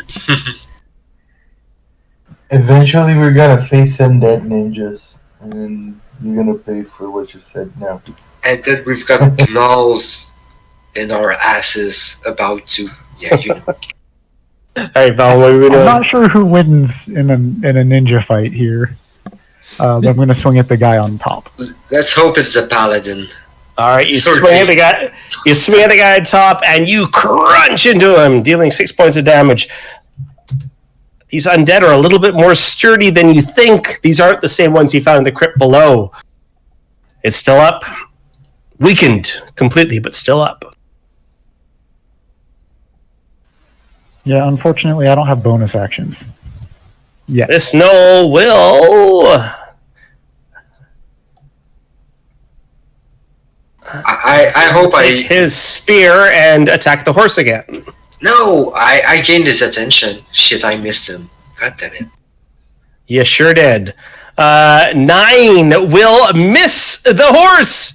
As the horse is prone, he has advantage. Sorry, my bad. So 19. I was about to remind you of that. Yeah, 19. The horse takes 7 points of damage. Everybody can hear the sigh that Soma's letting Shaku's out is right down now. once again. He's God still damn it. protected from good and evil, though. Yeah, unfortunately, it does not work against the knoll. No, let's save Shaku's. I'm gonna take more time next time. I mean, I've got to be patient, resource-wise. Alright, undead are stupid, so they will not try to get flanking against you. We'll attack twice. 13 as the bite comes towards you, it completely misses. However, the club finally connects, hitting armor class 20 for 6 points of bludgeoning damage. You get smashed hard by this felon. Aw, the protection fails from the horse. Concentration check missed. God, that's sad. One more, you would have had. I mean, that's DC. And then another attack. This time it's the opposite. 19 on the bite. You take 6 points of piercing damage. However, the club seems to miss you. Valen is not looking so great, guys. Guys, don't kill the undead. All right, let's go ahead and... Oh, actually, hang on. No, this one's going to run up. And it will not get flanking. It's going to go after Soma. As it charges towards you, you can see as its lazy jaws reach towards you, and Soma, you're able to back out of the way, not a problem. However, you're like, oh, that was easy. I don't know what Valen's problem is. And a club smashes against you. You take 5 points of bludgeoning damage. Alright, that's gonna be my temporary hit points. I'm gonna take it like a man. Okay. Does Yeah. your magic armor return something? It doesn't work like that, right? Is it? You don't know, but it could. He basically gains temporary hit points when he uses a certain ability. He's good. Wow. It's gone for the day. X-Blades are fun. I never played a Warlock X-Blade, but It's my first, and yeah, I still got to get in line with it. the guy with the hunter's mark, I'm gonna longbow him in the face. Okay. How do you want to do this? That's gonna work. That was great. I already shot it. I wanna shoot him across the face. All right. Like a nice third. A nice Those third eye. bales flying towards Shaku's and all the shit that's going on down here. He just turns around nonchalantly and fires an arrow through the Knoll's face, who falls out and just falls down silently. He dead. Help me! Nikolai whispered Yeah. to himself, oh thank god, he just wouldn't go down. Move your I'll hunter's use my mark. bonus- Yeah. My bonus action is I'm gonna move the hunter's mark to the knoll on the south. This guy here. And I'll land right here beside Shaku's Land? Okay. and the knoll. Move, fly toggle off, Perfect. and turn. As I land, I'll try to, I don't know, maybe say something in Infernal to the knoll to piss him off. All right. Perfect. Short dick knoll. Okay. I'm gonna cunning action hide.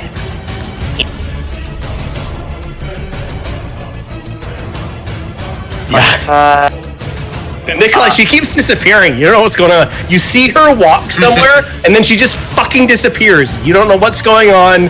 She must be a ninja. Yeah, Or maybe a just more assuming powerful she's a wizard than ninja. you are. Every time she disappears, Okay. a leaf falls to the ground. Okay.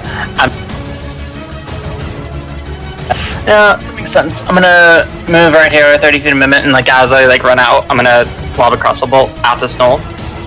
That's engaged with my.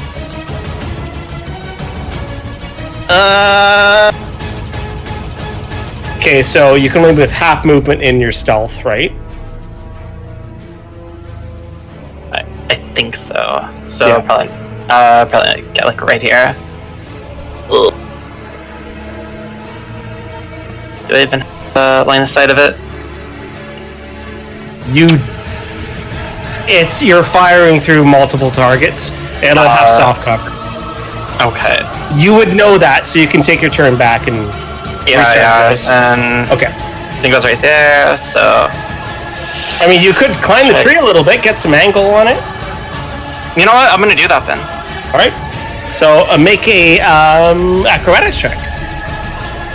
Or athletics, whatever you're good at. You sprint up 10 feet, and that's going to cost you 15 feet of movement, but you're 10 feet up. Okay. Go ahead. You can have a straight setting. Oh shit! Nice. Roll that big ass Oh, there we go. How do you want to do this? That's good.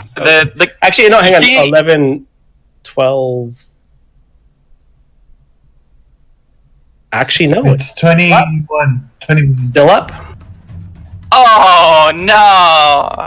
It's got 1 hit point left. Oh no. Yeah, so I'm gonna use my last 15 feet of movement to move, like, right there. Right next You're up in the tree now. You're up in the tree now, so it costs you 5 feet to get back down, so you can move 10 feet. Fine. Yeah, it's been right there. Okay. Perfect. Alright, death save! Nice. That was nice. Oh, he's back up! I love Shock Hooves. Shakus is back up! Not done yet. He's a true warrior, man. He's just gonna stand up, turn around, and kick that knoll in the face. Alright, sounds good. So you're prone, but I will assume you're spending half your movement to get back up. Yeah, he gets up, turns around, and just kicks him right in the face for Yeah. Shock I hope that Easy peasy. No, he's definitely done. Shock Hooves, you've got a good job. Survive. There are more gnolls coming. So Shakus, tell me what this looks like. You stabilize, you get up, you smash this creature, he dies. What's this look like? How do you want to do this? Yeah. So he I guess he healed himself technically. So he just does like that weird. It was remnant from my spell. No, I mean this turn specifically. I know. Just He kidding. does that weird like horse head shake thing, and then just sees Lannon on the ground, like because he died facing that knoll, so he like gets up, spins around, and like kicks him right in the face, and hopefully sends him northward very slightly, like a foot. Like an adrenaline spike. Strength check for Shakus. Let's see how far he flies north. Alright, we're getting him 15 feet here. Oh shit!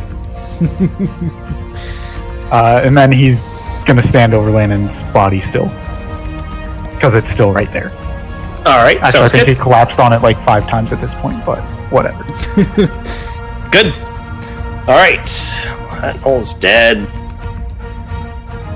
That one's dead. Edgar! Edgar is going to fly up to this one right behind it, and he's actually going to fly down and make an attack. The one on the north. He's gonna attack? Yes, he The one is. on the north is already dead. This one's Just so damaged. you're- Alright, so he'll fly up to the one on the north then. Okay. That one. Yeah! Yeah, you actually hit for a point of damage. The raven is basically pulling hair, and normally a familiar cannot attack. I'm just gonna say. Oh. No, familiars can only do a point of damage, is what I say. Because familiars can also deal touch spells, such as like your That's shocking grasp, right? They can actually deal that. So I always let familiars actually have the stats they actually have, especially when they're role played, like Nikolai's role playing this. I don't have Like any Edgar. issues with it. So, Edgar, you smack him, but are you flying back up and out of the way? Nope, he's just gonna land on his skull and he's going to stick his little raven head into his eye and start digging in his head. Perfect. Okay.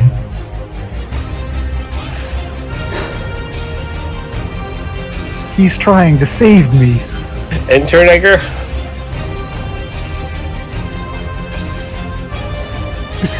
My turn. Alright. Steadfast Valen. You heal for 6 hit points. And What do you then say? I'm gonna move here. What's your word? What do you say? Steadfast, Valen. Perfect. And Alan, you're charged by your friend. I guess I don't need to heal myself. that's gonna hit for 12. God damn it, I love it. Well, Max what does damage. 12 mean? The max damage is the creature has 11 hit points. So I'm Soma, just like what do you do? healing words, Valen, like nonchalantly, steadfast, my friend, and phew, he feels invigorated. And then I just like, I do a dance step, two step on the right, on the flank of this guy, and I just like nonchalantly pierce my rapier through its brain. It falls. Perfect. That's- As no brain, but you definitely do knock the skull around quite a bit. Absolutely. The creature actually falls. There's no magic left in it. And Look, Valen, when you actually have doing- the rapier stab through the creature's skull, through its eye socket, it actually slides down your actual rapier and kind of meets your hand. And you have the skull on the rapier. I'm gonna push it like, oh, ugh. Look, Valen, I did what you told me to do. My turn. Nikolai. Is gonna pull the little crystal coin out of his pocket, and he is going to use his Channel Arcana to push Valen back up 10 hit points.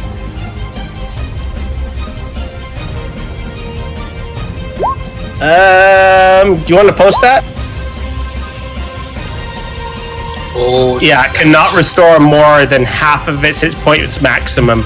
He's above half, so don't waste your actual magic. Valen, take that back. So you can basically use that, and anyone below their half maximum hit points will come back up. Alright. So I'll heal him for 5, and I'll heal Ilyana for 5. You can heal me for 2. 2, yeah. And I can only heal Ilyana you up to 50% of your health. up to 50%. So Ilyana cannot be healed, and Valen can be healed 1 point. So this might not be the best time to use.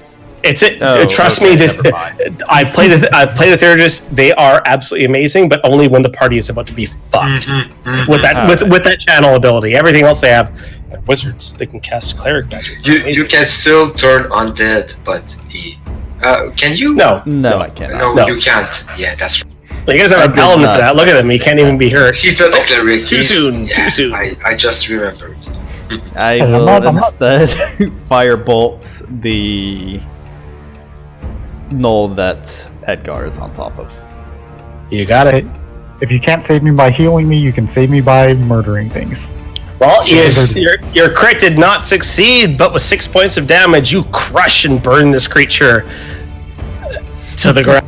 Edgar's happy. Ah! Valen! If there was only 3 around, you wouldn't be taking so much damage. There's only 1. This could be dangerous. See, you say that mockingly, but I heft the axe, and then I think back to the wolf fight and all the guards that got overconfident, and I take my hand off the axe, and I lay on hands myself, Okay. because they got overconfident. And All I'm right, gonna so go 15 or 8 10 health. points you can get. I'm gonna give 8. 8? You got Ooh. That's an action. That's the bitch with this feature, Yeah. but it's still. my action, and I'm gonna circle around to get a little bit closer to Shaku's and corpse. You got it. All right, so your best bud there is going to attack you. Not once, but twice. 10 and 7. It did not expect you to actually move. It was used to you actually staying in that one area. When you moved around, it bites as you move, but the club smashes where you actually were. No damage occurs. No hit. He's dead. He's dead. Or sorry, destroyed. They're already dead. Beal, your go. Well, on the last one, I'll change my Hunter's Mark.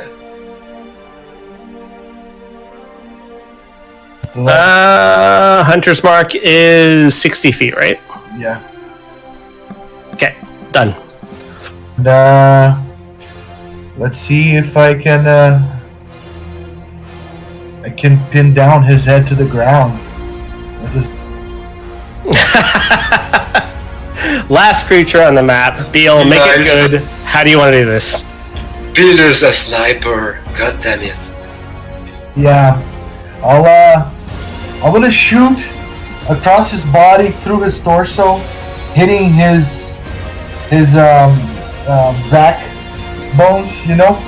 Yep. Dislocating it and making him like bent in half from his back. Like the back of his head is touching the back of his heels. Perfect. He folds in half after his spine is severed, and as he's turning around to Valen after missing and crashing into the ground, turning around to try to bite, he just collapses over. Valen, when you move back around and go back to engage the creature, he's already fallen over.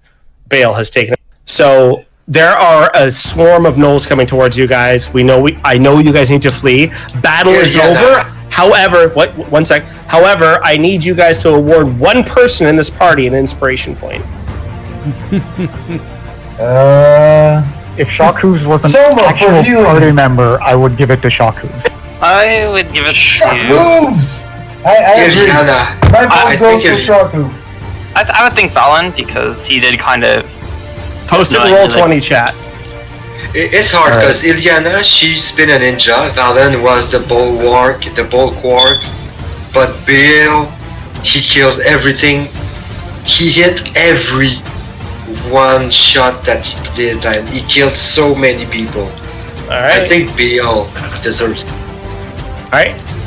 We have 2 Vale and 1 Beal. We have 2 I also more think votes. Beal because he did a lot of work on what you call it. The Alright. So I need Valen and Beal to roll me 1d100. D percentile. Ooh. Beal, you gain an inspiration point. Give me one more 6. I just need one more 6.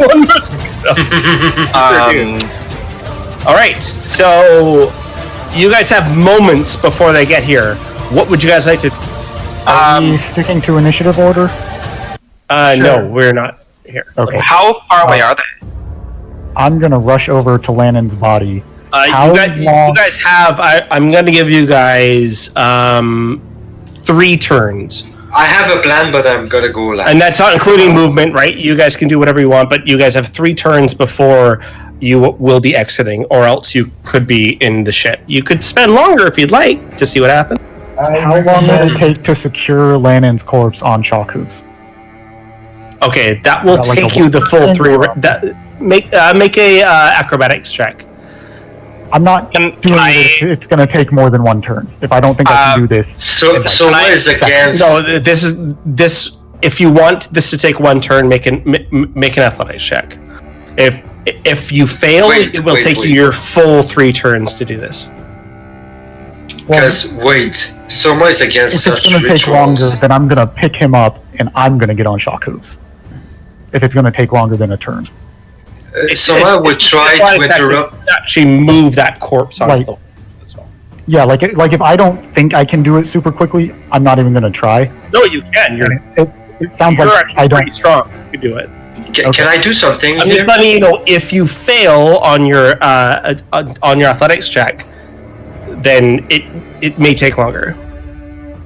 I mean, before he takes a check and starts doing that, I'm gonna see him go for Lannon's corpse, which is something I'm gonna do too.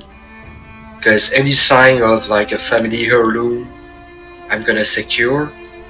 Okay, actually, But- let's go back to initiative here. Let's go from top to bottom in Discord chat. So, Beal, what are you doing? Just because there's multiple people trying to do the same thing, just so we all know what each We're other's gonna doing. interrupt each other at this point. so Yeah, that's what exactly, I'm trying exactly. to do. Yeah, Okay. all right. So let's go back. So, Beal, what do you? I want to. I'll investigate the body of the priestess Okay, make an on my investigation. first action. 3 actions, right? I investigate the body of the Yeah, of so the you're gonna do priestess. your first action now. Make an investigation. Ilyana, what do you do? I'm going to go up to Shaku's and say like, we're gonna take Valin with us, but can you please come back with us to the cots, Shakos?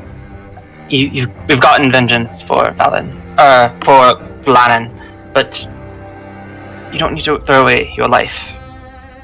For now, you can, please. And be like sticking my hand, like kind of like letting him sniff it, and like kind of like begging him almost. Okay, make an animal handling with advantage. I also have that bardic inspiration. You can use that if you use a bardic inspiration afterwards. So what is it? D6? A D6. Ileana. Wait, hold on. Shaku's kind of looks at you and kind of nods.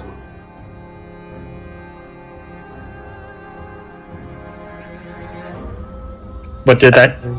Oh, rolling 6. Oh, yeah. I forgot to 11. 11's not going to work. Shaku's is still hovering over top of Lannon. I'll use my that... inspiration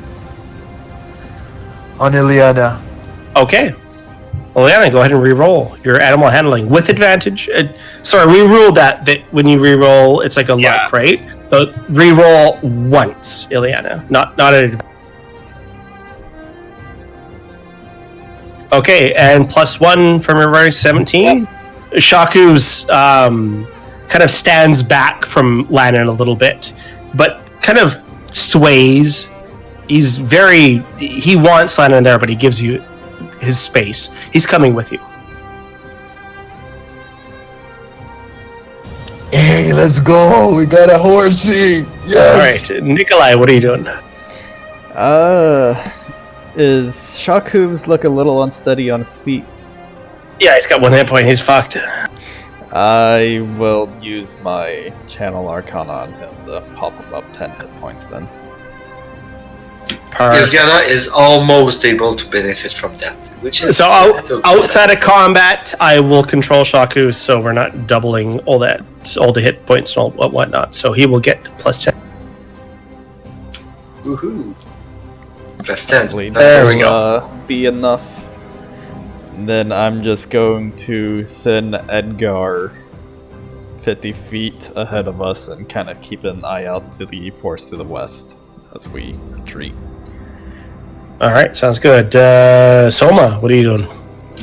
Time is of the essence here. Lannon, he's dead, but his soul, it has passed on. He's in peace. I'm gonna close his eyes. I'm gonna... I'm pained by it, but we're being pursued. We're on enemy territory, and they're coming, so... Shock hooves, everybody, let's move out. I have a plan. Ileana and I, we're gonna try to divert the hunting party.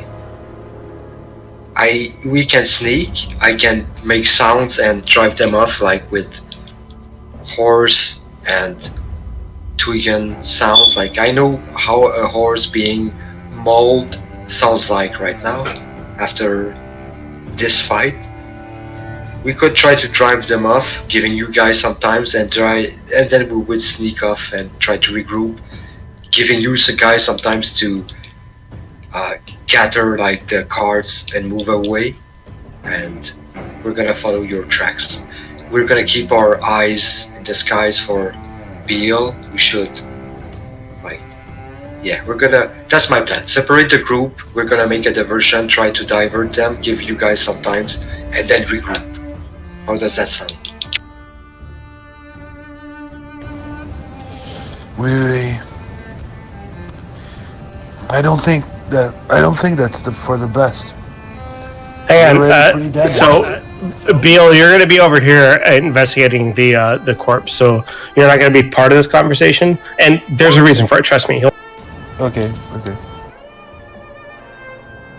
I will use illusions, and Ileana is there like to assist me, and as like I don't want to be singled out. With Ileana, we have a better chance to survive.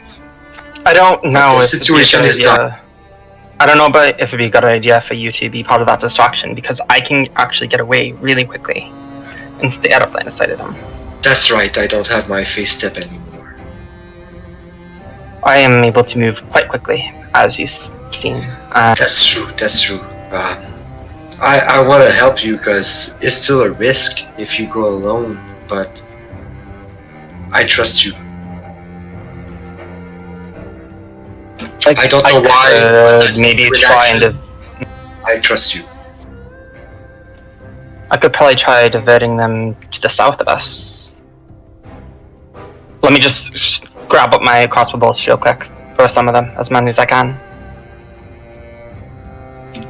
There's no spells So- I can hit you with. Guys, this interaction is supposed to be quick. Okay. So I'm going to stop you guys there. Val, what are you doing? I'm done.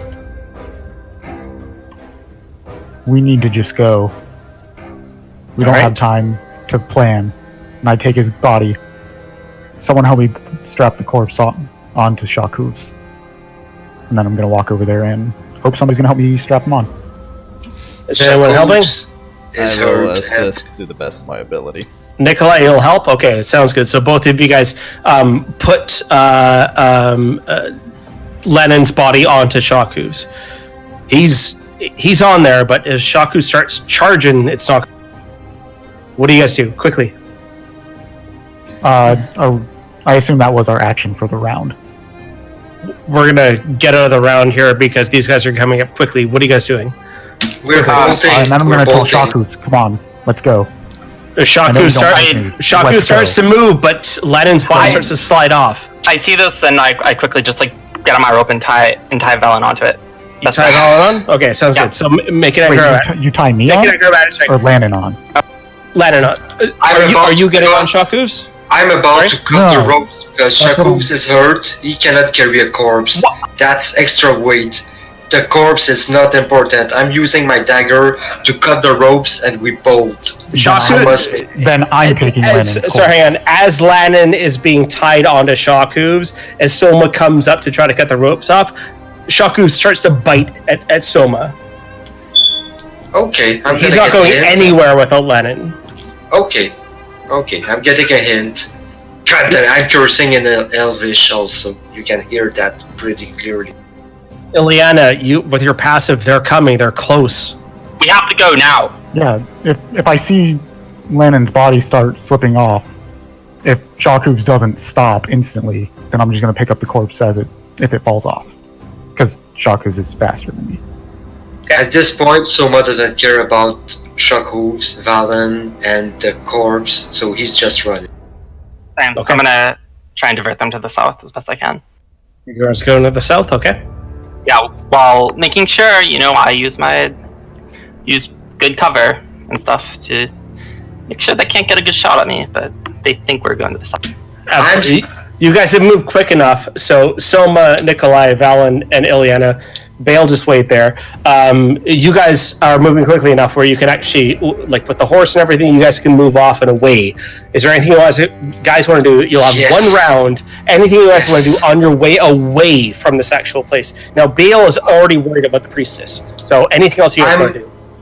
Soma is on the far flank, casting illusions of a hurt horse 30 feet as far away as he can, making loud noises. Okay. He's moving away from the group. Do Done. I notice Lennon's spellbook or anything laying around? No, but he doesn't seem like his equipment on his body has been disturbed.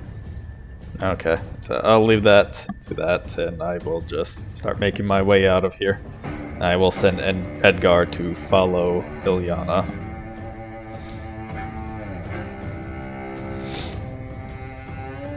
All right, Valen, what are you doing? Unless there's something I can do to make Lannon's body more secure on shock hooves, then no, I'm just going to make sure I'm behind him in case it falls off, and then I'll pick it up if it does. So, just before theatrical sense here, we're going to grab all you guys, and you guys start to move towards the south, running away. But you all notice that Bale is not there.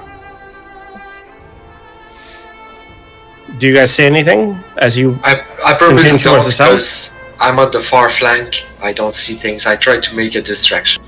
Okay. I thought it was like kind of like run.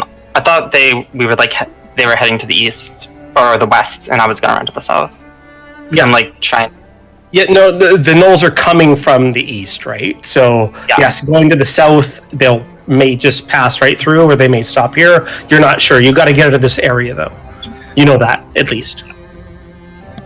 But Bale is not going. He's not coming with you. I shout out, Beal, get the fuck over here! You're gonna die!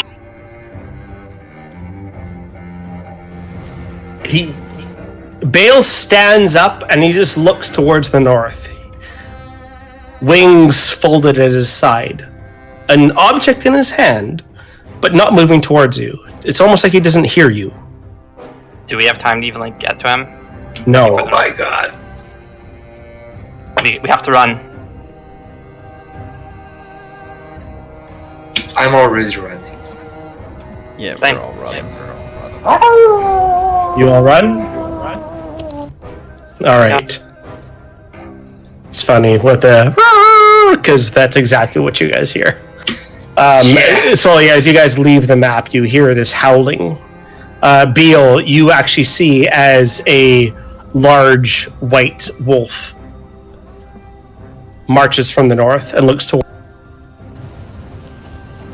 Yes! Another white wolf marches towards you. No, look, it's not the white wolves you think they're. I'm watching this. Oh shit. I try to move closer to them. As you move closer to them, this figure appears in front of you. And I'll howl to the moon too, and then I'll dash to Marchos. as he dashed to Marchios, and what do you do? When you reach him? I'll kneel. I'll hug him.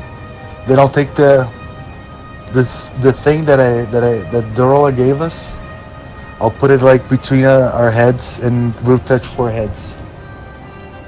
He touches your forehead quickly, and as the energy between you, the bond between you, or the boon in this case between you, he quickly turns his head, and you could feel the muscles in this large wolf's body starts to haunch up, and he just screams, and you see as this one wolf steps directly past you, like it was nothing, like it was an illusion. And both these wolves, breath starts to come from their noses and from their mouths as they just scream into the distance. And Machios, looking at this, puts his head back to yours, forehead against forehead. Let's go. What is happening? Machios has his head back against yours. Give me 1 second.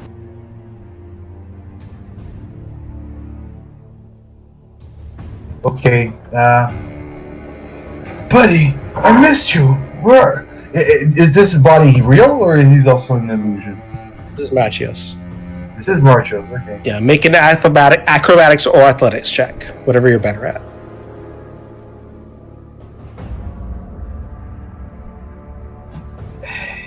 Oh, he jumps on you, and he's trying to pin you to the ground. Not a chance. You're able to stand up, and you pin him to the ground. He rolls away and just starts licking your face up and down. Buddy, I've missed you so much. We have to get a run on. A wild group of gnolls are heading our way. My friends are heading south. We'll be safe with them. Come on! He looks towards you, like smiles or whatever, and then looks towards the east and just grrr, and then just grabs you and starts pushing you towards the south, towards your friends.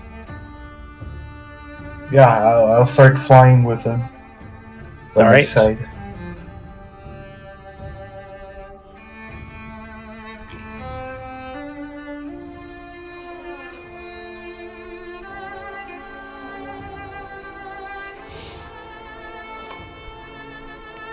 So you all run quickly to grab the cart or whatnot that's laying there, to grab Duncan and the oxen.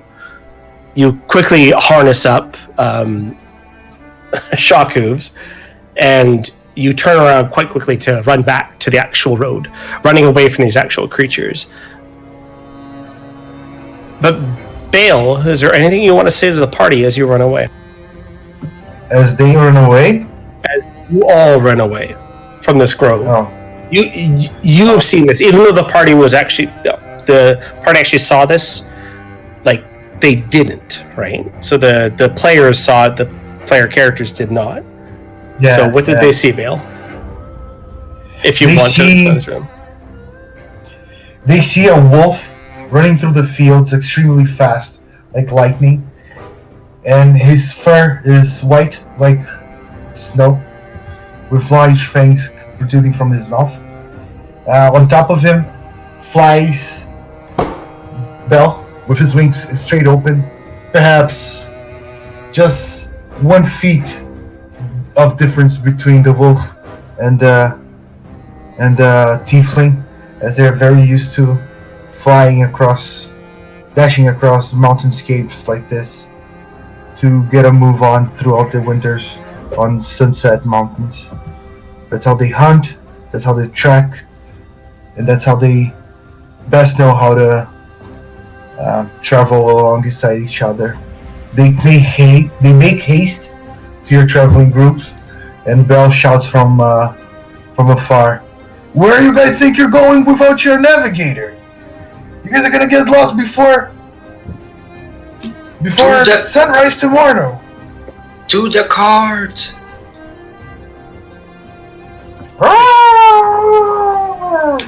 Quiet! No way.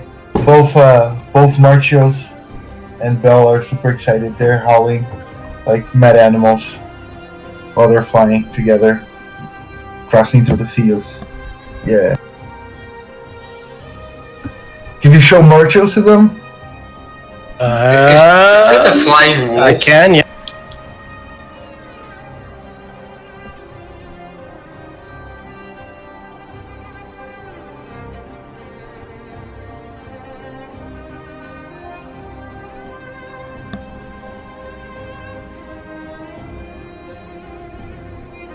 He doesn't fly. He doesn't have wings. He's a wolf. Okay, But I have so wings. you're flying through the landscape. I understand you. Yeah, okay, cool. Where did the wolf come from? This is my friend that I came to rescue. He found us here. Quickly, Marshals. the gnolls are on your heels. Quickly. Let's get the fuck out of here. Now! We don't have time to talk. We'll talk later, after we get some miles on these gnolls. Fucking double time it. Perhaps we should drop some of the meat that we carry to serve as a distraction while we run away. I brought nothing of the sort with me. That's not a terrible idea. I can find more if we need to. Yes, drop the meat. Some of the meat that we harvested from back at that lake, remember? Yesterday. Ah!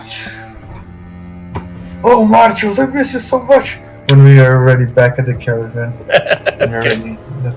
Meat bombs. We're wrestling in the back of the caravan. Macho's like jumps up from the wrestle and he's like licks her face a couple times and like grabs the front of the carriage and starts like pulling it with his teeth. Seriously, we gotta Get a hint, tiefling. Just kidding. So, long story short, you guys grab the actual carts. Duncan has them actually ready because he didn't see a flare from any of you guys, but he did hear you coming and got everything ready. And you guys run off quickly and fiercely to the north, down the actual road towards the oncoming mist that comes along the Iron Way. The mist might be salvation. Right now. In this case, probably. It's been another couple hours, so let's take another 5-minute break. 10 minutes? Anyone need a 10-minute break? 5. Perfect. 5? I'm 5, fine, good? yeah. All right, so Actually, 5 minutes after the hour, and we'll come back. BL. Yeah, I'm here. What up? I did roll in that investigation. Yes, you did, and you actually have an item from that. I'll let you know as soon as we're back from the break. However, Machios, now that you've actually seen him, is a tad wounded. You can't actually get his full abilities until you guys are level 3. So it sounds unfair. So why don't we level up to level 3? In the middle? No, we can. I don't mind leave him resting here. No, right He now. wasted all his energy to fight. Everyone, welcome to level 3 as you move on from the null attack. So we're going to take a 5-minute break, and when we come back, we can continue leveling up. But I want you guys at level 3. Okay.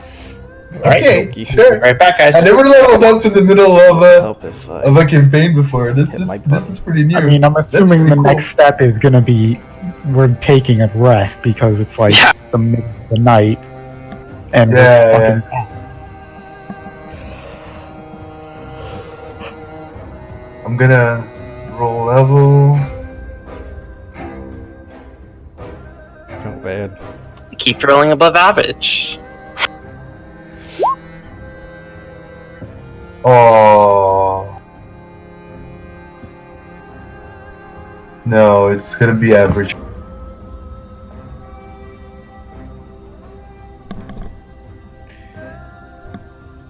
I'm scared to press the button. I knew it. You can take average though. And you have a pretty insane constitution. +3 is a lot, man. It's a lot. Yep. What happened?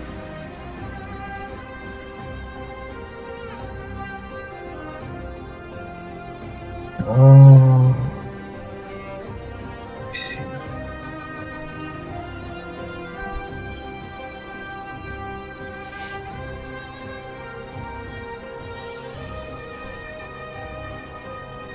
Whew! How? Level 3, we're finally past that initial bullshit. I was still hearing like we do get to level right now, right? Yes, right now. So you guys are going to be running away, and then you guys are going to level up. I'm not even sure what class I want to level up first, so maybe I'm gonna not mind the level up for now, but I'm gonna still look into it. Yeah. It sounds like Bard. Because I haven't had any other visions, so yeah. Well, I have to choose a spell. I suck at spells. No. Okay, I'm back. Pass without spells!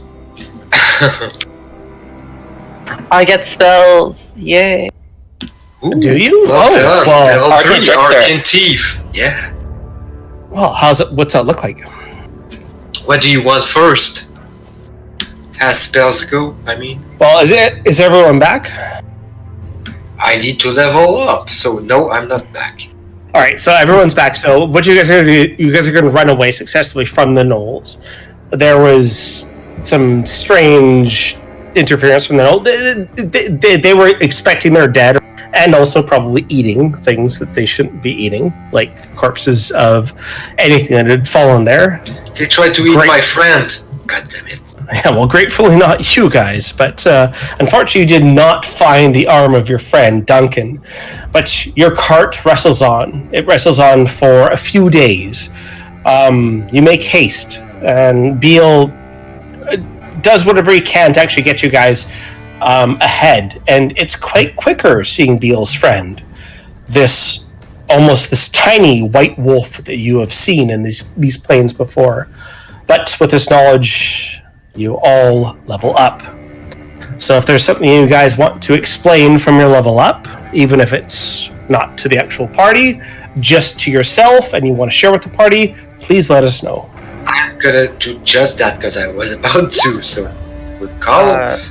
I feel itchy, so I'm gonna level up Warlock as a level 2 because that's what happened more recently. I feel it's appropriate. You're gonna go to Warlock? Okay, so you're gonna have to give me a second here because I have your level 2 Warlock, but just give me a second. So, oh, cool. Oh, I'm gonna go into the Whisper Room. in after everyone else does it, so I have time to write this up. Yeah, take your time. I need time. I mean, Okay. I'm not gonna fully level up. About the HPs, I'm still unclear. Can I? So, Not sure. You're- Can I roll and then take average if it's bad, or? yes. So if you roll under average, it's average. You always get average, but you have a chance I to get get above average. average. Yes. So if you roll average, if you roll below average, you get average. That's cool. All right. So there's no risk. That suits me fine on this game. There sure is risk. You could roll average. That's what I just did. God, I was like, okay, not bad. I'm usually happy rolling average. Oh, I forgot the Constitution bonus. Alright, that's settled.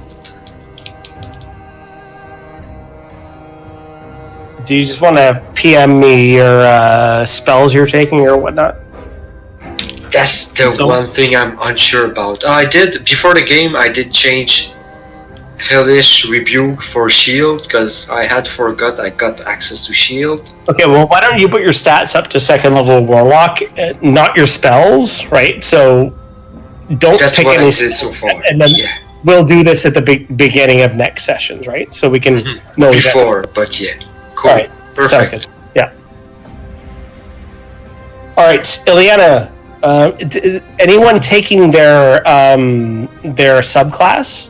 If there's anything you guys want to say about actually taking your subclass, perfect time to do. Yes. I guess maybe the next night after we'd like run away from the gnolls. Kind of like after we make a camp. I kind of take. Sorry, one sec. Ileana, you said that you were looking for the spellbook. Yes, of I Lenin. was. So, what do you guys do with the Corpse of Lenin, right? Sorry, regardless of what you do with the Corpse of Lenin, we'll get to that afterwards, but Ileana, you had the chance to study it. Yeah, I started like picking it up and like flipping through it, looking at it, you know, because I studied some arcane stuff when I was like younger, but you know, didn't go down that route. Just kind of start looking at it, reading through it, adding to whatever previous arcane knowledge I picked up from my travels and readings. And also take out some of the incense and charcoal that I bought back in Nathund, or acquired back in Nathund, since one of the two was free. And I spend an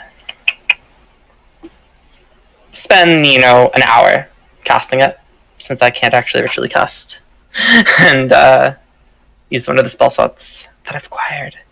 And I use Find Familiar to create a Fey Snowy Owl.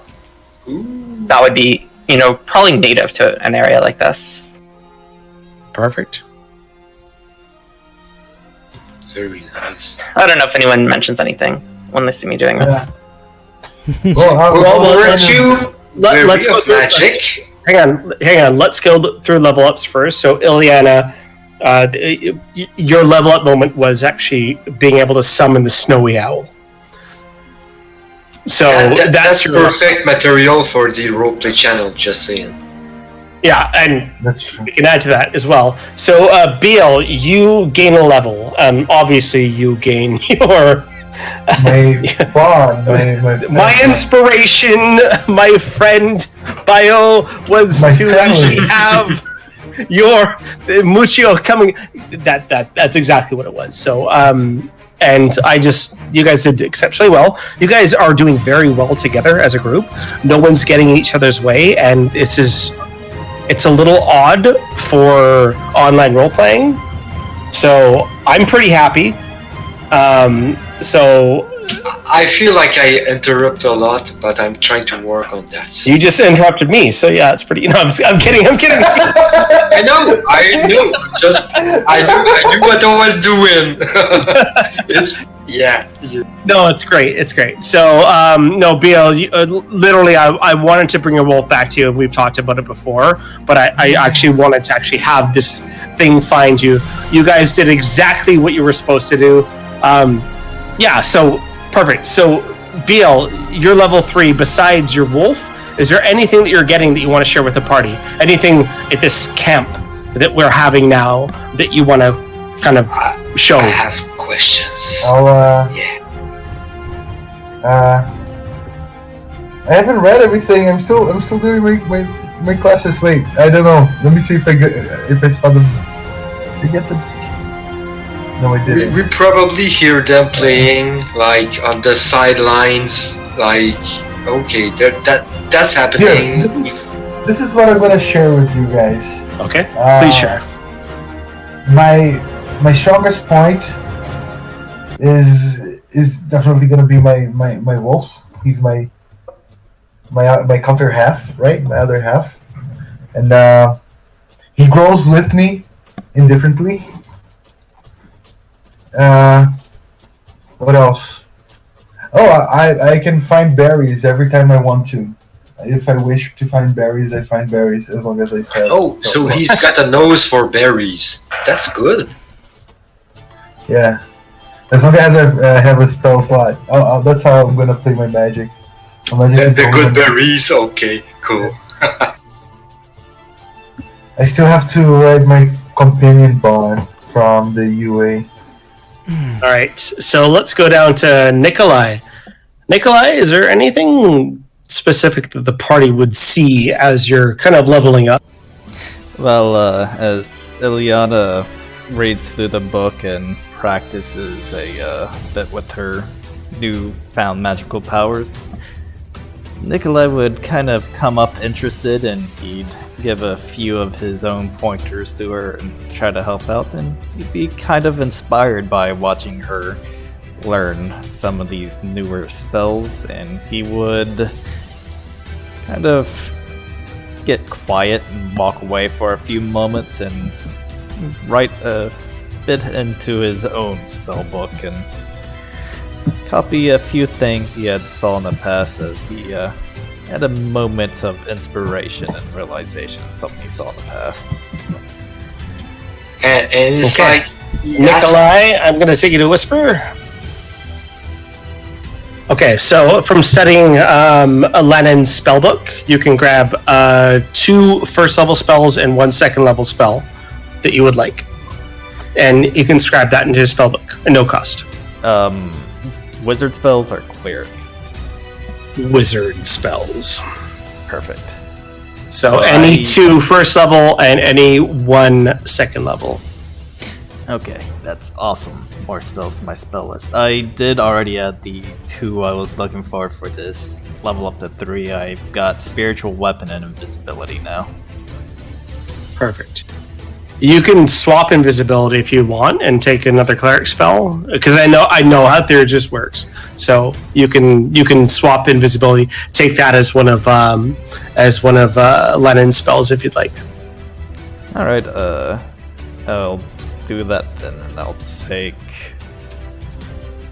Healing Word, and I'll take Invisibility as my other spell. Yeah, you're taking on 2 roles here, man. So. Yeah, I'll manage. I'm going to give you the spells, but not the spell slots. So, yep, I'm learning to be careful. It's a very interesting role that I've got here. I love the versatility, though.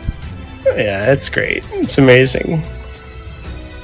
Right. Okay, that's it. So yeah, so during your level up, you learn those extra 3 spells. Thank you very much.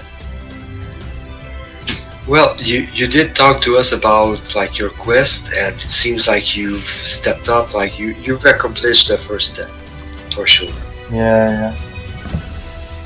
Valen, the almighty invincible versus 3, but vulnerable versus 2. What do you experience during your level up? So when we make camp for the night, or morning, or whatever, that day, because, we basically fought into the night. Being a priest, I have a priest pack, and it comes with a bunch of candles and incense and crap. So I'm going to set up a little ritual altar, candles in a circle roughly 5 to 10 feet around me, and light some incense on just one end of it. It's just like basic incense. The candles are unlit. I stand in the center of it with my sword. Actually, I think, I'll go with the sword. Blade down in the ground, both my hands on it. I look straight up into the sky, and I use the Radiant Consumption ability, which I just got, and light, and I'm not in armor, I'm in the hooded cloak, whatever, and light just pours out of my body in all directions, in every way, and light up all of the candles at once. All right, so Valen, in that split second where you cast this ritual, just before the lights actually emit, you are pulled away into the whisper room by the dungeon master. Woo! Holy shit, that's a bright light. I take a step back. I'm like, ugh. God damn, those nodes are gonna see us from the freaking water deep. Oh shit, that's right. Well, when DM gets back, I need to roll a wisdom saving throw. For what? For reasons. I like it. Mysterious reasons. Oh shit. No. My roll of text. No. Yeah, I was like, I thought that was Nikolai. I was like, okay, that's an explanation. But it's not.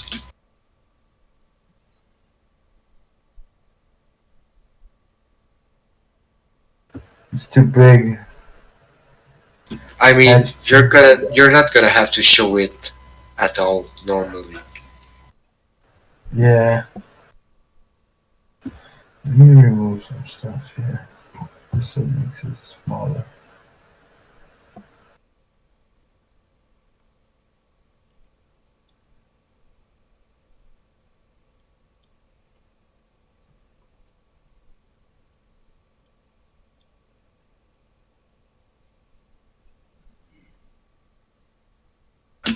I'm surprised that we still have 2 cards. Quite frankly. Yeah, we do. And we have animals to actually drive both of them still. I figure like Go better than I Shock thought it would. Hooves. A Yeah, lot better, yeah. Shock Hooves might be a bit slower for the next few days. God damn, that horse is trouble. It's a high maintenance horse. But it's a high-end horse too, so Yeah, it's got horsepower. it got a whole horsepower.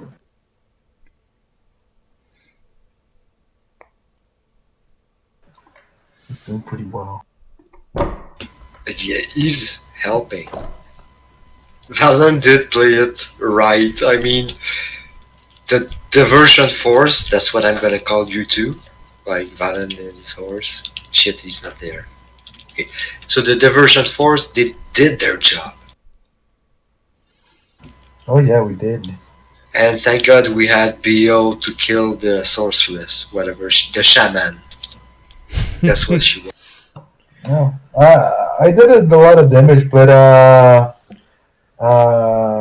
Ileana did a lot of damage too. Yeah, that's right. I can't believe that crit. Like the crit roll was only +1. Oh, you killed that gnoll that I tried No. to attack like 3 times. That was good. No, I didn't kill it. It was the horse that killed it. I got it That's down to right. 1 health. That's right. Oh shit. Yeah, you did 21 damage. It's a lot of damage.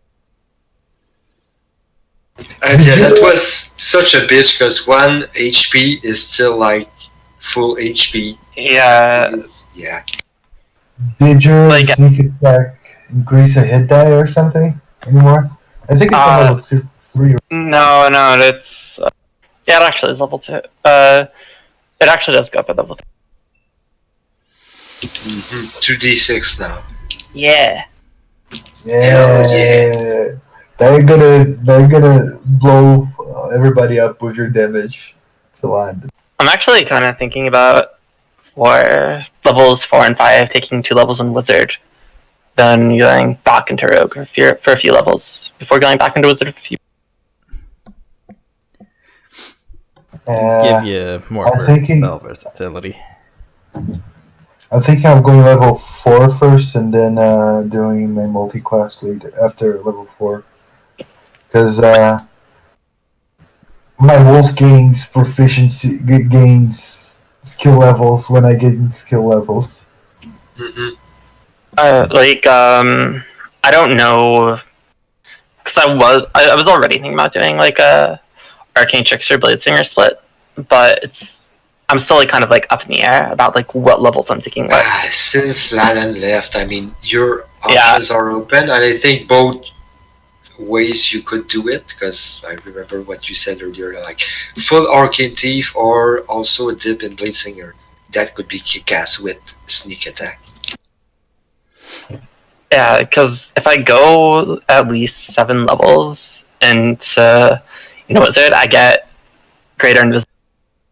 It's one of the few multi-class options where the synergy, like, it goes both ways. You could, like, when you multi-class, you generally don't want to go further than level 5, but now that's an option where level 7 becomes very interesting. Yeah, Arcane Trickster Wizard, it's just like such a good mix, because they both synergy, yeah. I mean, you should also rushing the Bladesinger for greater visibility. That's alright, so you all see Valen uses his ritual and kind of sets candles around or whatnot, and he raises his head after casting that ritual. Valen. So my the Asimar ability did go off. Oh shit! Because that's how I lit all the candles. Yes. Do I need to make a wisdom saving throw too? We all have to make wisdom saving throws. Well, no, it's selective, isn't it? No, I'm close to him because I was curious about the ritual. 10 feet of me. Oh, everyone has to make it then. Yeah, it's not selective. Yeah. No. It's not a was saving throw. curious. It's just if you're within 10 feet, you are burning while you're within the aura. Oh, Which, if you were within the radius of the candles, would be burning. But I'm assuming you walk within the I'm not candles that I was in the setting radius up. of the candle. Yeah, That's why I take a step back. Yeah, it's this. It's I shed light, Roll damage. and then it burns everything in the damage. Okay. It's not a roll. So, who is within this radius? I am. I was curious. I would not have let anybody be within the candles because I probably would be flying top head and talking with Marchios. Okay, so Valen, you kind of lay these candles out 10 feet away from you, so this won't affect anyone. right. Basically, I was setting the radius with the candles. Okay, but Soma, you came into that area, right? Mm-hmm. So make a wisdom savings throw. There's no save unless There's no it's saving something throw, straight special. damage. There is because of the, you know. No, yeah, that's what I was saying. Unless there's something special, there's nothing. There's something special. Specific ability. So make it with some saves. I did roll a 17. Oh, you did? Okay. All earlier. right, cool. Yeah. So you're thrown back about 30 feet. Ow! Yeah, I did expect to take a step back, but that's a huge leap. Max damage. So you take 12 points of damage as you crumble to the ground, and the only thing you hear through your head is, I'm going to steal you for a second. Okay, you guys. This is... I took him while he was talking. I assume Nikolai at least has an idea of what's going on. I hope so. Nikolai just kind of locks up, backs up a few steps. Looks a bit pale. It's probably a bit more violent than you've ever seen it. No, just as he remembers it. Fair enough. Like I said, I don't know your background. Well, I mean, I know vague details about it, but...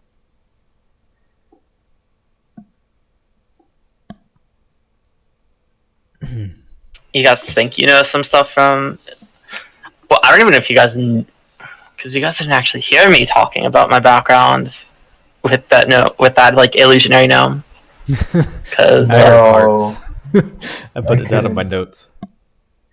Yeah, I mean, the player heard it, but... Because your character went inside, remember? When I got you. Yeah, I didn't hear... like anything in specific, but I did hear you mention something about your father and your father's name. Yeah, I guess you probably did hear about like between that and like baton, but I don't know. I actually got to look at that name.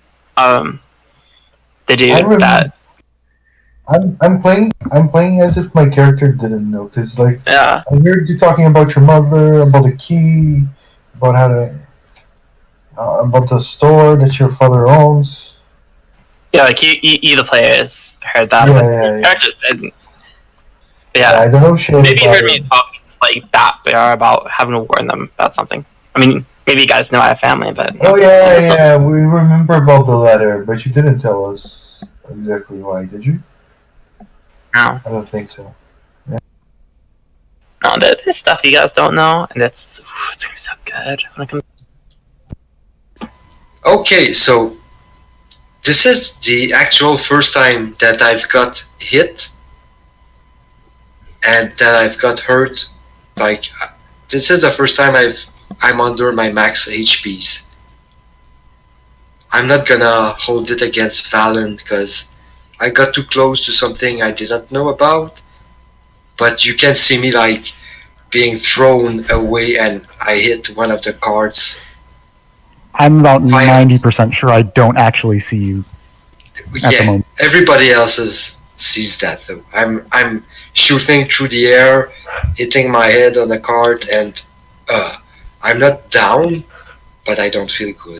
So everyone besides Valen, make me religion checks.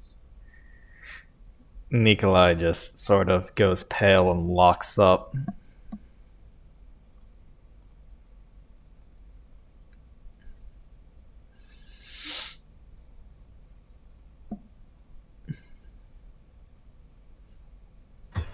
I'm losing my religion. Oh, nice. Nikolai, make me a religion check. That's me in the corner, trying to keep up. All right, so you guys all just see,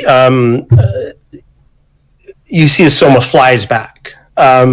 There's nothing but Bale. You can actually see what looks like, for a brief instant, a gauntlet, a large gauntlet, about twice the size as Soma actually is, punching him into the ground. Oh, shit. It disappears as soon as you recognize that it's actually there. Like a blink, it's there, and it's gone. Bell is gonna tell Marchos, remember to never mess with this guy, and don't let me mess with him either. Machos stares at you and pants. Very happy to be with you again.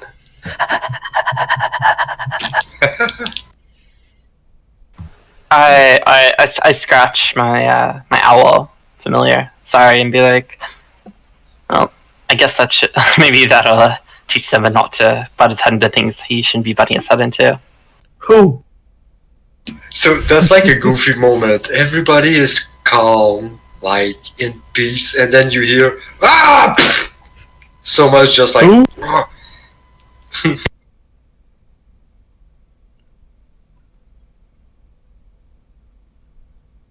So, Eliana, do you want to name your familiar? I did. Sorry. Sorry. Okay. Sounds good. So, next map we get to, we will name it. All right. So, it has been a little while for us to be playing. I want to wish to go on. Do you all want to wish to go on? I Okay, do. I can go wish to on. go on for 1 more hour at least. I've got time. At least. Good. Yeah, I'm Sounds good. Let's keep 1 going. more hour, not at least yet.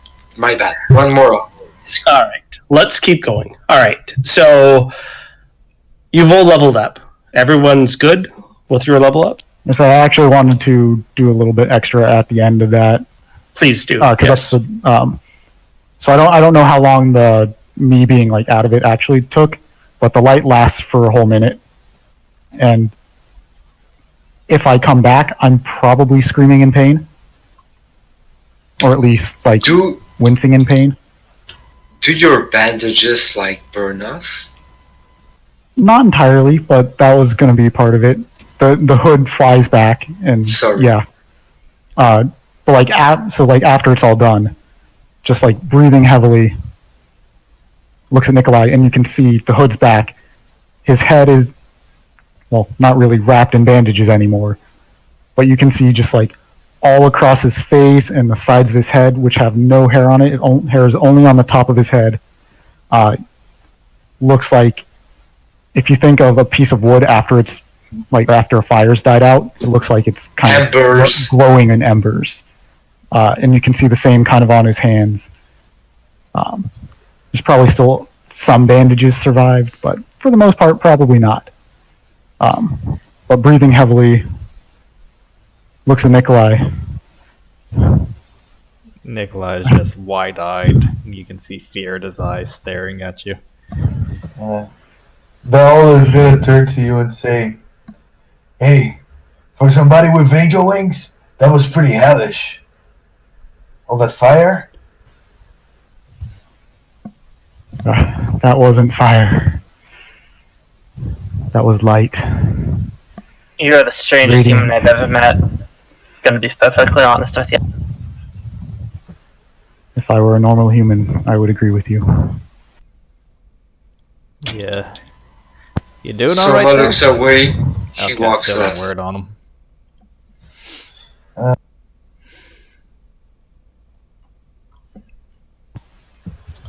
Well, that feels better. Oh, come on, you don't need to be angry. It was just I know people of your kind.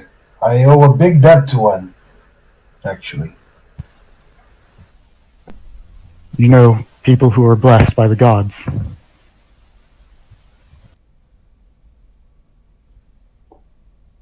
I don't feel blessed by the gods. On these words, like I look away, I walk off. I mean, I've met I don't know clerics if he- before and paladins, but never. I don't think you're. Why do I feel like you're something more? So, BL, you touch on something. Yeah. I say. You said somebody blessed by gods, right? That's what you said. Yes. I'm not sure if he's blessed by God, but he looks a whole lot of holy. Exactly like him. You know what? Has my character even ever heard of Azamar? Make a history check. Oh, I. Yeah, Asimar. Yeah, Asimar. They're the anti-tiefling, basically. There are they're the succubus and incubus, but from angels. They're the good sent down, the apparently good sent down, but the free as well. Harlots.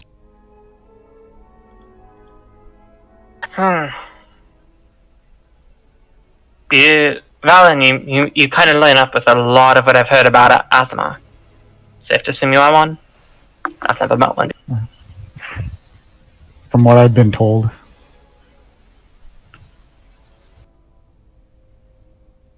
From what you've been told? I mean, I've never seen an angel come and give me his blood or anything of that sort. And I don't know, I've never actually seen my parents. So I don't know if they're the same. But from everything I know about them, it lines up. Where are you from again? We said Waterdeep was where the temple was, correct? Yes. I'm from the Temple of Torm in Waterdeep. Why would you make a city under water? I've never been there, but I keep hearing about it. It's not underwater. It's on the shore, or close enough to the shore, at least. The name doesn't quite make sense, I admit. You and your Westerners with your names, they make no sense. Huh.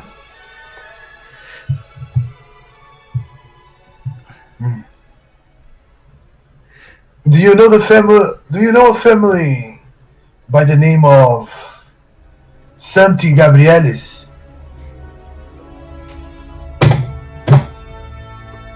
I'm going with a no? You're gonna have to spell that one out, if you can. No, Eliana, you have no idea who they are. Yeah, I'm trying to. Perhaps I rushed to a conclusion there. But just knowing that you're the same as him increased my faith in you by so many times more than you could imagine. I know I can trust you now. Well, I'm glad to have your trust. I'm sure we'll need it in these lands. With all we've seen so far, at least. You did pretty well holding off those gnolls and undead back there. Those arrows saved my life.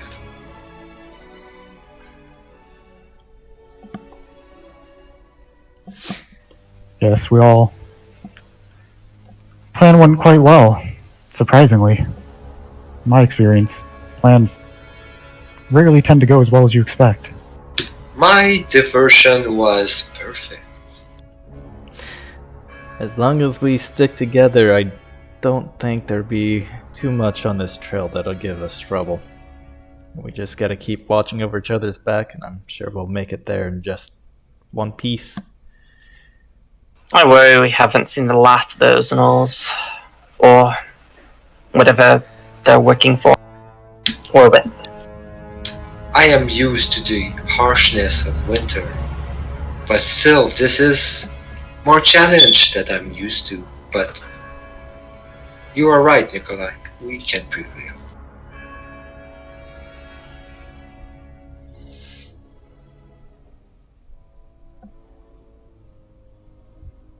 Shall we? Were we traveling or are we resting right now? No, this is your guys' first night rest, where you are actually gaining these powers back. Because I would, yeah, okay, cool. Long rest suits me because I need either a short or long rest because I'm half health. You guys get your full I rest. think we should bury Lannon. Yes, for sure. Otherwise, My mother there's no told me reason to about take his some of corpse. the elven funeral customs, but I do not know I'm not about. familiar. He told me he was from Everasca. if that rings a bell to anyone here.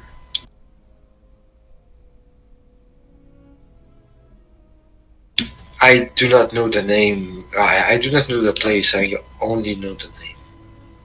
Everesca.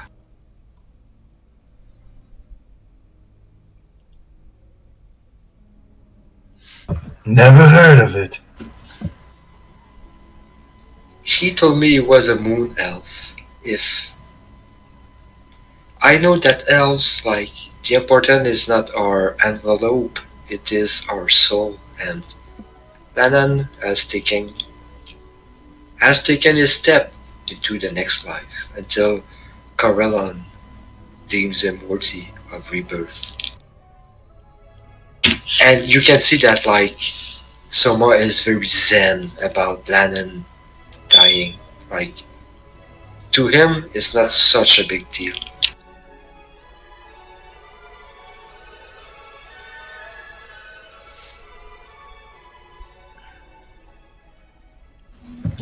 Everyone's time comes someday. I shall write a song in his remembrance, but yes, we do. Burying him is a nice gesture. I'll give you that. We should remember him. I think it's also what Shockhooves would prefer. Is that what you would prefer, Shockhooves?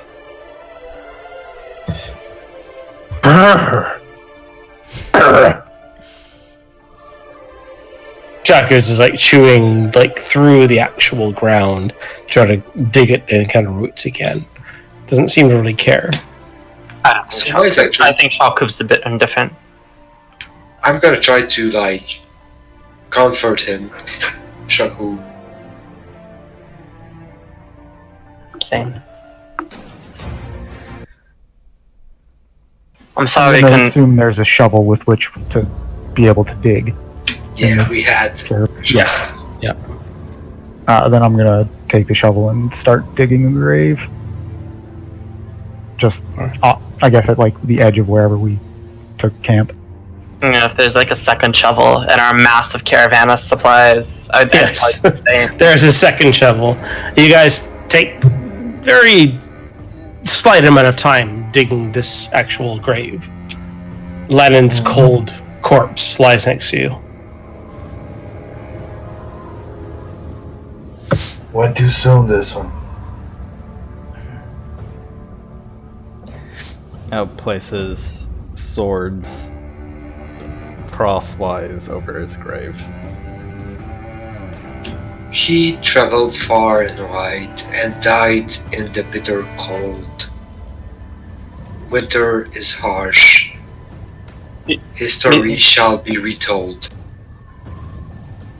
Before we fully bury him, I'd like to just do like on server, make sure he doesn't have like if he has like any, I don't know, notes, letters, something like that, just to like, in case we like ever run into some acquaintance of his, so we can notify his family. Yes, he does. Yeah, maybe we could notify his family of his passing. On a rough idea of where we buried him, in case they ever want to try and retrieve his remains. I shall keep him in mind if I ever go to Everesca.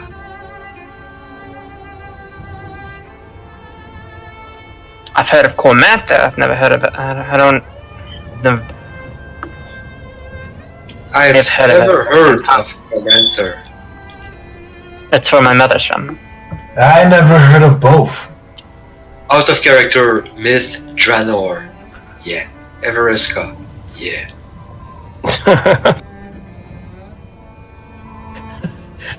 No Sword Coast here! What are you talking about? I don't see that. Where? What? Game I Master don't have Ray teleport yet. Not yet. You also need knowledge of the place, like only hearing the name. I think it doesn't allow for safe teleportation. Oh, you can teleport there based on description. Yeah, it's just Well, a you little can bit Just riskier. keep teleporting until we get there. What's a few teleports into a volcano? Water deep, here we go. What's the worst that could happen? Exactly. We miss an arm and a leg. No, that's Duncan. Cricket noise. Just the arm. I think we need to cut off the leg first. Man, those caravan prices less than an arm and a leg. We're only halfway to Icerim. I mean, the guy's gonna be like a torso when we. He's gonna be like the Black Knight from Monty Python. Yes. This only a scratch. 'Tis but a flesh wound. I shall kill you. But yeah, at least we know that we cannot rescue Lannon, which is sad, but also safe. So I'm cynic. Lannon is lowered into the ground, into the earth, and buried.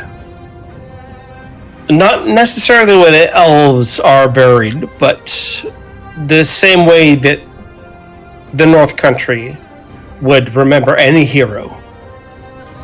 Can I, do I have any landmarks I could, every time we're gonna go on this road, I'm gonna make sure we spend at least 1 hour on Lannon's grave. Absolutely good. Yeah, I can't remember. Speaking of which, there is no landmark in front of you. There is no road that you're on. Though many of you have remembered the actual way to the next actual landmark, the mist, the fog, rolls down from Icerim Mountain and starts to cover the area. Oh, It's a close. sign from the It's past. very close. The grave is dug. The body remains. We have paid respect to our friends. Now we should care about our lives. Look, this fog is settling. Yes. Thankfully, we have a compass that could hopefully point us in the right direction. Reynar's blessing on us. Duncan has one, right? Yes. That he gave to me. That I'm going to give him back when we get to Icerim. Hey, a robe that gives back. Slowly, all of you slowly start to feel drops of rain crest across you as the sky lights up, dimming to the actual setting sun. You can see occasionally branches of light caress through the actual mountains. The weather is fickle. Let's move on. I agree. Should we push through this weather, or should we seek shelter until it passes? Shelter seems. Do we see anything that could be shelter on this plane? Perception checks. Oh wait, can I make my perception check with Marcios? Can Marcio do a perception check? A perception? Yes, absolutely. I would give inspiration to Beal. Like, he's our scout. So you've got Bardic inspiration.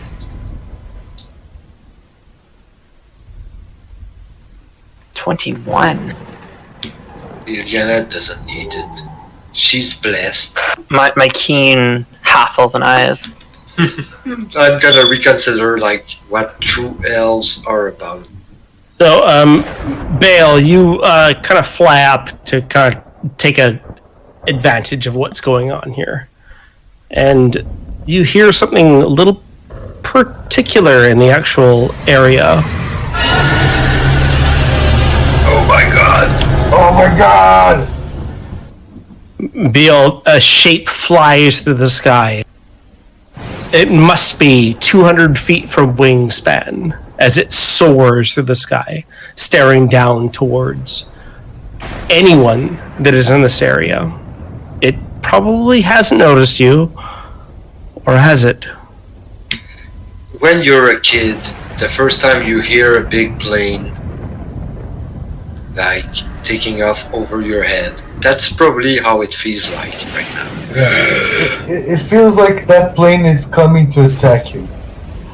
That's the feeling. The plane that you hear the first time wants to eat you for lunch. Do I see this with my perception check?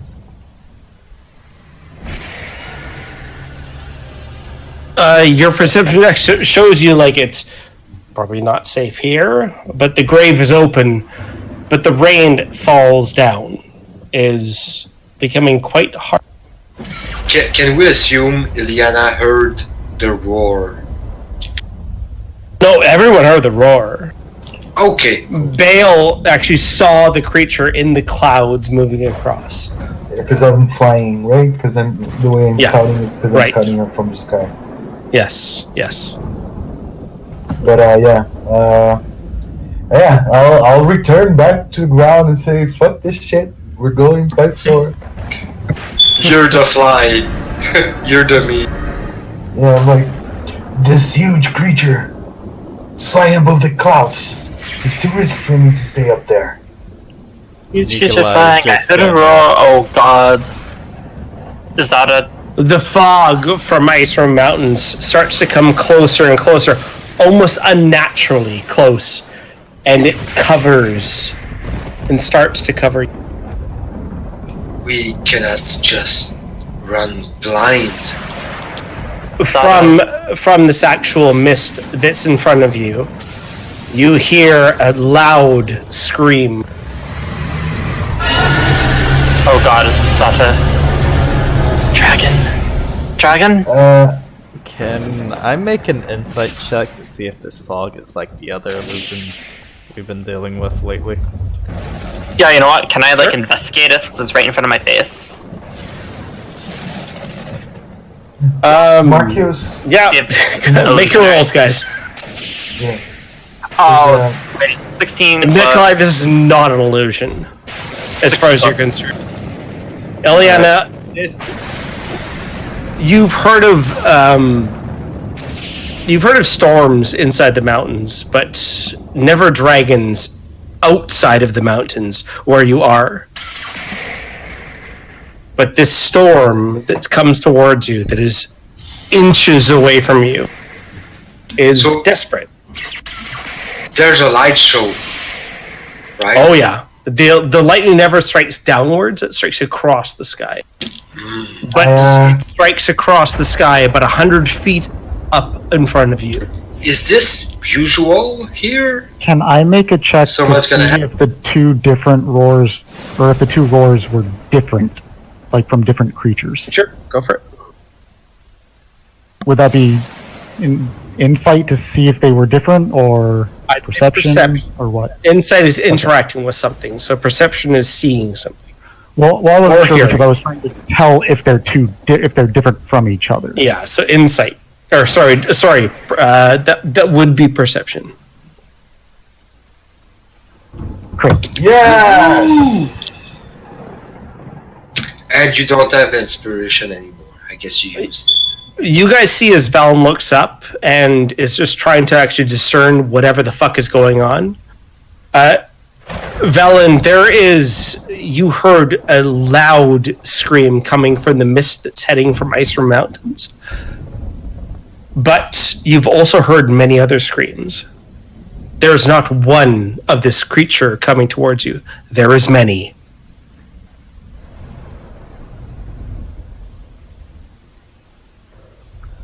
There's not just one of whatever these are. There's a lot of them. They might be talking to each other. They might be searching for us. They might be fighting each other. But there's a lot more than one.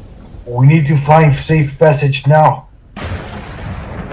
Shaku starts losing her shit. She's not happy. And she starts to buck and wane and just looks towards the closest place to run. Who does that? Shockhooves. Shockhooves. Oh, Shockhooves. Before the mist rolled in, did we see like any place that could like look like it was a hiding place?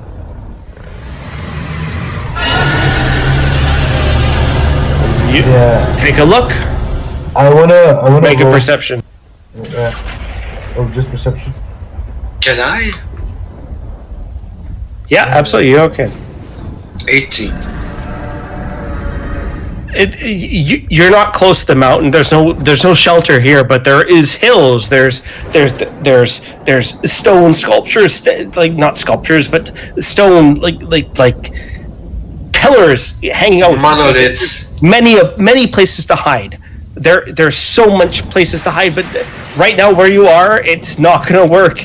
And just hear this, and it's coming closer. It's closer. It's coming so close. We are too obvious. Let's use the fog to hide ourselves. Same. Let's hide. The fog covers you guys. You can barely see feet in front of you. There is the mountains to the west, the plains to the east, and the road to the north. Where do you guys go? Where's the nearest outcropping that we can hide? There's nothing around you, but you know that there is much towards the west, towards Icerim Mountains. I mean, yeah, but it is so dangerous going there. You all know that. It is dangerous going towards the mountains. It's gonna be... It's an empty plain, easy to be picked off. As to the north, you could turn around and run, but that's the same empty plains that everyone has seen. Do we have, like, at least 2 rounds? Because I feel like Soma and Ilyana are in different cars. Ilyana's driving the oxes. Soma and Nikolai are driving Shakhov's cart. I think it might Going be in our to interest the to mountains. unlatch shock hooves and leave the carts here and make our way to the We shouldn't. That might... Shaku still sits by Lenin's grave. You guys are finishing whatever you're doing there with it. Yeah, I thought this was still like at the beginning of camp. And I didn't think we were sorry. I set up thought to we were drive traveling. away. Okay. No, I thought we were traveling already. I think it's easier to set the oxen. It's easier to set the oxen free, and That is, they can wander off without us. I think we need to bring the oxen with us. We bring them with us, but without the carts, I think is what he's saying. Yes. Yeah, you know what? I'm let's gonna be quick. I'm gonna Let's just unlatch unleash the oxen animals. and bring them with us, and we're gonna hide in the fucking hills. Okay, I've handled the kegs and whatnot of water. How big and heavy are they?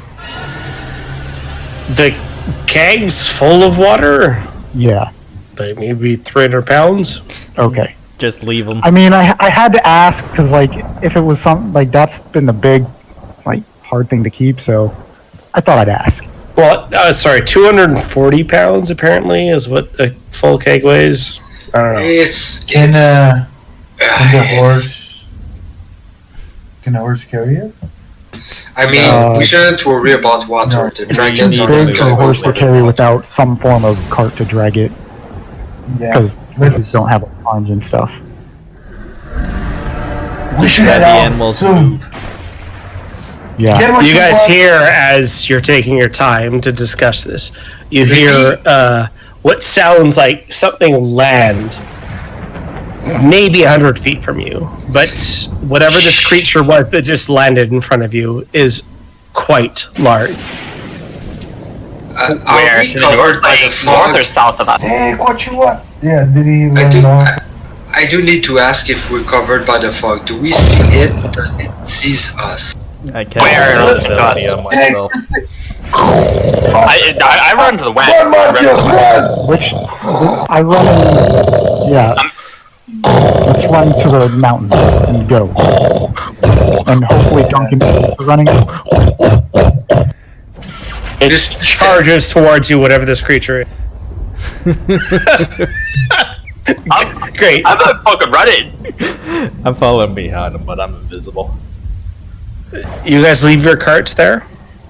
Leave the carts, but hopefully I'm we gonna have enough time to actually, unhitch I'm the gonna animal. move 100 feet away from the carts and kind of linger behind them.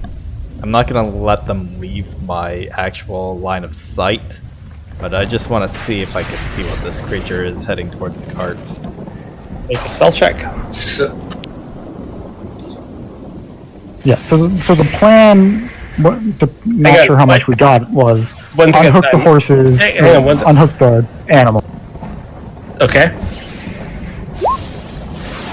Yeah, I think I run off with the oxen. But isn't he like invisible? He's already invisible. Yes. You still need to make a stealth check to Yeah. hide. No, here, make a stealth check. He's a fucking big ass dragon. I'm just seeing if I can get a good look at it and what it's doing to the cart. So Nikolai, you are in sight of the actual cart as your party members like run off, and they can't see behind as the mist rolls over top of your actual area. There's barely maybe 40-50 feet of actual vision through this actual fog. But you being invisible, you think you're okay, and you're looking at the actual cart of oxen that you actually left behind. The thunderous steps close down. As they approach quickly, they close down. And you're like, okay, everything's cool. But as you're looking, you see this gigantic blue head just grab both of the actual oxen in its mouth at the same time and just grasp and rip it up.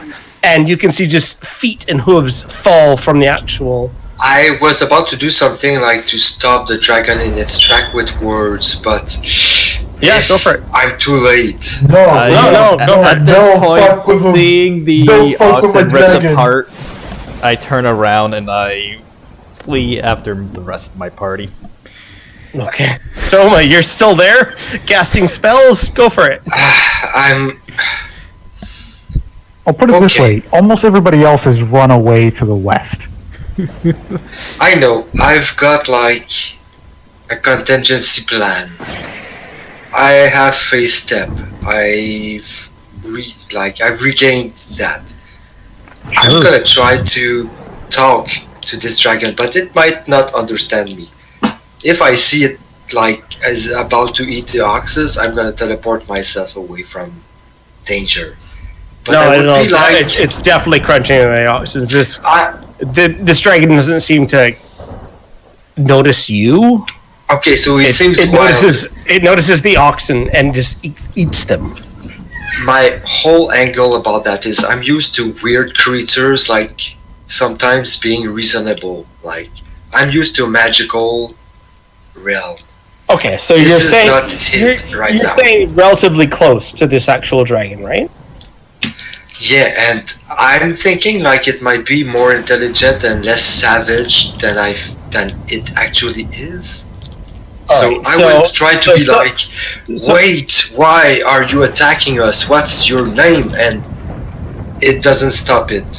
All right, so Soma, you actually see this in this fog. It's very difficult for you to see, but you see the two oxen being pulled up, and just you can hear crunching and devouring noises. Okay, so it's a Jurassic Park moment. Yeah, Okay, this is I'm Jurassic gonna- Park moment. So, and you can actually, like, you can hear the actual dragon come like closer after it's eaten that. It's looking around. Are you still there? Oh, I mean, I probably followed the group at this point. Well, I thought I could have, like, I could see it. I could maybe influence Hey, it, if you but want to talk to it, you can. But you have to be in. I wanted to read the situation differently, but the way with the fog, no. I left with everybody else. Okay. So you'll leave. You'll dash away. The rain that is coming across you guys is harsh. Where are you guys going? What are you guys doing? I You wanna. hear a west until disembodied we voice. hit- I think we should take refuge in the mountains, danger or no. We don't have a choice at this point. The mountains were at least a day away. You were in the hills. No, Right I was down gonna the say hills, rest never until we hit mountain or Yeah, we- some kind of actual cover. Hide ourselves and maybe salvage what's left if we're lucky enough. Like, Soma is very pessimistic right now. Was that what I We think can about? walk through the way. We can walk through the rain. Now that It we don't have depends a on what cart. you think it was. I saw it. The oxen are gone. It was a blue dragon. What A do I know? very, What, very large blue dragon. what do we know about blue dragons? Arcana checks for anyone who wants to With my- identify a blue dragon. With my perception check, did I see that it was a blue dragon? Make an Arcana check. 18 perception, but Arcana, okay. 16. Oh, lucky. All right, so Ileana, this was a blue dragon, yes. Nikolai, a blue dragon. Valen, Somatero, this was not a dragon that you've ever seen. The scales were not chromatic. They were not metallic.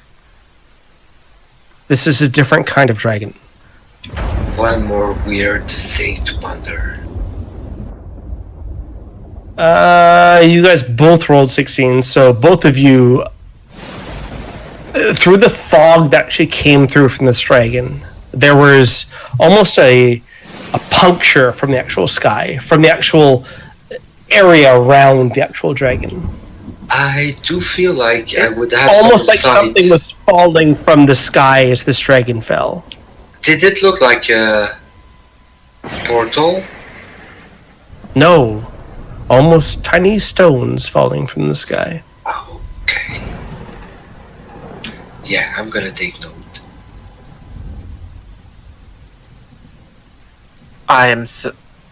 I don't even know what the I want fuck. to think back onto anything I've heard about the falling rocks, like the rumors of those, Okay. Same. and anything I've heard other than just falling magical rocks. Are you guys running or are you staying there? Oh, You I wanna thought this was after we had run and Nikolai said something about blue dragons. It depends on when he stopped. No, you guys literally stepped away from the area that you were in.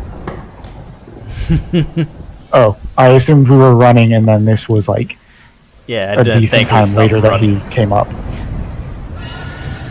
I wouldn't stop running. Yeah, I run wouldn't until stop we running. find a suitable place to take cover. Good. So before you discuss what you just saw, where are you guys running to? You're running towards the west. You're running towards the mountains. Good. But where? Where in the mountains? Where's I'll, safe cover? This is what I'll do. Hills. Between Hang on, what hills. Baron, hang on. Beal. Yeah. I'll try to. I know that I can't fly in the sky anymore, but I'll send me and Marchos are gonna do a survival check together to find a place that's safe. Both he and I have proficiency with survival, so he's gonna give me assistance. Okay.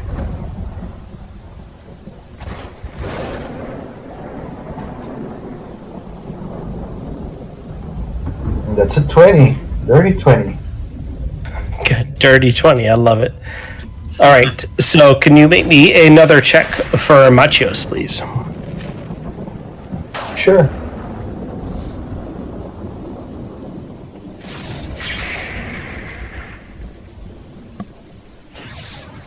All right. So everyone besides Bale and Machios, I need you to make me Constitution savings throws, please.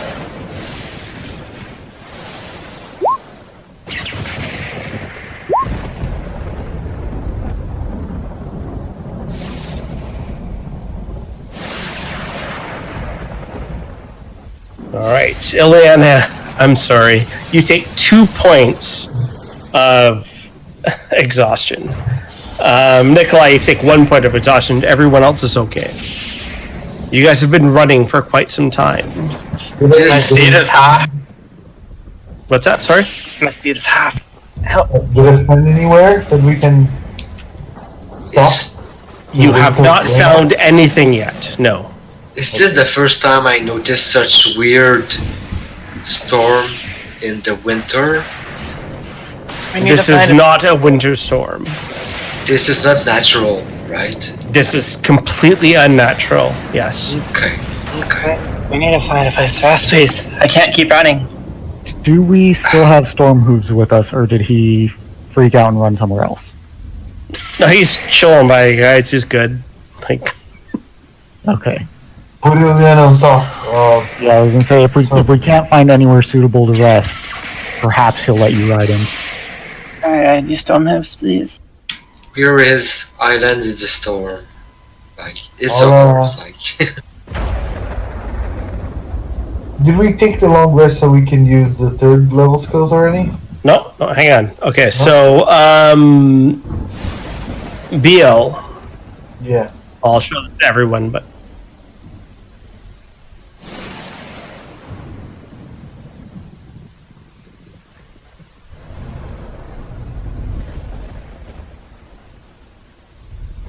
Ooh, nice.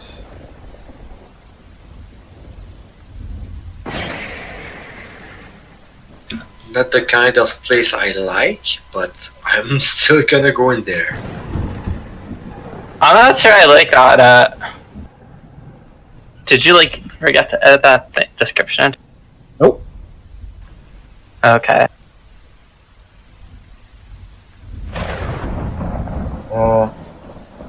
Like, it doesn't look welcoming, but it's better than outside.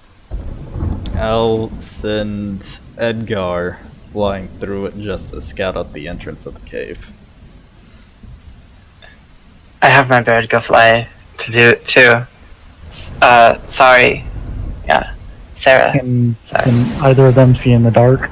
when your owl picks up in this rainstorm, it's almost impossible for it to fly. So make your owl a Constitution save, please. Okay, I don't actually have a token for Alright, I'll grab one owl. there.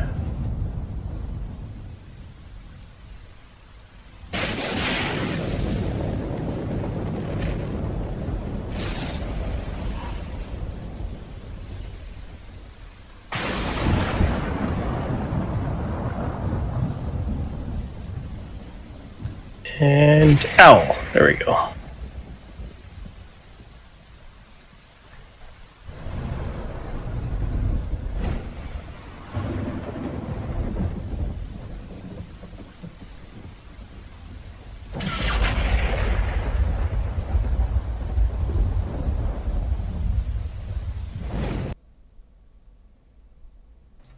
That's for Ileana, right? Okay, Ileana, and done. You should have at the very top of the actual compendium, you should see it. I do. Here we go.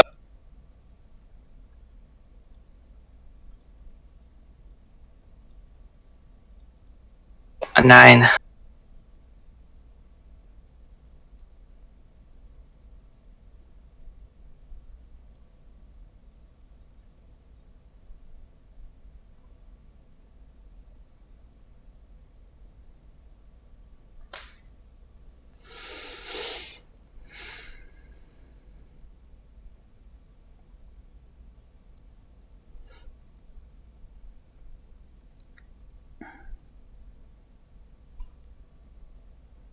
Hello? Yep. Hello. Yeah, I rolled the con save. I guess it was to G.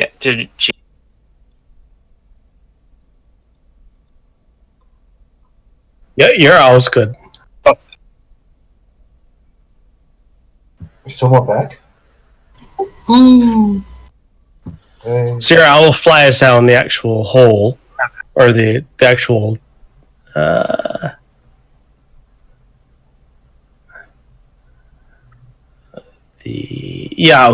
the owl flies down, and there's nothing inside this small cavern inside the actual hills of this actual mountain. There's nothing there. it's damp, which is unusual, but it seems safe. It's better than out here, out in the hills where we're vulnerable. Please, we need to rest. I agree. Is this like a hole in the ground type of cave or like a walk-in type of cave? It's so you guys are in the hills right now, to the actual west of where you are, along the actual trail towards the actual Icerim Mountains. It's not in the actual mountains. It's not a cave per se. More of a like a dugout in the hill per se, right? Right, but it's not something we have to climb down. It's something we can walk in. No, you're walking directly into it. Okay. Do we hear anything? Besides, oh no, the rain.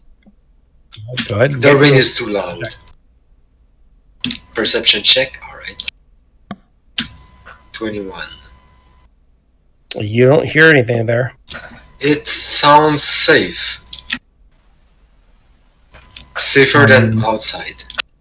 I mean, the owl took a look. I say we just go in, and then I'm just gonna. I'm going in because I'm like exhausted right now. I'm following. I'm sorry. Right. So you're all going in. Yes. I'll pull up my demon necrotic never going off torch. And I'll light it up. I recoil away from you. Like, ugh. It's just for light. Don't worry. I'm gonna cast light on myself. That's what light is all about. Are you casting light? Yeah. That's fair. And I'll turn off the... I forgot the name. I have the name somewhere. It's called... Everlasting torch? Ever-burning torch. Cool. Exactly. Yeah. So I turn off the ever-burning torch, put it back. I'm like, look at the torch, look at Marchos, look at the torch. I'm not as stealthy as I am without light. Iliana, maybe take a look. Go fetch, boy. I'll be honest. I'm not in good shape right now. Oh, exhaustion. Also, my owl doesn't have vision right now. We are all tired. Maybe your owl won't have your vision until you actually turn yourself into the owl's visions. Okay. Well, I'll turn into look at my owl's vision, see what's around. All right. I gave an inspiration die to Iliana. Thank you. Might help me. I don't know if the familiar can use it, but let's see. It's not. Nothing's like showing up on this thing. Right. You're not seeing the actual owl's vision? Yeah, I am. Okay.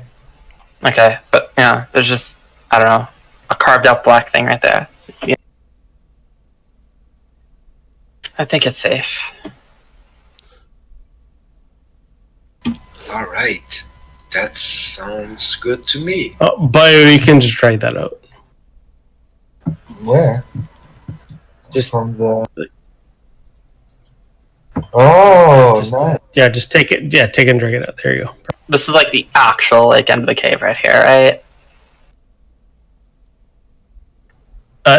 No, there's there's literally a black wall in front of you. What the fuck? Is it a stone wall or darkness? It's a black wall in front of you. Literally a pitch black inky wall in front of you. Ooh. Hold on. Does anyone have a pebble? While they're over there doing that, I'm just gonna take a moment. I'm gonna pull out my spell book and pull out my coin, and I'm going to draw a little line in the sand and cast alarm on the entrance of the cave. Okay. So, do you have that prepared, or are you doing that as a ritual? I'm doing it as a ritual, so they're off doing that. Okay, sounds good. The walls of the cave, what do they look like? The walls of the cave here are they're damp. The floor is completely dry, bone dry. Stone and rock terrain actually runs underneath your feet. However, the actual walls themselves look to be damp in a way. But when you look up, the ceiling is just as dry as the floor beneath you.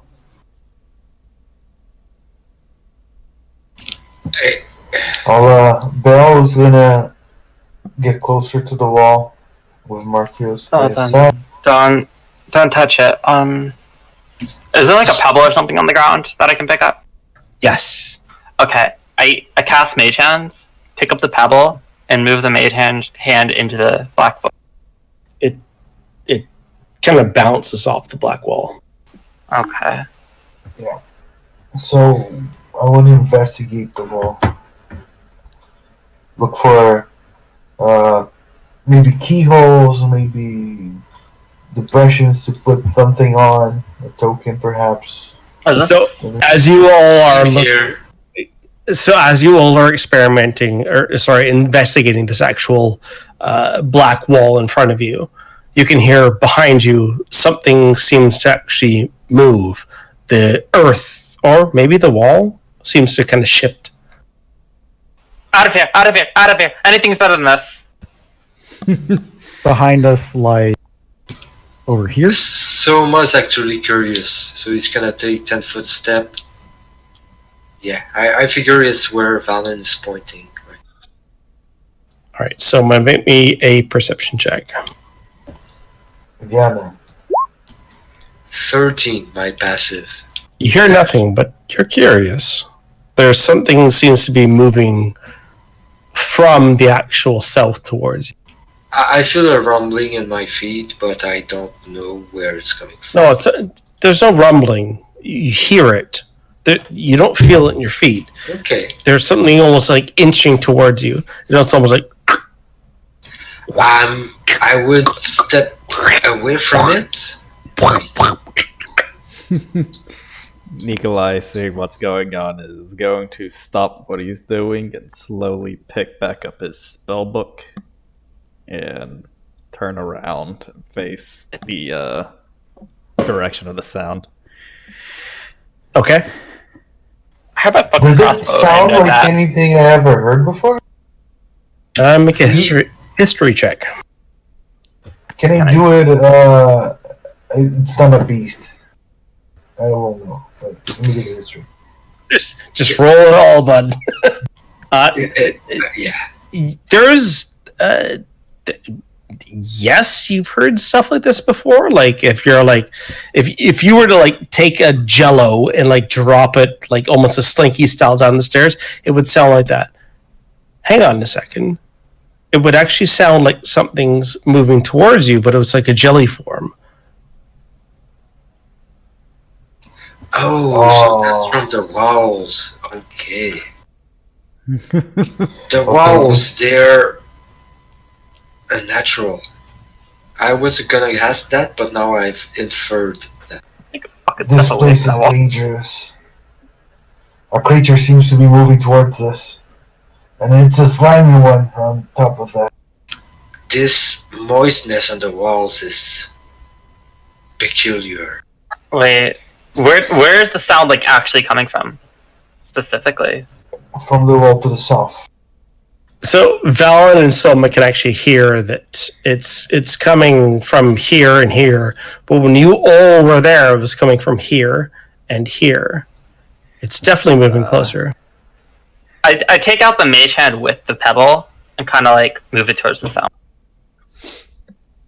Where are you putting it? Where the sound is coming from.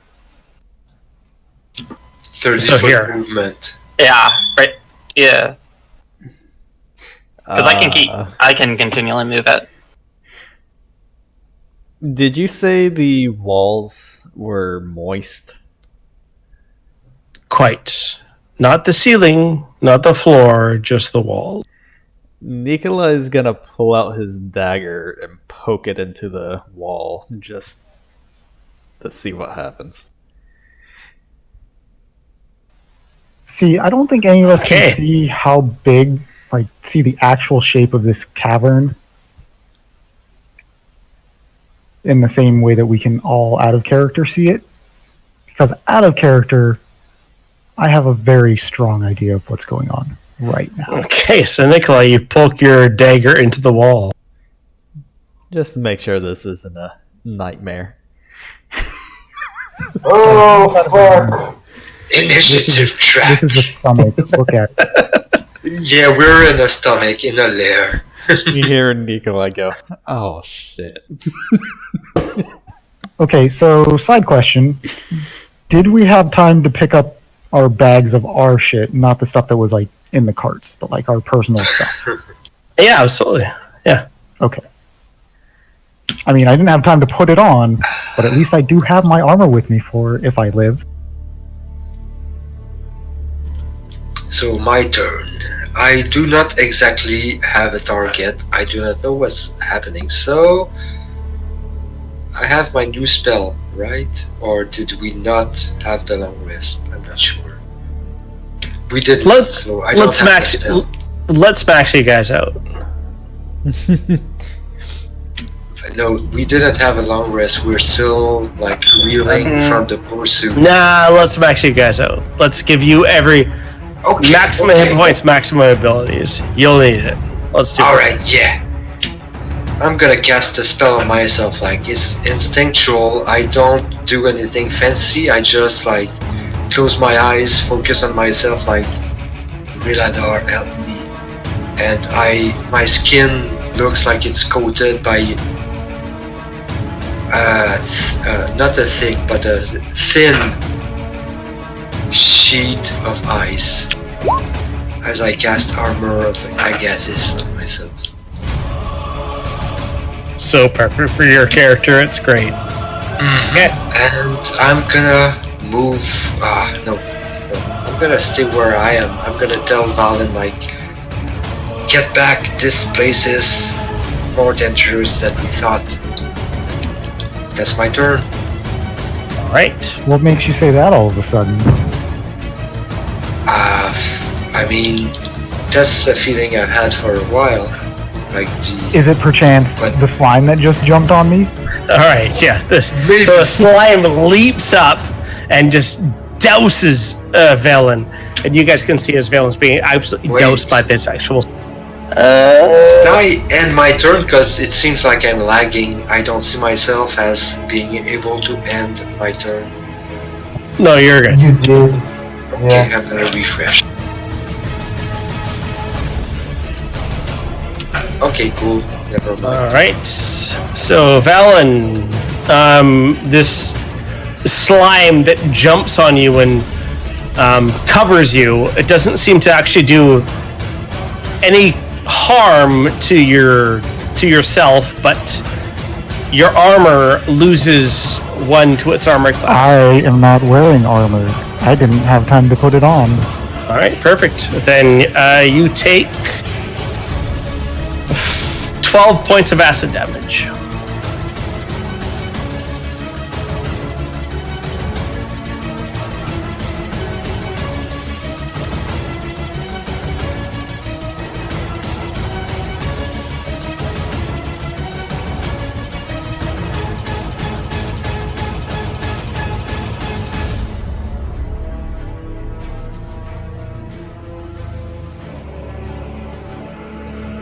Creature starts to move. Owl. My owl's like freaking out and just gonna hop, like fucking fly on my shoulder and hop on it and ready in action to like help anything that gets within melee range. All right.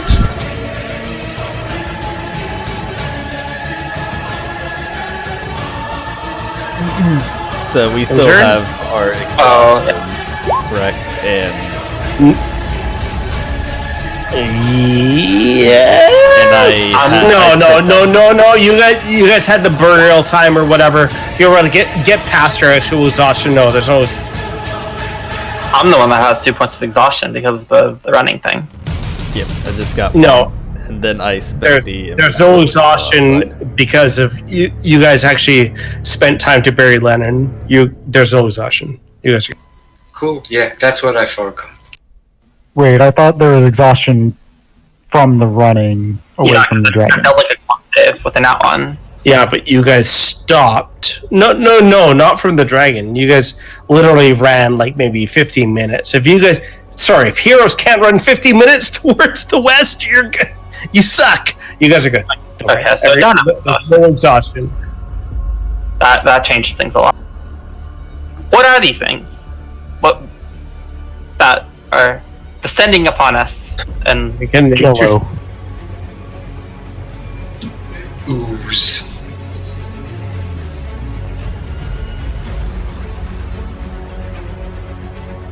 These are gray oozes.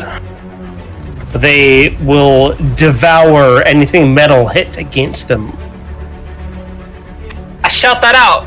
They're gonna devour anything metal hit against them. We should probably get out of here. Valid. Or not. Don't hit him with metal. Don't hit him with metal if you don't want to. You know what? I'm like the one that's on Valen is like completely engulfing him, or Yes. Valen cannot move. He's grappled right now. If we try to hit it, do we hit Valen? I'm gonna check. So I'm going to kind of duck around.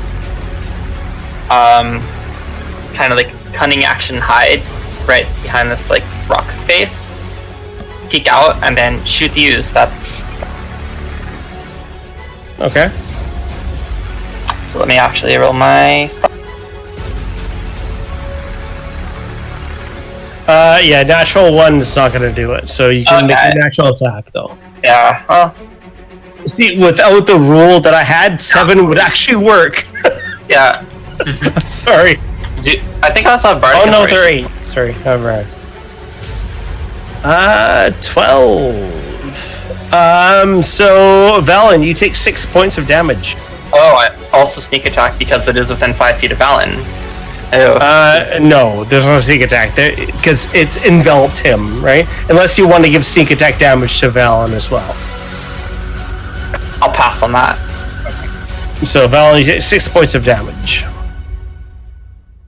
So we can hurt Valen. Does the ooze look fucked up?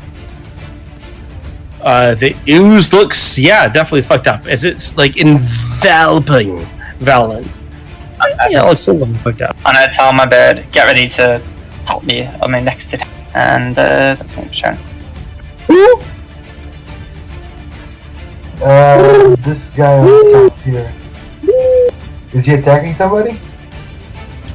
Me. Yes, he's attacking Silma. Well, he's trying to. He just moved out. He's not fast enough. Not yet. I'll pull up the wand of the chilling touch. I'll focus on it with my intelligence because it's my highest mental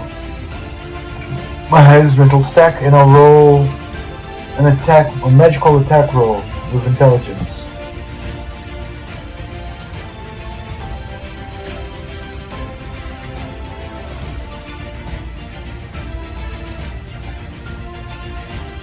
So plus intelligence 22, plus proficiency 23. Okay. 24 plus proficiency. You have +2, but yeah, keep going. And what does it do? You can create a ghostly skeletal attack. Make a ranged spell attack against a creature. On a hit, the target takes 1d8. Takes what? 1d8 necrotic damage. Alright, And it roll can't D8. regain hit points. Take that Alright, necrotic 6 damage. points of damage. It has advantage on attack rolls against you. Yeah. Sorry, it's just disadvantage against you or against everyone? Oh, let me pull it up again. I thought it was. I didn't finish it. If you hit an undead target, it also has disadvantage on attack rolls against. It's you. not an undead. Yeah. It's against me. Yeah, you still do 6 points of damage to it. You're good. And I'll use my bonus action to mark the one on use Hunter's Mark on the one on Soma.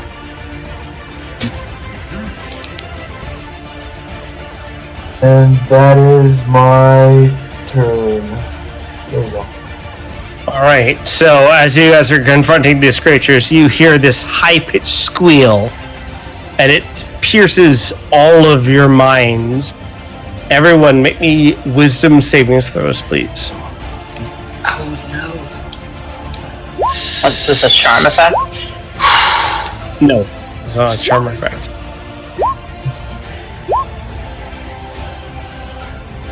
Nikolai, nailing it. Finally. That sound is fun to see. So, Nikolai, you take 2 points of damage. Everyone else takes 4 points of damage. Psychic damage. Alright, I that's failed fair. with a 16. I just want to clarify that. You take Fuck. the full damage. 4 Fuck. points. Valen, you are smothered with this creature. What are you doing? I'm gonna cry a bit. Then I'm gonna cast Peep Thunder a bit. Smite. No, it's just the crying a little bit. There's no peeing. I'm Gotcha. gonna cast Thunder Smite with my bonus action. And then because I'm just grappled. So I don't have disadvantage. That's right, you're just grappled, not pinned or anything. You're just grappled. Okay. So then I'm gonna attack the obvious thing. Yeah. And hope That's it got a a hit. 17 hits from within it for 7 slashing damage, 11 thunder damage, and it needs to make a strength save. Okay. Straight save. 3. So it fails the strength save. Yeah. So what happens? It is pushed 10 feet away from me and knocked prone. But I'm not really sure what away is because it was inside. I was inside of it. Roll a d8.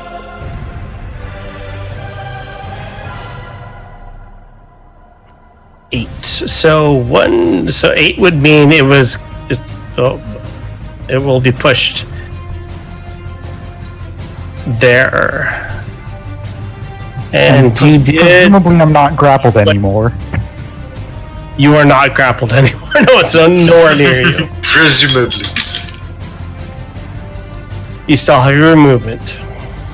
Yes, and it was 18 total damage to it, which I'm assuming I didn't also take half of, because that would suck. No, you did not take any damage from that. And then I'm gonna back a little bit further. Yeah, that looks good.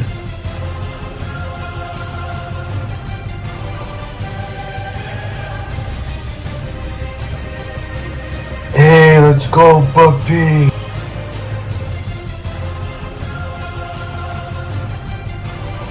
Also, that was really loud.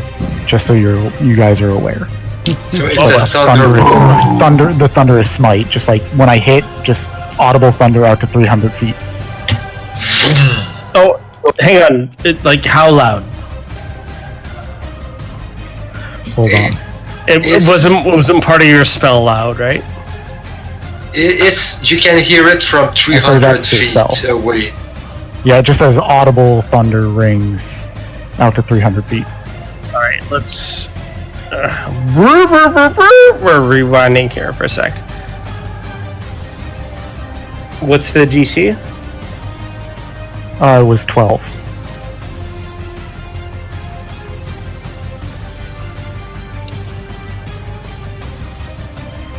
Okay, so 4, 3, and 5.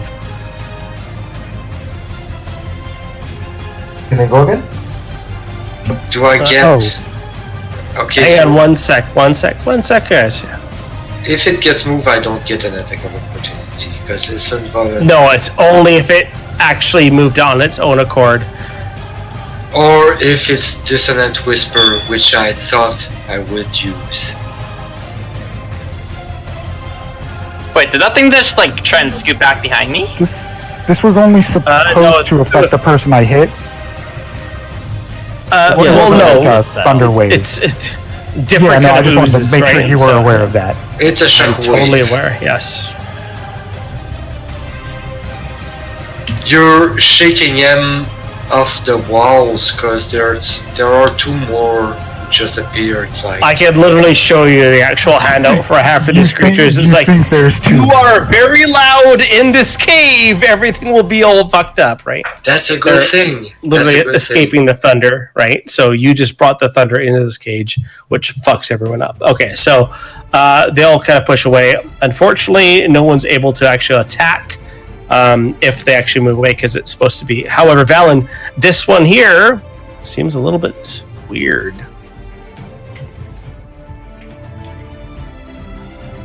Weird, like it's glowy, or it's like a different color, or it's bigger, or like. Like weird in I what- made you all make wisdom savings throws. This one seemed to be the source of Oh. that. Machios, Gotcha. it's your go. I'm gonna do my movement then. See, Okay, since you movement. since you moved me back. Yes, go for it. There's a lot more of them, guys. Also, there's one in the back that's like different.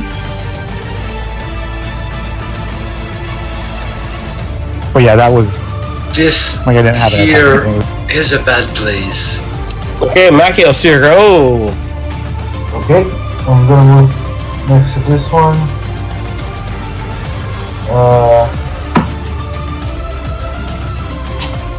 Should I? Wait. Cancel that. This is our way out, right? This direction here. Yep, that's where we entered the cave. My And turn we've is got gonna- an enemy, like, yeah, right. He can't go into flanking position because he would leave the. So, Machios, you're running out to the entrance? Yeah, I wanna enter to the flanking position. Alright, so how much more movement do you have? Oh no, I have a lot. It's from here. She has 25 more feet of movement. Okay, so as you move past the ooze, it will attack. 17. No, it's not. It's to get flanking on the wolf with Nikolai. No, but you're moving past this one, right? He's Yeah. not. He's getting in range and then he's staying in I'm range. still in range, yeah. Oh no, you're staying there? You're not running out? No, I don't wanna. No, I want to get into a flanking position with Nikolai and attack this guy. I think you need to Oh, like Then get it's on the way there. outside. I think you get a mirror for flanking. Yeah, that's what because I want him in this position, but it's black. Mhm. The map doesn't allow it. Maybe Yeah. he can't do it. Okay, no, I'll let you do that. That's fine. I thought you were running out of the cave. No, not Okay. yet. Yeah, just I'm leave it gonna there. enter I'll the flanking position. leave it there. I can see it. Leave it there. You're good. And then, so are you ready to attack? Or are you going to attack? I'm going to attack. Actually, I'm going to attack with back tactics, which gives me advantage. And you're flanking, so +1. 21 21 definitely hit. 7 damage. I just want to make sure about the thing. The Ranger Beast Companion, I'm not familiar with it. The Ranger doesn't need an action to order it to attack? The revised Ranger does not, no. Perfect! That's cool. That's so cool. And the creature only loses, like, if it has multi-attack, it loses multi-attack, but it keeps... Yes, that's right. Cool. Yeah. Okay, revised Ranger. That's fine. Your trip attack does not work because the creature does not have limbs. It's an ooze. You can't trip an ooze.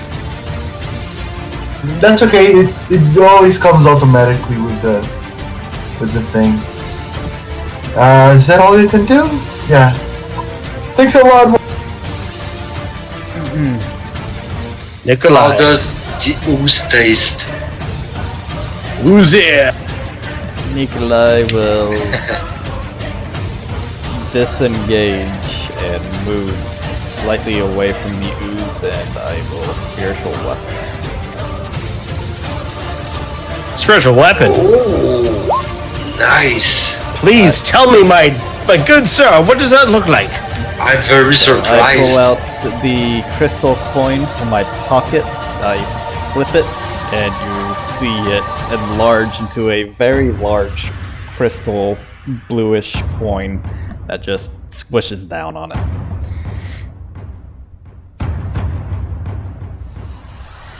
Ooh, that was a good roll. It's radiant, right? Radiant damage. I know it's Alright, you smash the creature for 11 points of damage as it just bows out towards you, and it's looking smaller than it was before.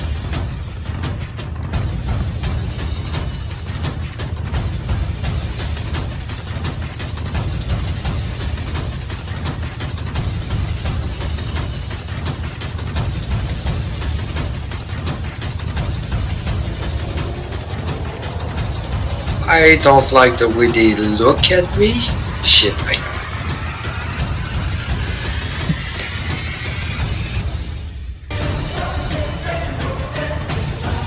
know. Alright, so this creature reaches out towards you, Soma.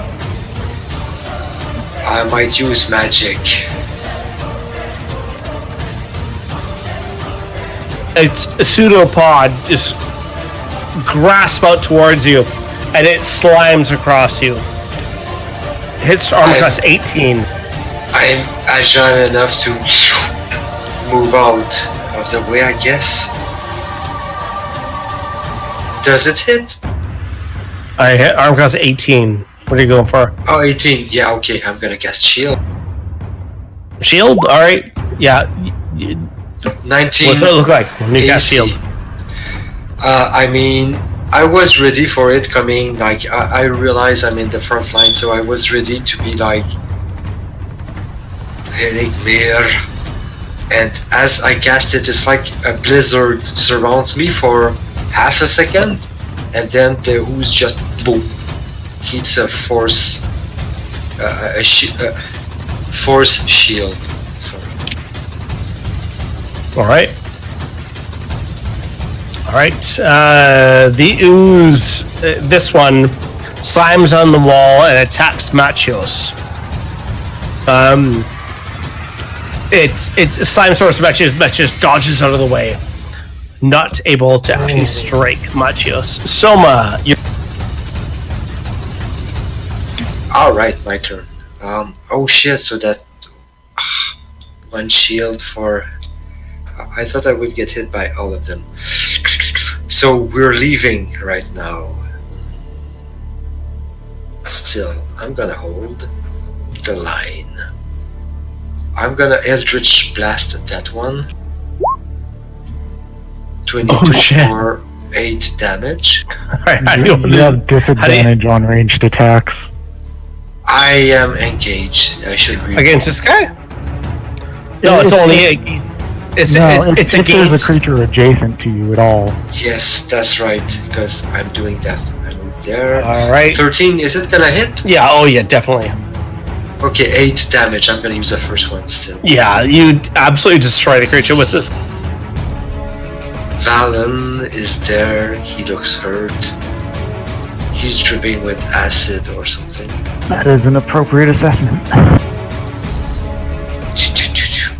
I didn't cast a spell, so I'm gonna use Healing Word on... I'm gonna move there, next to Valen. I'll hold them as much as I can, but this doesn't look good, as you said. Healing Word on him for 6.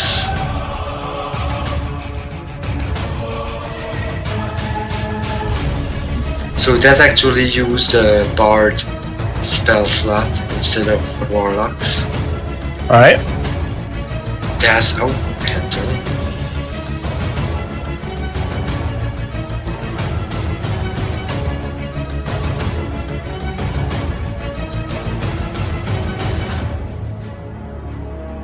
Alright, this ooze kind of creeps up and slashes towards Soma. Is it? Oh, wow. Double ones. Nice. No, it's not nice. It's horrible. Double chart. The natural one curse helps me right now. It's nice. I'm basking in.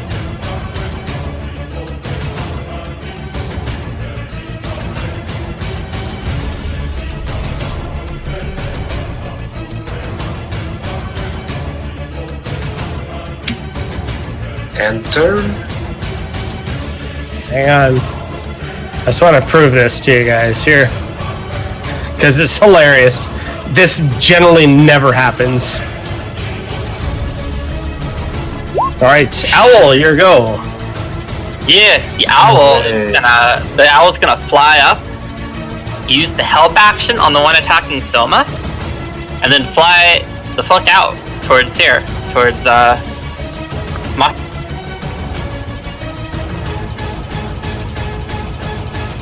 Well, you would have to be there when the help action was actually released, right? pretty sure help action is just like next attack on the target gets advantage. So you can't fly by a help action, right? So you would have to actually be there when the action was being taken. Okay. Can I have the owl perch on my shoulder and ready a help action for when I attack something within melee range?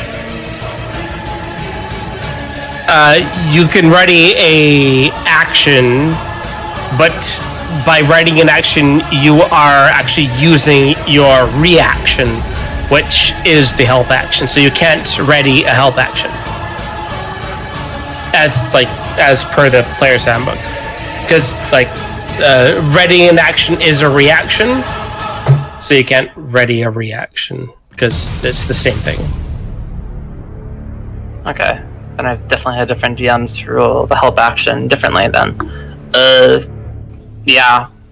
You know what? I'm gonna still... I mean, you could stop there and ready the help action, or you don't have to because you're already flanking, right? If you park yourself beside someone, you can ready the help action as long as you have the proficiency in that. Familiars don't necessarily have proficiency in attacking, so what do you want to do with the owl? Yeah, I was just actually gonna fight right there because I'm gonna be doing something else. Okay. All right, Ilya, what are you doing? Okay, so I'm going to actually drop my crossbow, draw my magical dagger, run up here with 10 feet of movement. And the one that's attacking Soma, I'm going to stab at it with Booming Blade via the dagger. Okay. So let me make my attack action. Let me find it. I think that's 18 hit. Oh, fuck yeah, it does. Oh, now I think attack because it is within 5 feet of Soma. Yeah, absolutely. It's actually 3d6. 3? Two, yeah. I am bad at... Oh, I mean... Nice. And then I'm gonna bonus action, disengage, back here, 10 more feet of movement, move back here, and if that ooze moves, it takes 1d thunder damage. Before Did you cast a spell? Booming Blade. Okay, you gotta post it in chat if you're casting. Okay. But yeah, no, I totally get it. Okay, so if the ooze moves, then you're good to go. I know. With a lot of these, it's shitty, but okay. The damage is weird on that rule. Yeah. No, posting damage spells is fucked up. But just so there we go. Perfect. I had to change it from damage to booming Spell card. Yeah. because I imported it through 5e tool. Okay. Yeah, and that's gonna be my turn. Okay, Beal. This ooze is sparking. Wait, This ooze looks pretty fun. Actually, every ooze here is damaged. This might be your best chance at survival between dragons and whatever that is. yeah, I'll shoot the one closest to Soma, that's closest to me, with an arrow. This one? This one here. Okay. Unleash hell, my friend. Oh yeah, bonus action, I'm gonna move the Hunter's Mark to that one. Sorry, you're gonna move Hunter Mark? Okay. Yeah, Back to that one. I'll take it off of this one. Bonus action, go. Fire! Oh, Artillery strike. Oh yeah, how do you want to do this? yes. Let me just. Yeah, that's how you do this. Jenny, it's gonna kill, but we'll just say it's his. Yeah, it's Okay. I wanna waterize him. He's gonna dissolve. The flesh is gonna rip through him so hard. It's gonna break his micro cells. I don't know the cell walls of a. It's cube. gonna I don't know. smash on so I'm much. trying to do science, but it's 5 a.m. in the morning. Yeah, he's puddled. You're good. It's splashing on my shoes, and I don't like it. You pierce the water tension on its skin and it just. Exactly. I broke the water tension. It's too much vibration. Nice. And that's my turn. Let me enter. Did it go? I don't see it, but I'm also not seeing the animation. It's like lagging. Yeah, it's lagging for me as well. I'm reloading. A bit of a lag here. Hang on. All right, so the next creature comes up. Hang on, I'm just gonna see if I can fix this lag real quick here. Refresh.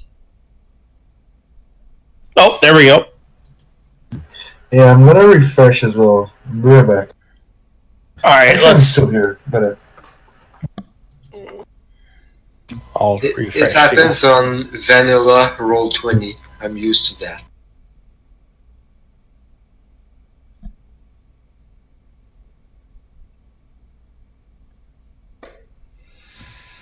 Although I usually don't have to refresh. I'm just telling others to refresh.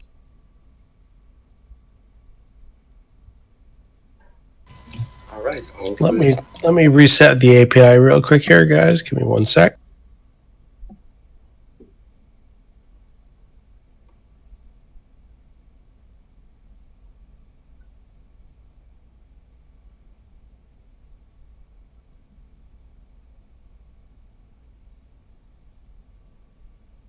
There we go. All right. I love it when my mechanics work. oh, he's gonna show up. He's gonna fuck us up. Oh no. So, I believe that everyone can pretty much see this creature here. Looks very similar to the other ones. However, it starts to quiver and shake, and this comes across all of the characters here. I need everyone to make wisdom saving throws, including the owl, Wow. including Machios. If it's safe for half, If it's what? if it's safe for half, it's just poof because of its 1 health.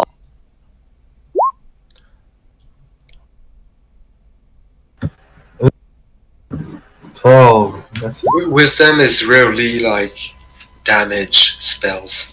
It's more suck, save or suck. It was damage last time. It's probably damage again. Psychic damage, Ooh, sometimes let's happens. go. Soma, Vale, Beal, Nikolai, Ileana, Beal. It's the 12 from. It's been spiced. Ileana, where's your pet? It went poof because it was 1 health. So it's Where was it? When it went poof. right there.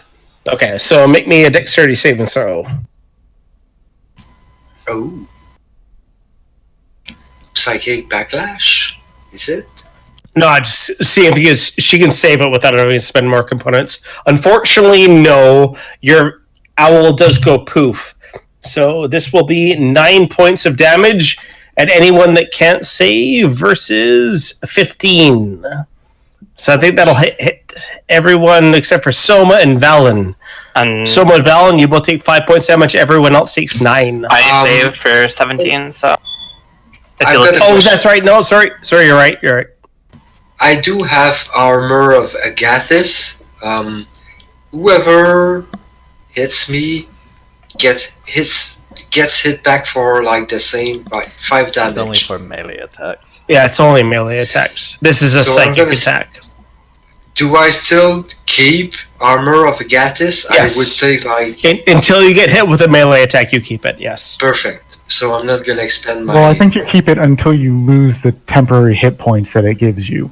That's what But I'm. you don't really get to choose when you lose temporary hit points. They come off first, no matter what you take damage from.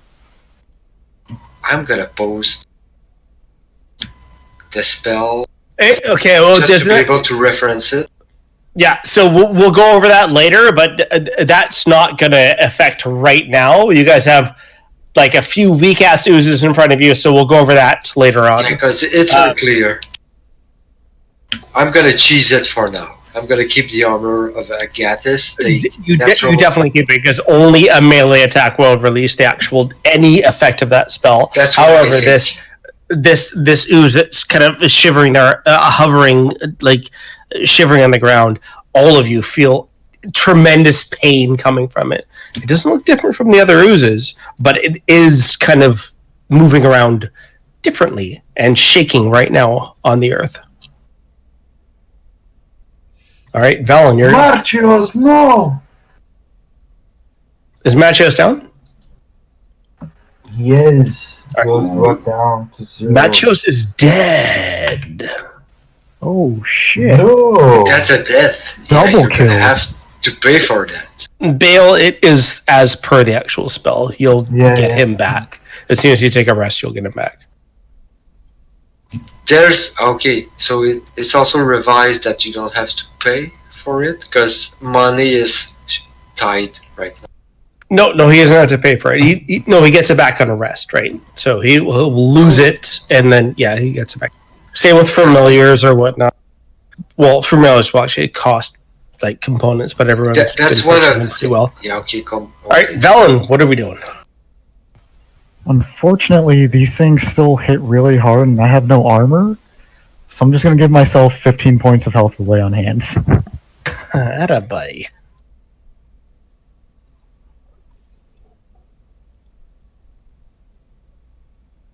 And then I guess I'll step in front of Nikolai. Because, squishy mage and whatnot. Be tactical. Think about my next move. I don't know what your next move is, so...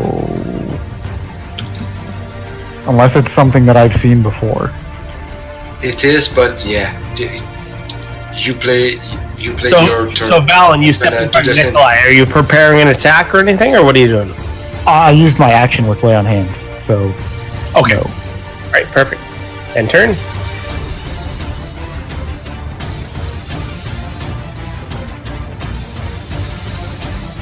I'm trying.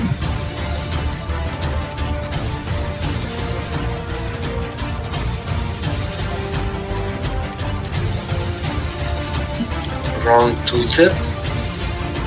No, it's click just- on your click on your token, and at the very top of the screen, first thing it says end turn. I It think was. he's trying to. Yeah, it's probably. If you guys ever need me to force end turn, I will. Nikolai, here you go. I will move my spiritual coin 20 feet south, and it's gonna smash this one. Oh, hang on. So, spiritual weapon. I will make it. No, I know what spiritual weapon is. I just want to give you a token for it. It's a coin, you said? Yes. Oh. It's like Gambit. Like a coin. Oh, that's horrible. Crystal coin.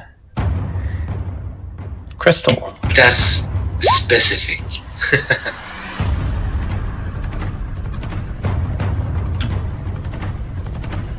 Nice rolls. Alright.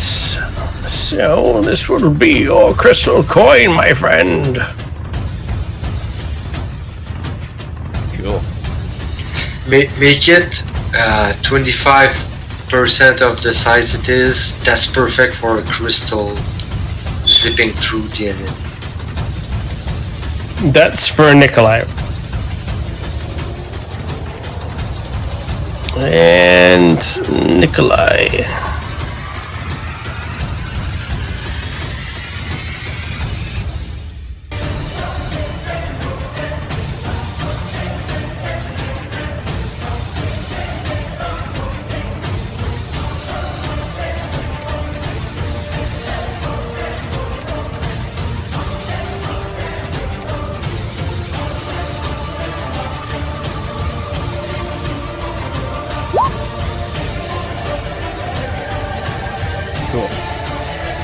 Alright, just give me 1 sec and I will have that ready for you. I just want to make sure that it's all good.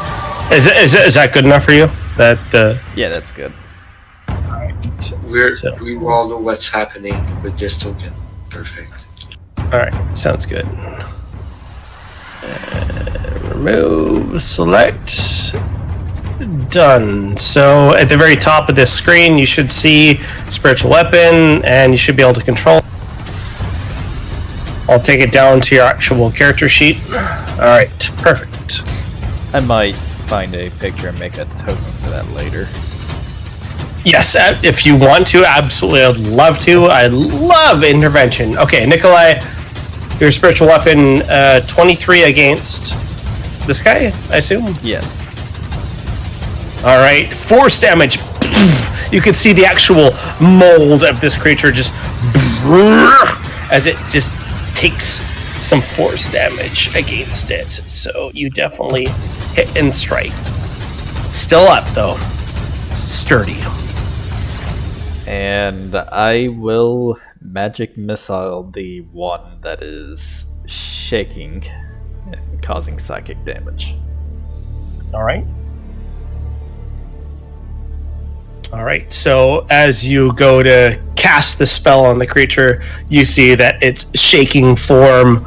There's almost, it looks like what you could imagine actually throwing a stone into a lake as the waves ripple out. Almost in slow motion as you cast that, the waves kind of ripple out. And your spell is kind of caught up in those waves. There's no effect. Your spell is cancelled. Oh, well, that's not good. Oof.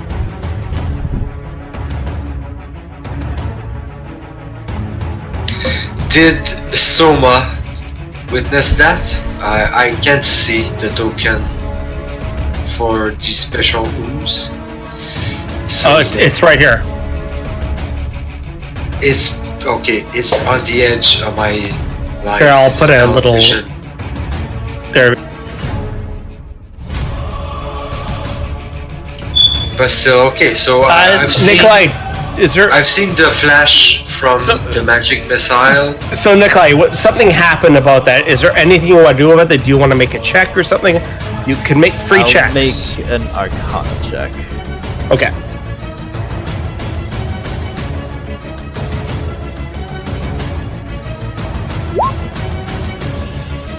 Okay, you don't know.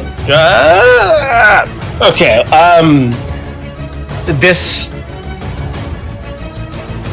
There's an aura around this creature that repels magic against it. That's the best you know. But there's definitely something that would repel, like, Nikolai, any magic against it. This isn't like first or third level magic. This is any magic against it. This is very powerful against magic.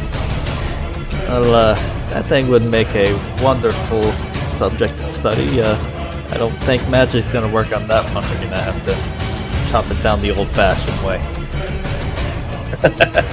I'm gonna assume I saw like the light from his spell hitting the creature and like dissipating.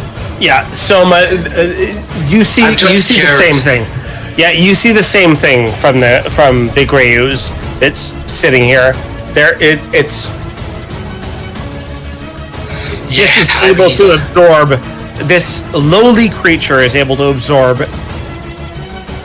Soma didn't, astronomical magic.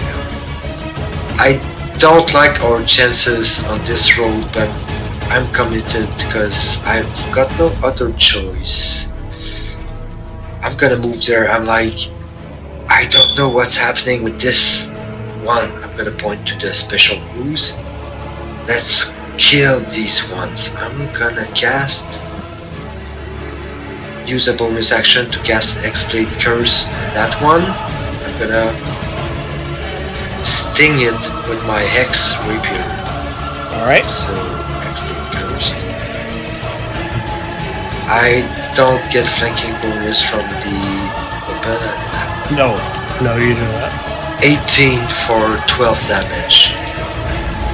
Alright, so Magical damage. So as you also realize you do not get flanking against this creature, you still do something to kill the ooze. How do you do that? I mean, at this point, I'm just like, I'm doing like a dance moves. I'm just slashing the rapier, even though it's not effective, and then I finish with a slash, which I cut through the middle of the ooze, and it just splashes to the ground. And I'm like, oh, I got my boots solid. And that's gonna be my turn. Alright. Alright, so this one runs up towards Valen. And Valen, as you see as this creature runs up, as the ooze that you actually identified here, you could see as this ooze starts to slowly gain resilience or life back as it attacks you.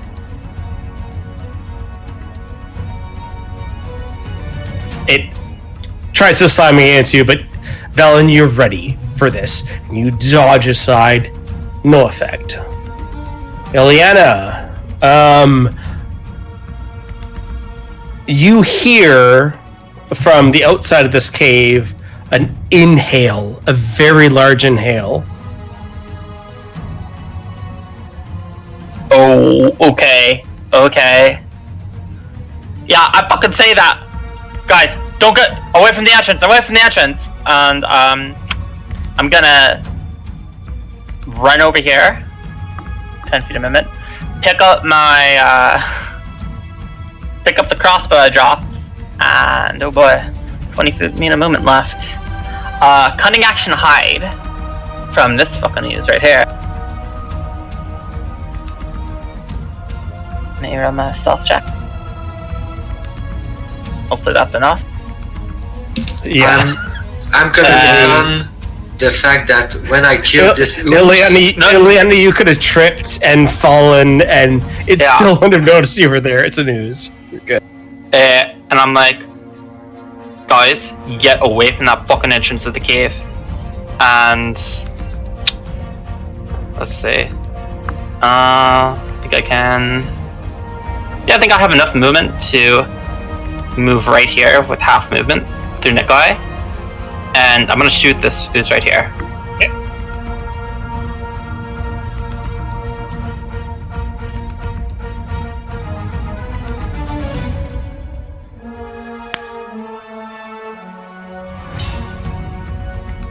$19. 19 will definitely hit. Okay. And you can see as your bolt comes towards it, you can see like a pseudopod coming up from it, trying to like catch your bolt, but it misses, and you definitely strike the creature. There's no sneak attack. No sneak attack. Yeah, it does. It It's doesn't. a news. Yeah, it's a news, so there's no sneak attack damage against it. Okay. You deal 6 points of damage. Anyways, get away from the entrance, guys. But now, I think the dragon. Ileana, you do see that this thing tried to catch whatever you were throwing at it. Oh, I Okay. I know it's not important. I'm gonna interrupt, but when I killed that ooze, you can see that the sheen of ice covering me is growing stronger. I did get temporary hit points from the Hexblade skill. I am gonna move here, causing an attack of opportunity from this. All right. ooze here. So hang on, 1 sec here. Bale, Machos just died. As far as they're concerned, right? I mean, you know he'll be back. You could feel it. You're empathetic with Machos, but rage comes across you, Bale.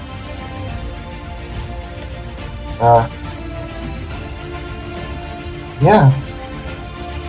I'm gonna. I wanna move closer to the guy that that used that spell that killed Machos. Okay, you cannot use melee weapons right now. You're raged. No. I cannot use melee weapons. That's right. What?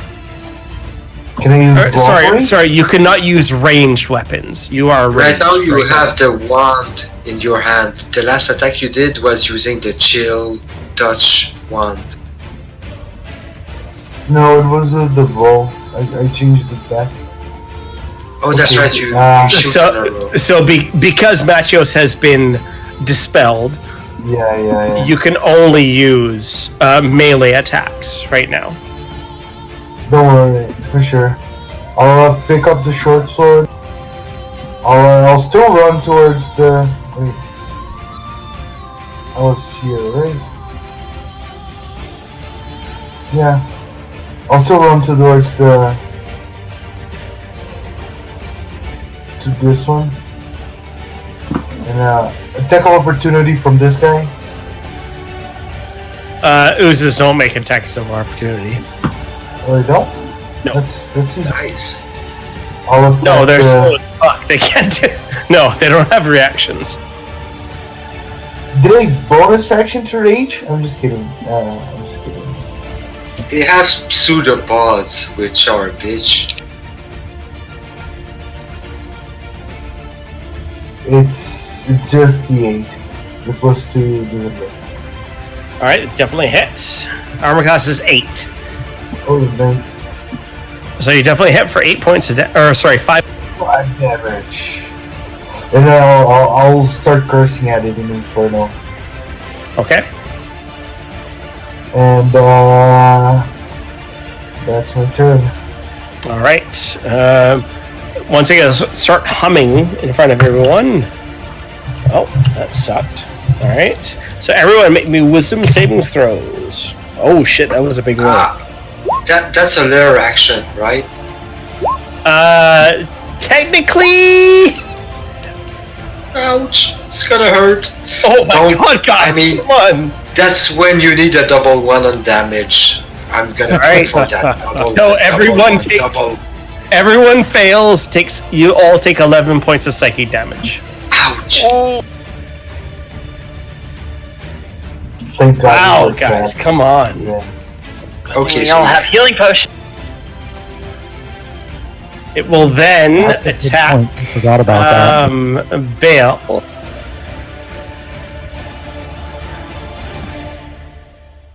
It's 15 AC because I didn't pick up the shield.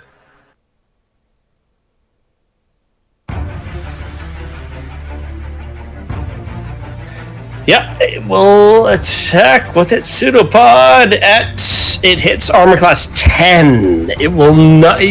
You're able to dodge out of the way, even though you're feeling the psychic damage from it. You're able to dodge out of the way. Oh, nice. We're go. All in. Oh God, you guys all look really fucked up. I mean, yeah, we're Remember not that channel bluffing. divinity thing? This Yeah! is good. Finally, a time to use it. Oh no, I see what you're doing. I meant my channel divinity. Big cannons. It's time for the big stuff. And I'm gonna put that on the big psychic bitch.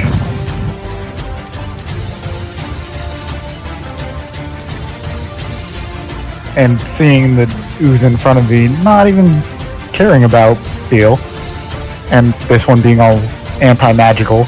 I'm assuming the vow takes hold though, because it's not a spell. Yeah, it's not a spell.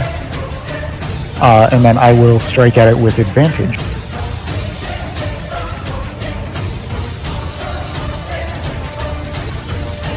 Holy shit!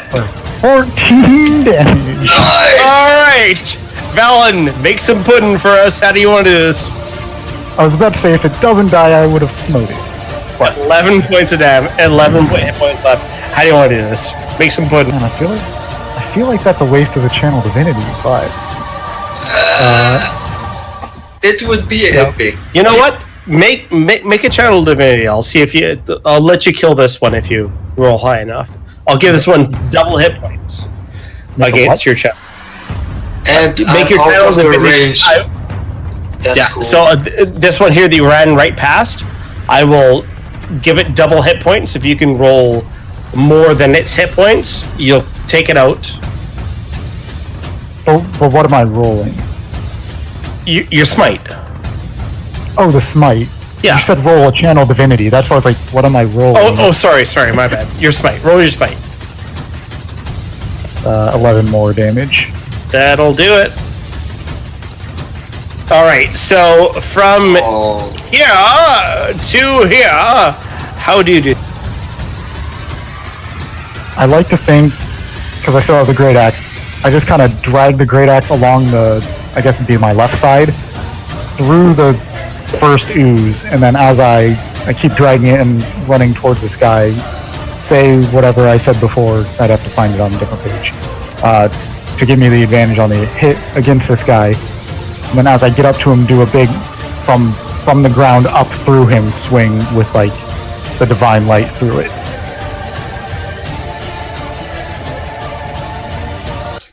So, interesting. This creature that was immune to normal magic damage took damage from, Did it react strangely to the, magic weapon or the divine smite? The ooze here. Yes. What kind of check do you want to make? Arcana, just the... Yeah, go for it. Make an Arcana check. you're proficient, so I'm not gonna do that. Do we have to be proficient to do this check? No, you don't have to be proficient to do a check, but if you are, it will be easier. So, Nikolai, as you look as Valen slashes down the creature with this magical axe, there's definitely something that helped Valen against this, and not helped as in like pity help, like from the actual axe. There is something magical that actually hurt this creature. Also, you didn't. Also, the horse isn't in here with us because it did run in here with us. I still have one empty vial. I'd like to take a little sample of it. Okay, so when you sup up a sample of it, it starts to slowly disappear, as do all the oozes here. they all completely, basically disappear.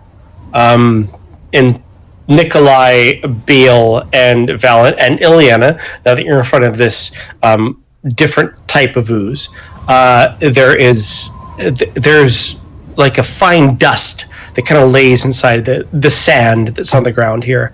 It's difficult to actually like take from the sand this actual dust that this creature left, but the other oozes left nothing. This one left something, but it's almost lost inside the sand that's in front of you. Can I assist? I'm getting Ileana real with, sick of these damn illusions. No, it's not an illusion. It's just going to be harder for you to. Oh no! I keep seeing things that we kill disappear. I'm sick of these damn illusions. Oh, okay, I get it. But before this actually happens, Such magic. I remember there was inhaling in the cave fucking mouth. I like peek around this corner. What do I see? So, Eliana, as you peek around the corner, you see a jettison of icy breath that just bombs into the actual cave here. There is definitely something waiting for you guys to exit. Soma, you don't move quite away because you're not so. I'm gonna use a little bit if needed. No, you're fine. There's a little bit of icy breath that like breathes on your back, and you barely even notice as Ileana and everyone else is running away. Oh, so it's comforting to breath. Yeah. So yeah, I'm like basking in the cold backdraft. I'm gonna go ahead and use my channel divinity, Arcana, and I'm going to restore 8 hit points to me and 7 hit points to Ileana because she looks rough. Everybody, I think you're gonna help everybody because I'm also under 50%. Also, seeing that Nikolai wants to try and collect some of the sample, can I use my proficiency and my alchemy supplies to collect the sand and then see if I can like distill it into like his empty vial, because there's like beakers and stuff within the supplies. Give me 1 sec here. Yeah, make an alchemist check. Alchemist to use your intelligence. 17. So she kind of pushes you away, and she kind of starts collecting this, and she's like almost sifting and separating through this dust that's on the ground. Right? It seems like a lot of whatever's been blown through this actual cavern is kind of been pushed up along the walls, but she's able to actually kind of sift through. And Ileana, you collect what looks like a fine powder that's separate from the actual earth that's here. This is interesting. What did you just get there? I'm gonna take a closer look. Yeah, maybe we should still move a little bit further back from that entrance, though. More here. Just have some light. I feel like the place is safer now, but yeah, we should. There's only this wall now. Strange wall. Also, how much should I heal up for? You healed for 7 points. And that's only Ileana. That's not everybody, right? Yeah. Yep.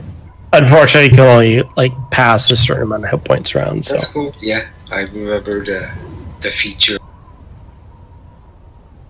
What is it that I collect? Like, do I recognize something that I've collected? I don't. No, you've never seen this before. This is definitely like some sort of magical essence that you've collected. It's from what you've known about actual magic. This is a component per se, but you don't know what spell it's for. I think it's for a spell component. It's a spell component off the top of my head. Someone might know more. Someone, maybe an Icerim if we ever get there alive. More wizardry then.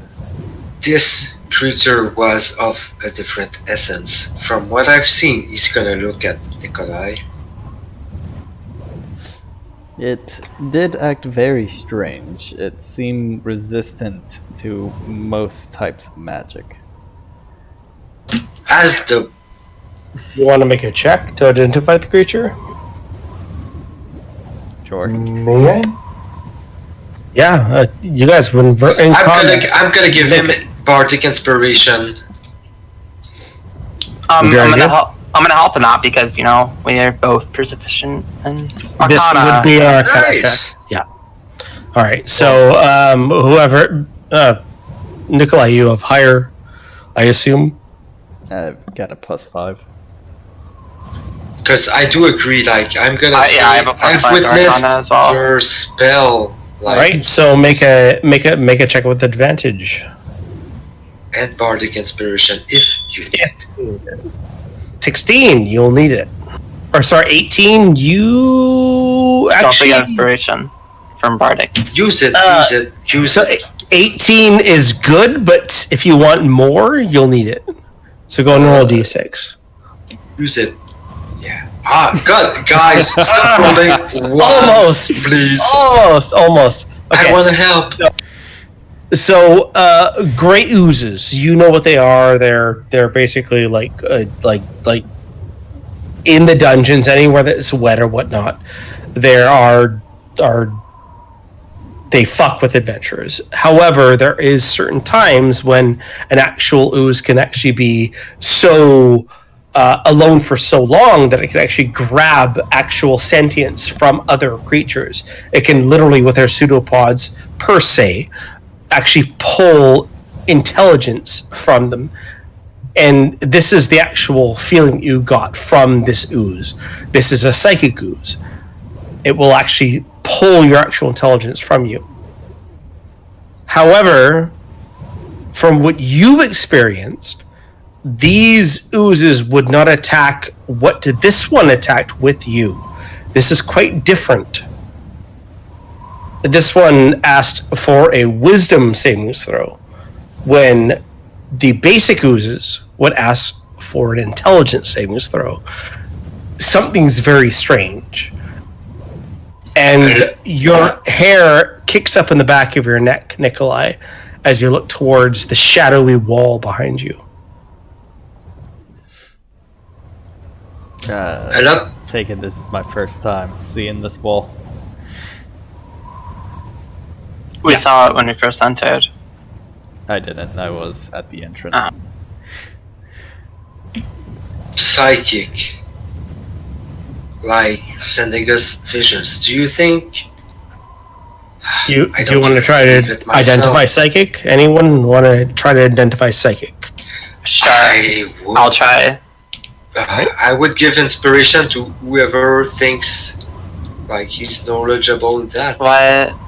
Okay, so intelligence check at disadvantage.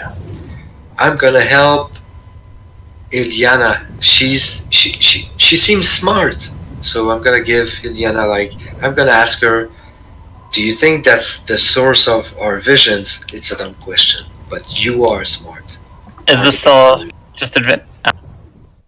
It is still a d6 on your... So you understand psychic as per what this ooze is kind of like pouring across, like from the psychic damage that you actually experience, but it's different, right? This type of damage that you took was not psychic save damage. There's something else here. There's something very different here. I'm going to attempt to cast Identify on this wall if I can. I'm gonna attempt to see if... It'll take you about 10 minutes to actually cast your spell against the wall, but you can definitely cast your spell against the wall. Before he finishes the ritual, I'm probably gonna fail, but I'm gonna try to see if that resembles any kind of portals, because I know portals that I've met in the past. Oh, portals? Okay, It yeah, seems absolutely. weird. Yeah. So, portal. Make me a wisdom check. I'll just be trying to keep a very close eye on the entrance. Of course. All right, see, you can see as Soma disappears behind the wall. He's trying to identify it and try to figure it out, and he just falls right through it. But he literally walks through it. And I what? And I try to go back as soon as I can, but let's play it out like they see me vanish. All right, so Biel, Velen, Nikolai, Ileana, Soma disappears behind the wall. What do you guys do? I'll investigate the wall. Do we hear him on the other side of the wall? You do not hear him, no. Soma, are you still there? Fuck. Didn't someone throw a rock at the wall before and it bounced? I moved a rock up to the wall with Mage Hand. I try to push my... Yeah, the rock passes through the wall. I'm very curious, and there's a rock hitting me in my left leg. I'm looking at what I see. What do I see? Soma, can you hear us? Can someone hear us? I try to kick the pebble. I don't hear them, but I can infer what's going on, so I try to kick the pebble, but I'm still focusing on what I see in front of me. I am trying to push my hand through the wall, or try to find something out my hand. Biel, your hands go through the wall. Seems like a fake wall. Another illusion for the night. I walk through.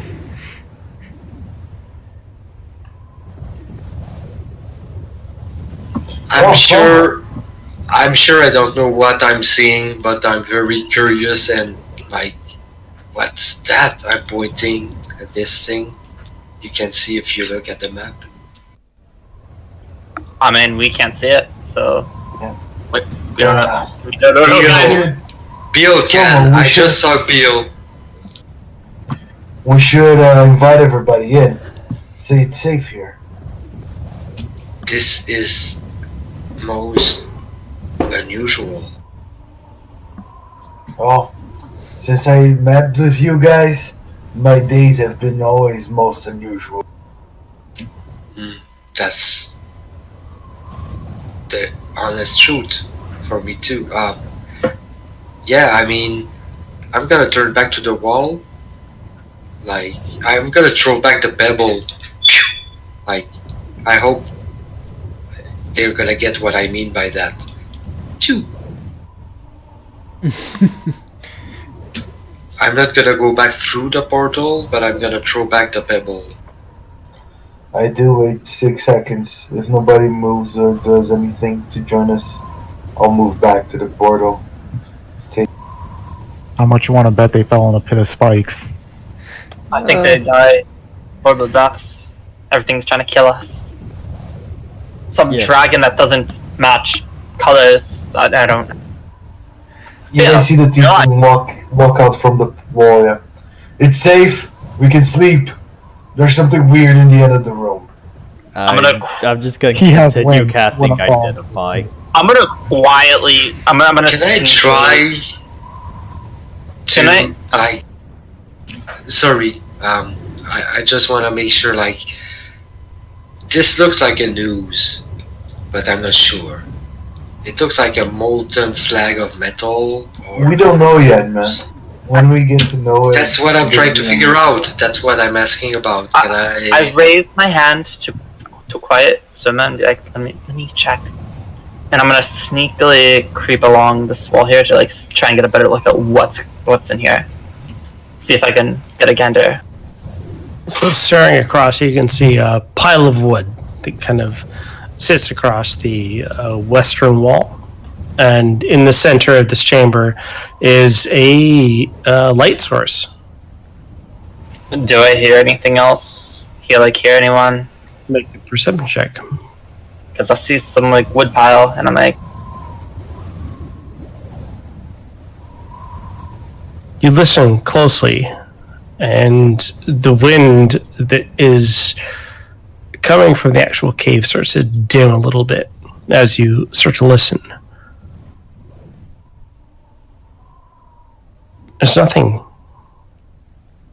You don't hear crackle from the actual fire, which worries you a tiny bit. We need Nikolai to see if there's some kind of vial.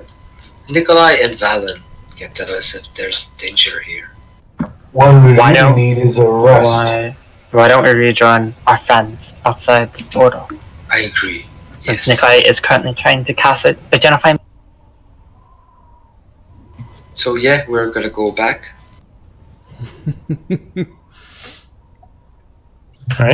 Alright. Something's not right about this thing, but... We're not sure, but we need Nikolai to at least, I'm not sure it's magical. Sometimes it's natural. I'm still... Think about it, there's an illusionary... There's a dragon trying to kill us. I don't know if it's even illusionary. So, I don't know what to trust. There's this portal that blocks... There's this portal that blocks sound. There's these oozes on these walls that try to kill us, that deals some sort of psychic damage. And at the center of this cave, this looks like a nice, warm campfire almost. And wood pile, I don't even know how to... It's almost like too good to believe. I don't trust it. I've been warned about such weird magical events in the region, which is part of the reason why I'm here. I think magic is not to be feared, but we should still investigate the rest of the cave, because we have to spend the night here. There's a dragon, or more than one dragon out there. I just don't want to spend the night in a place where we might... I agree. We need to find a safe place to sleep. This is our best bet.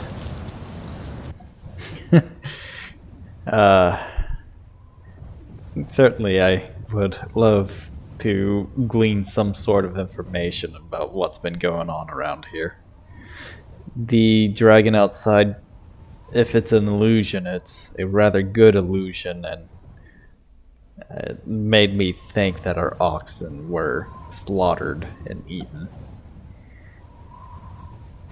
All I know is it shook me to my core. I'm not gonna take the chance that it was magic, or no matter how much weird and wild magic we encountered. I really don't understand this magic nonsense.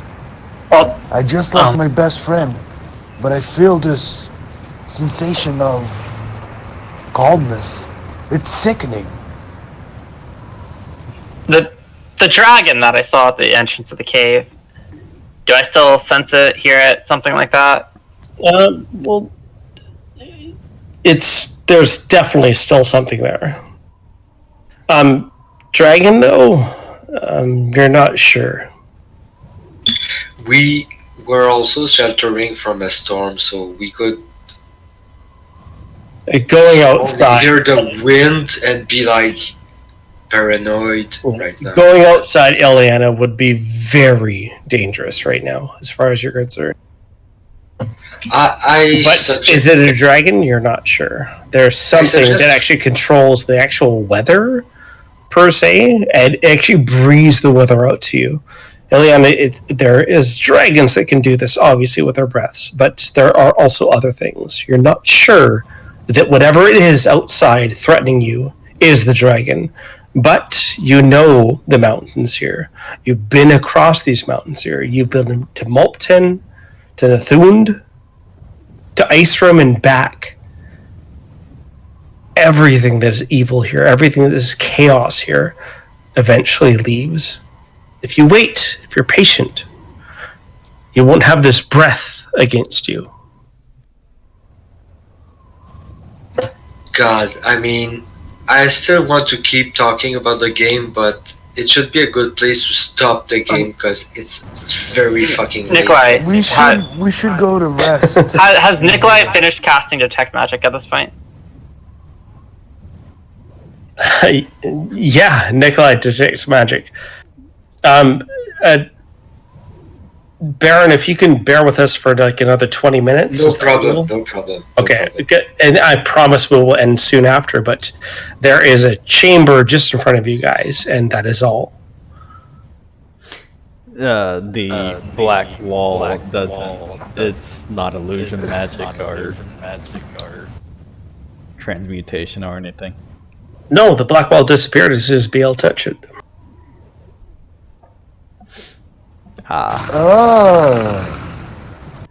Now, Soma walked through, and nothing happened. The black wall still was there, but Bale touched it, and it disappeared into Bale. Nikolai, casting your magic. There's nothing in your area right now. Actually, hang on. Let me 60 feet. Detect magic has a 30-foot range. It's 30-foot radius. Yes. So that's 60 feet. That's 30 feet out from you in every direction. Correct. So in this area, as we can all see, Nikolai, you don't sense any. Oh, sorry. There's magic coming from the fire. This light source that kind of emanates from the center of the actual place. And when you move forward, the chest to the top of the room emanates magic as well. And that is all the magic that you see. So I'm going to take off the radius. Maybe we should explore before we take a nap. I cautiously approach. I'll assist Ileana with an investigation. The chest, does it look like it's locked? You're not close enough to it to identify that. It could be. Well, probably. I get close. It looks like a pretty nice chest. Yeah, it's definitely locked. Hey, let me assist you checking for traps. Yeah, I'm gonna check the chest because one of the last chests I checked had traps on it. I'll mention that the chest is emanating a form of magical aura, and that so is the bonfire, which I'm assuming is smokeless. It is definitely smokeless. Definitely full of light, but definitely smokeless. This is some sort of conjuration magic. I'd like to take just a quick glance around the room to look for any more slimes or potential dangers or traps. Attaboy. Make a perception check.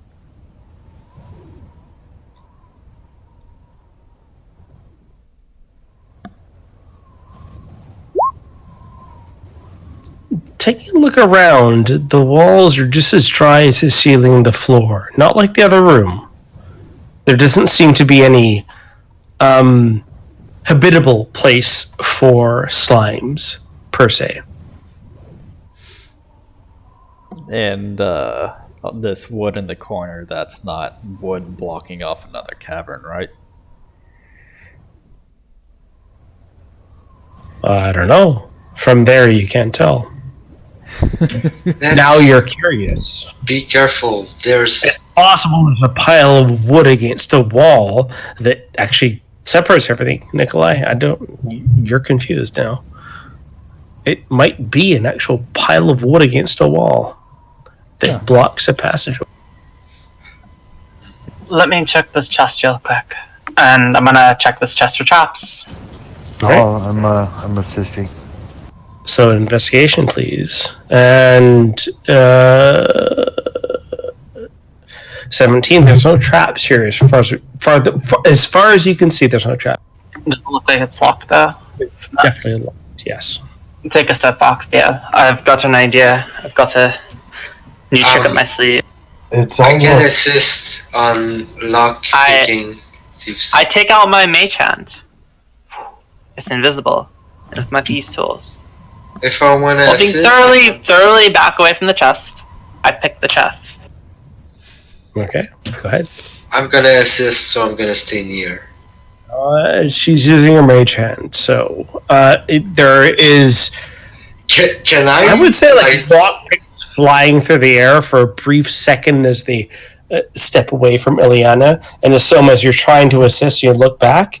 Ileana, go ahead and make me a lockpicks with dexterity. Why is my thing not? Character sheet is buggy. Let me just roll with my proficiency plus.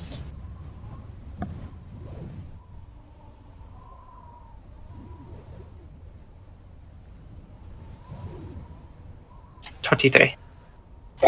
Do you have expertise on lockpicking? No, I don't. Not yet. All right, so Soma, as you look back and you start talking to Ileana, I can assist, I can help, or whatever. The actual chest pops, and you can see what's inside. Ooh, first pick, shotgun. Oh, we have an interesting spear here, though.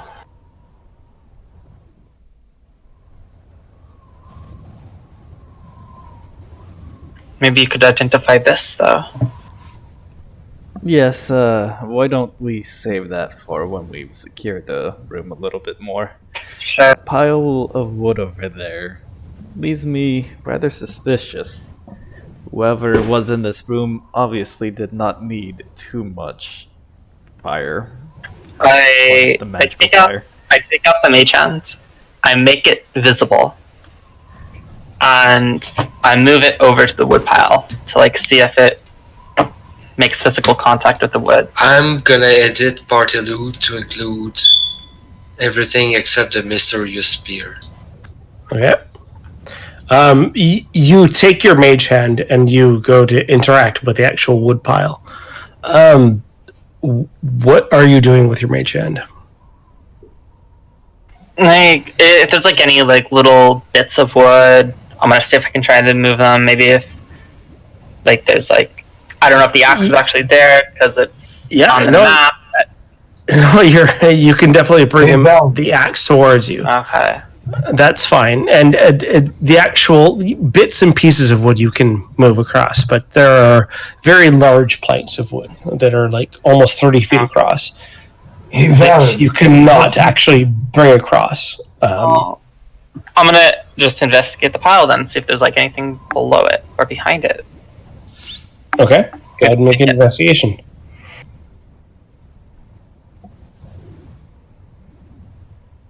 You climb up on top.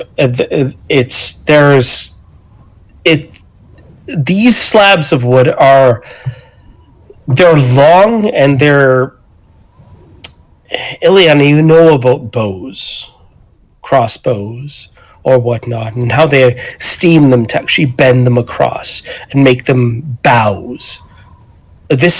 These planks of wood are long, 30 to 35 feet long, and bowed. This pile of wood could possibly be a giant crossbow, but there's too much wood here, so it can't be. Hey, Valen, help me out here. I need your muscles, big boy. I look at Nikolai and just you had to be suspicious about the wood. Yes, This is a good cliffhanger. We can be suspicious about what's underneath the random pelt. I point at the pelt. Doesn't hurt to be careful. Okay, I take out the mage hand and move the pelt. You move what? Sorry? I take out my mage hand and move the pelt because I have a feeling it's less than 10 pounds. Okay, yeah, the pelt moves towards you. Right. Anyway, I'll go to the entrance of the cave and I'll draw a line in the dirt. And I'll start casting alarm for anything that crosses over this line. Also, where are Horse and Duncan? Because I'm pretty sure they did follow us.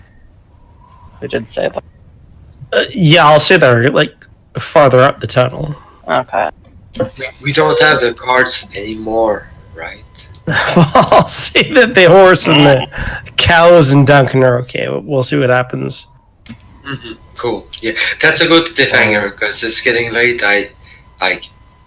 Shit. In 1 hour and a half, it's the kid's true. gonna wake up. It's like, oh shit, I don't have sleep. We have been playing for quite a long time, so let's go ahead and wrap this up here. So the pile of wood seems to interest the actual adventurers here.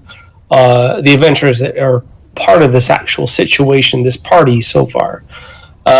Nikolai runs up to the actual front of the actual lair or cavern or whatnot to cast his spell of alarm. We're not sure what happened to our other adventurers. Duncan, the horse, everyone else.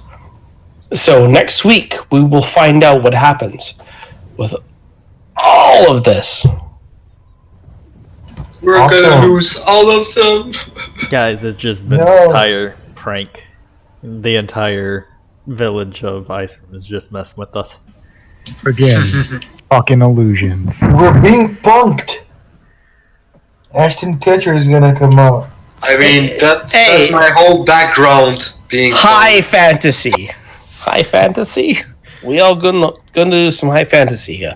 I don't know what you're talking about. We're gonna do some high fantasy. It's all good. I'm enjoying that. I mean, my character was supposed to be confused. Now he's got real reasons to be confused. Yes. You're not helping out Nikolai's extreme paranoia. Yeah, I think there's about 6 things so far that you guys have to be confused about before even getting to Icerim. So, I mean, open world. I'm so happy that I've been able to open up We'll see what about happens. the visions in this game, like at the start of the game. So yeah, we know something's fishy. Or something's fucked in the Kingdom of Denmark. Or Everything's fine. Don't worry about it. everything's fine. That's what I think. That was a good game. God. It was pretty good, man. It ran a bit late. I'm kind of almost sleeping here in my chair, but it was pretty. Most of Guys, that was actually a very long game. We tend to do that. I'm gonna say as I don't actually mind it. It's just I had a long day today. If I had proper sleep before, I could go on still. I'm just tired now. I usually have like a pretty regular schedule, and yeah, I do go to bed at 3 a.m. on Saturday mornings. But 5 is like okay. That needs like I need to adjust. That's different. It's very different so far. The party starts running into like illusions that kill people and weird weather phenomenon. And I mean, force damage doesn't work, and that's Eldritch Blast and Magic Missile. I'm like, I'm sweating. Nikolai's just assuming he's developed schizophrenia. Everything is fake. I mean, yeah, We're I was the hours first. right now. That's 8 hours now. Yeah. Wow. Guys, 5 to 6 hours. Come on. Wait, what are we doing wait. 8 for? I'm If gonna you whip wait some 8 more discipline minutes, it'll be this 8 group. hours. Start recording. You said that. Yeah. I remember we saying like, hey, anyone want to go like 1 more hour? And then we went like 2 more hours. I know, but Yeah, I know. I knew it was gonna happen, but yeah, we were in the middle of a fight. Yeah, we had so many good cliffhangers, but we still want to go on. I'm the first to want to keep going on. I mean, that's my bad, actually. I'm really taunting you guys to play forever. I don't mind, man. I'm actually okay with playing forever. It works for me. Want to keep going tomorrow? honestly, it does worry me a bit in the long term because I feel like I'm the guy who's complaining about how long it lasts. Because yeah, it does changes my. We need somebody with limits, man. We need somebody with limits. I'm gonna be that guy. You get up Yeah, and there you go. man. It's 5 a.m. I've got to get up and do some work tomorrow. Look, wait. Last time I said, Wait. hear me out, guys. No, hang on. Wait. Last time I said, okay, we should end the game. Somebody just left, and he's dead now. Like last week, I said like. Well, it kind of sounds like a threat. Actually. No. I mean, last time I said that we should. Last time I said we should finish the game because it's running kind of late. Tim quit the game, so I'm scared. Well, All right. Well, because we only had less time than before last, so it's a very small pool. well, I'm sorry, Lannon has died. I mean, that sucks, but I got a cool spell. you did, yeah, definitely. And so Looking forward to running 2 wizards. I was actually kind of intimidated running so many wizards, but also running 6 players. I was a little bit like, whoa, fuck, 6 players. It's kind of crazy, right? So I told everyone that the reason why I'm running 6 players is because I know someone's going to drop real quick, and it happened. So, I mean... Experience making it count when it has to. So, God, not level worried. Oh man, my wolf died because of a fucking wisdom saving throw. That's so good. I do get my invocations, so that's gonna help on like agonizing blast, of course. yeah, we'll come up with that before next session. But next Friday, we'll definitely be playing again. If everyone can show up, that'll be fantastic. I think we're coming out to be quite a decent game. Over this actual session, I have really found myself actually like playing the actual game myself. So you guys actually playing the game, which is really, really, really cool. So, look, my only worry is that we are over enthusiastic about keeping on playing. But that's cool. That's I'm pretty sure I talked to everyone in their interviews that I want you all to be very enthusiastic. So, yeah. But I mean, about like, okay, 5 a.m. I'm still here.